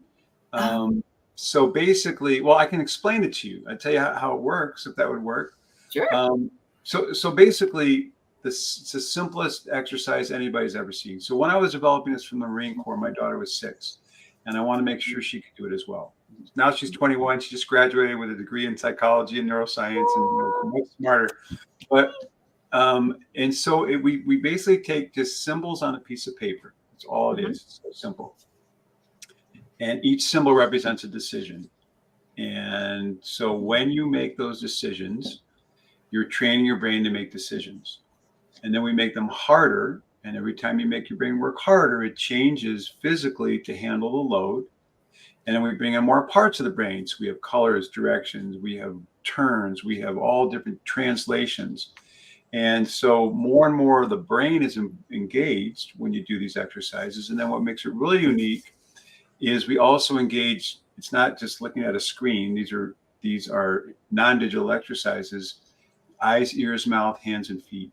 So when you use all parts of your brain, all those connections get better. And actually, that's something people could remember as well. So anytime, like for example, if you want to read a book, it's much better to read a real book than on a Kindle or an iPad. For a lot of reasons, right? You're a book reader, I bet. Actually, recently. Okay, and good. Only because of like the host, the one who owns the Blue Talks brand, Corey, he's the one that got me onto reading books. Yeah. I used to hate reading books. Yeah. Mostly because I was forced to. Well, and they're bulky and you got to carry them and all that. But the difference is when you read on a screen, you don't even, there's not even page numbers, right? Depends on how big you scale the type. If you want to remember something, you just search for it, right? With a real book, you're holding in your hand. You got to balance yourself. You've got to put your finger in where you were last. What was that guy's name? Oh, I think it was about 5 pages ago. There you go. Right. Yeah. See, and you have to scan back, right, and see where it was. You have to, let's see, I was reading about it when it was in this section. Oh, there you go. I was like, that was me. I was like, I had to scan through the book to find me. Yeah. Find you, there you are. And that's so even though you're not aware of it, you're using a lot more parts of your brain to process. It's the same thing as going to the grocery store. You can drive or you can walk. You can drive, you'll be there in 5 minutes. You can walk, you'll be there in 35 minutes. But think of the difference of what it means to your life when you're walking, right? Your brain, you're taking not on your phone, by the way, right? So research has shown that, a 30 to 40 minute walk every day outside without a digital device is better for depression than most antidepressants. Now, not that the doctor will prescribe that because they don't make any money on that, but take that time out there and open your brain to so many things and do all that thinking. And there's a lot of research that boredom is good for us. right? Because boredom is when our mind does all the creative stuff. It's not filled with something else. And there's actually a great book I recommend on that. It's called The Comfort Crisis by Michael Easter.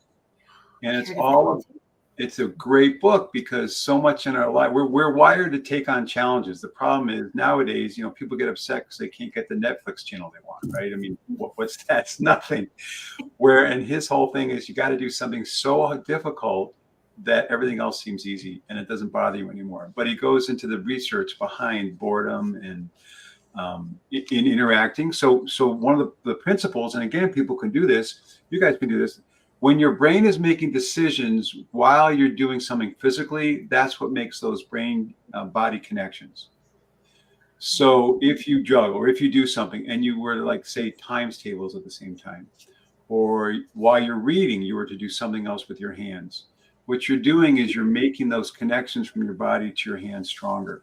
If you use both hands or both legs, then you're using both sides of your brain, right? Left side of the brain controls right side of the body and vice versa. So the more parts of your body you engage while you're doing any kind of thinking or decision making, that's good for your decision making ability, but it's also good for your coordination and your brain body balance.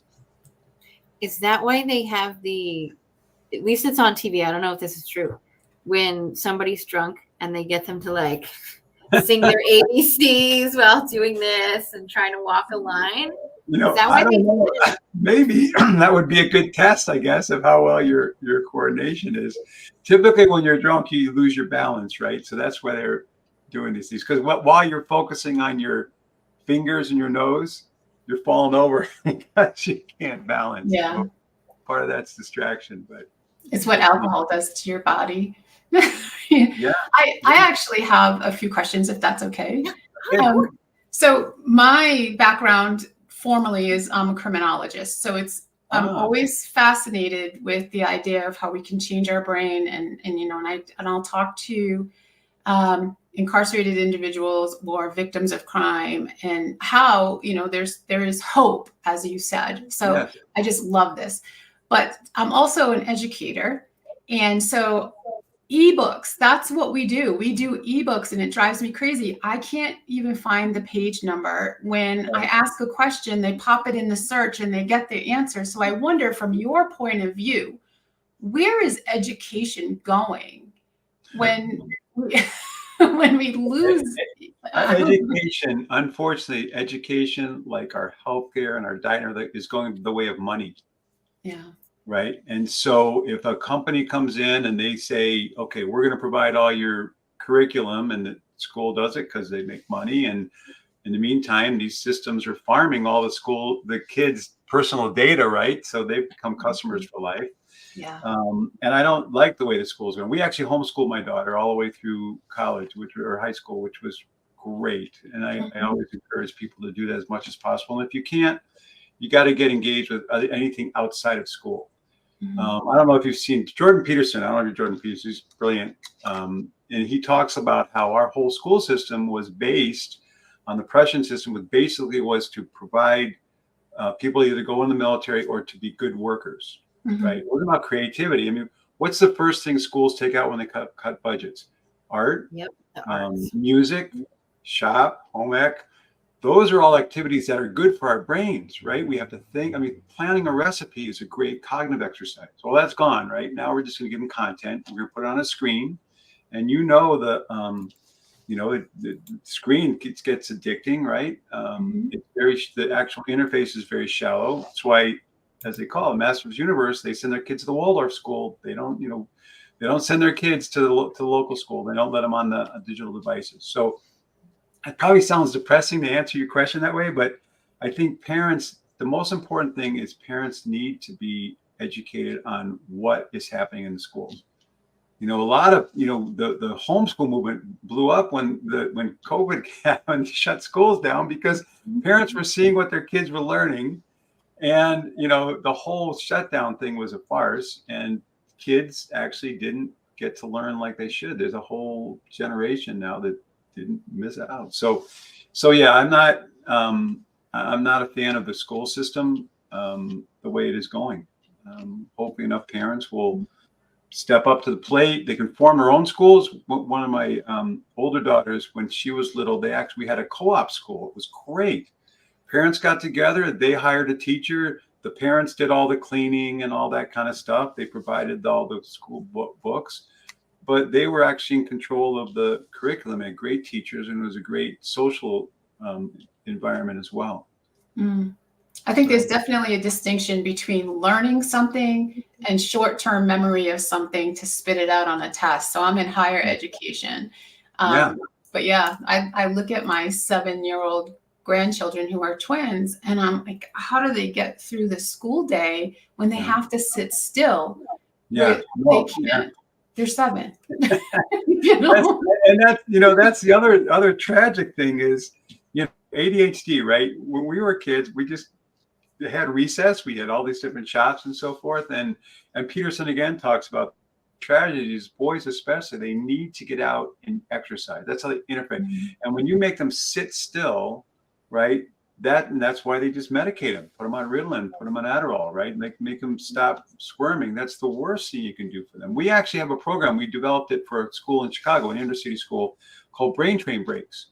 And so what we do is that the teacher, a couple times a day or once a day, the kids stand up and we put our exercise on the wall, and the kids go through it. They're moving, they're doing jumping jacks while they're doing the brain training. So now they've worked off their energy, right? Because when you have all this energy, you have to get rid of it somehow, right? And that's why it's so important for kids to be able to move. And like us, right? If you sit at your computer all day long, it's bad. You got to get up, you got to move around. And, schools are it's all about content, and the content they're giving the kids isn't the best either anymore. So I get my best ideas when I'm walking. My most creative everything. It's when I'm outside walking. So yeah. Yeah, me too. You got to do that. It's the best thing to do. Though I didn't know to do math and juggle at the same time, and I will try that. Try that. Yeah, if you can juggle, try doing some timetables or reading or doing something while you're doing it. Yeah, that's great. It's stronger. Loving this conversation. Juggling first. Yeah. No. I gotta learn to juggle first. Let alone trying to juggle and do something else at the same time. I've tried so often to make that work. Even tried with the tissue thing where you just chuck the tissues. I can't even juggle tissues. It's not working. But I do like what you said about the school system and about COVID and just that whole thing. I remember so many parents wanting to help their kids during COVID, but they didn't even understand their elementary school kids' teachings because it was different than the way that they learned. Right. And so just as you said, Barb, some things I did, of course, memorize going through school, and some of it I understand to its core. So I looked at what they were doing compared to what I had learned. And I was like, oh, this is how they've shifted it so that more of the kids have an understanding of why they do what they're doing, not just do it. So then I figured, I reverse engineered how it worked. And then I would create worksheets and explain how things went. And then I would take pictures of the worksheets and send it to my friends with kids similar ages. And I just posted on social media. They're like, oh my God, thank you. And then I always wanted to supplement my daughter's education. So I remember the first week that she was off, I was like, we're going to have a science day. Good for you. We're just going to do a whole bunch of experiments. And I took about a whole bunch of things out of the cupboards. I didn't even know what she was learning in class. So I'm like, let's learn about solutions and mixing and chemicals and that kind of stuff. And I'm like, how do you separate marshmallows from rice? How do you separate salt from water? Right? Like that kind of stuff. And it just was this whole afternoon of playing. And she had a blast. Yeah.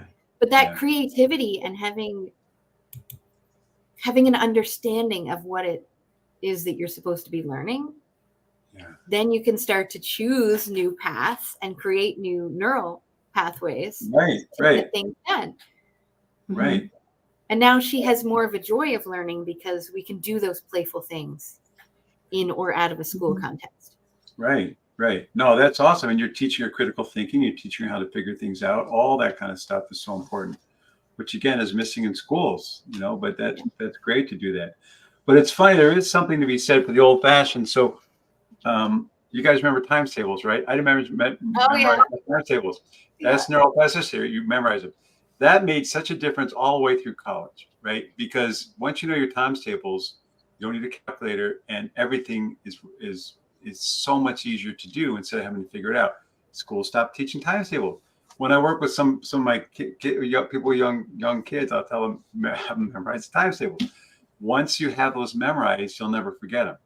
And then it saves you so much time, because then you can build on the higher stuff, right? Once the basis is done, then you can build on higher math. So, but I think what you did with your daughter is great. I had my multiplication tables memorized really well as a kid. Yeah. Not high school or anything further. I forgot most of them. But what I did have, I had this book that taught me tips and tricks to understand math. So instead of having to memorize, like, I think 9 times 7 came up the other day. And I said out loud, okay, 10 times 7 is 70. Take away 7 is 61. So 9 times 7 is 61. I didn't have that memorized, but I knew how to figure it out quickly in my head. 9 times 7 is 61? I thought it was 63.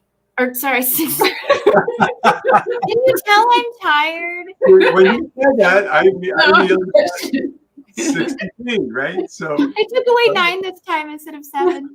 It's all good. It's all good. But you get where I'm going with this.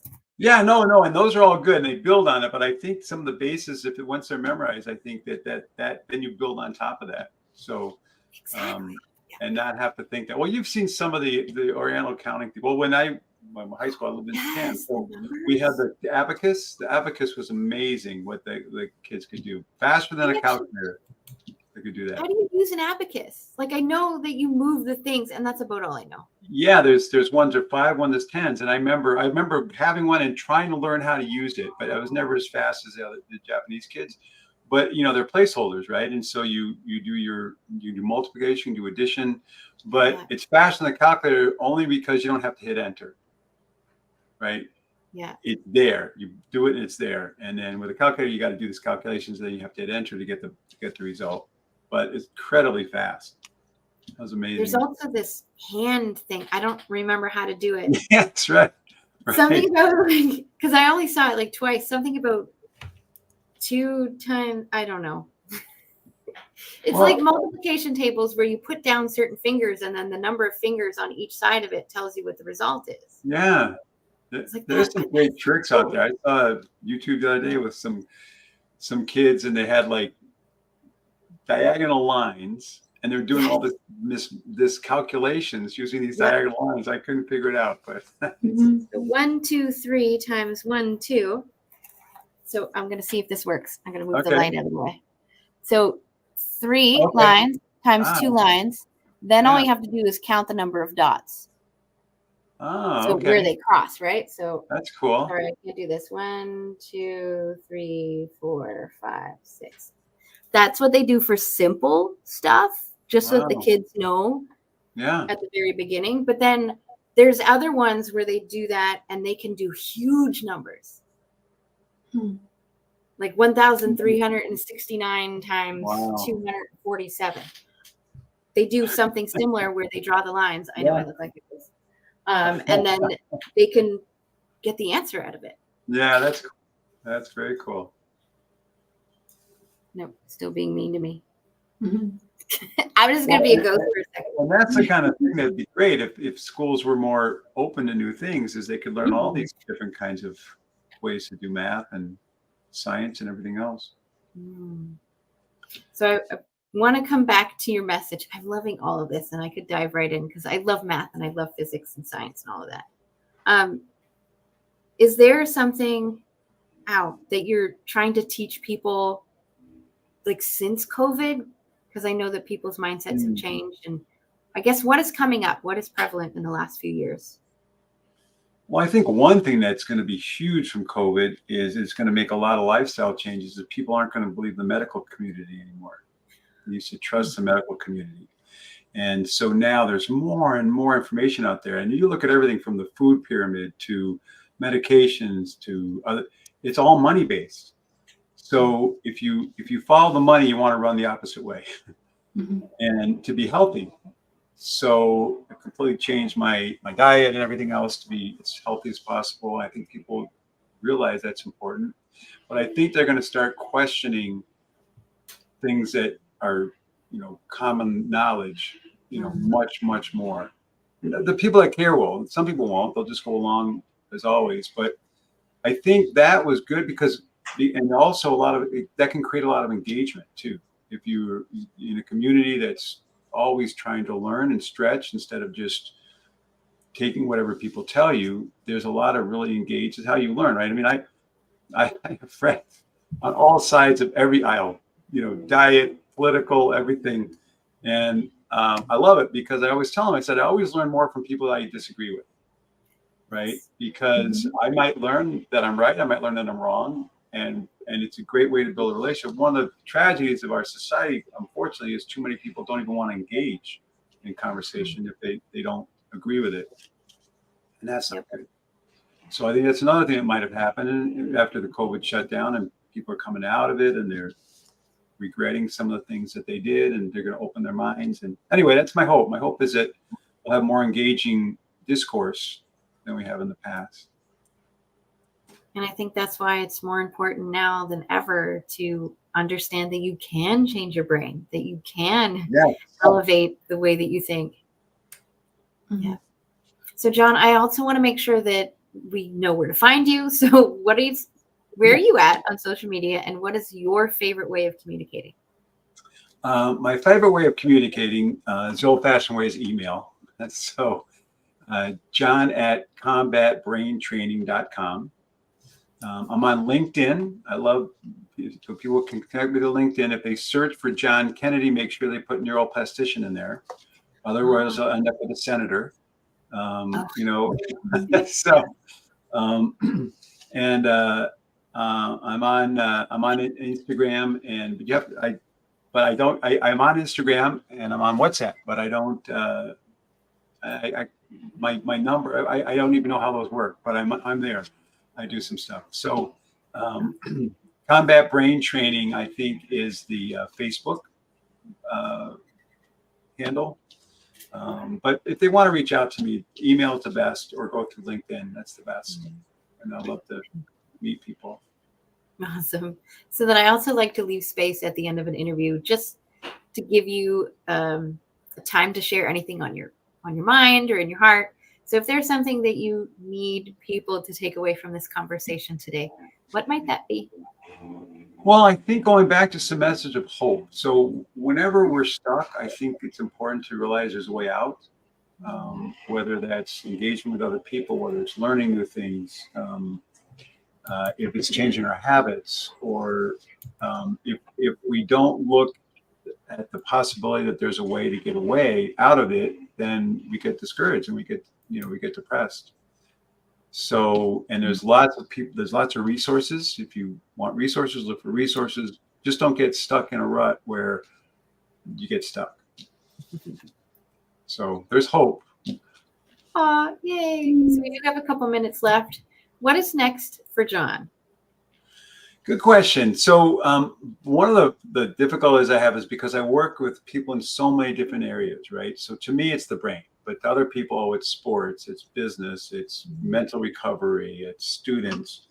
So what's next is working with someone to develop a way to reach athletes, the NIL, name, image, likeness, these poor young kids who are going to be making millions of dollars and they can't even balance a check account, right? So we're trying to put up a way where I can help them athletically, we're going to help them financially, we're going to help them in other ways. Continuing to certify people. I love certifying people because then they can help the people that I help, especially psychiatrists, because they get very frustrated with only giving people medication. And my book, Hack Your Habits in 30 Minutes, got to get that out there. Do you have it? It's about ready to be released. It's going to be on Amazon. It's going to be first Kindle, I think. I'll let you know when that happens. We're really close. It's almost there. And then a research paper. So one of the things that's interesting is no one I've ever helped has ever asked for research.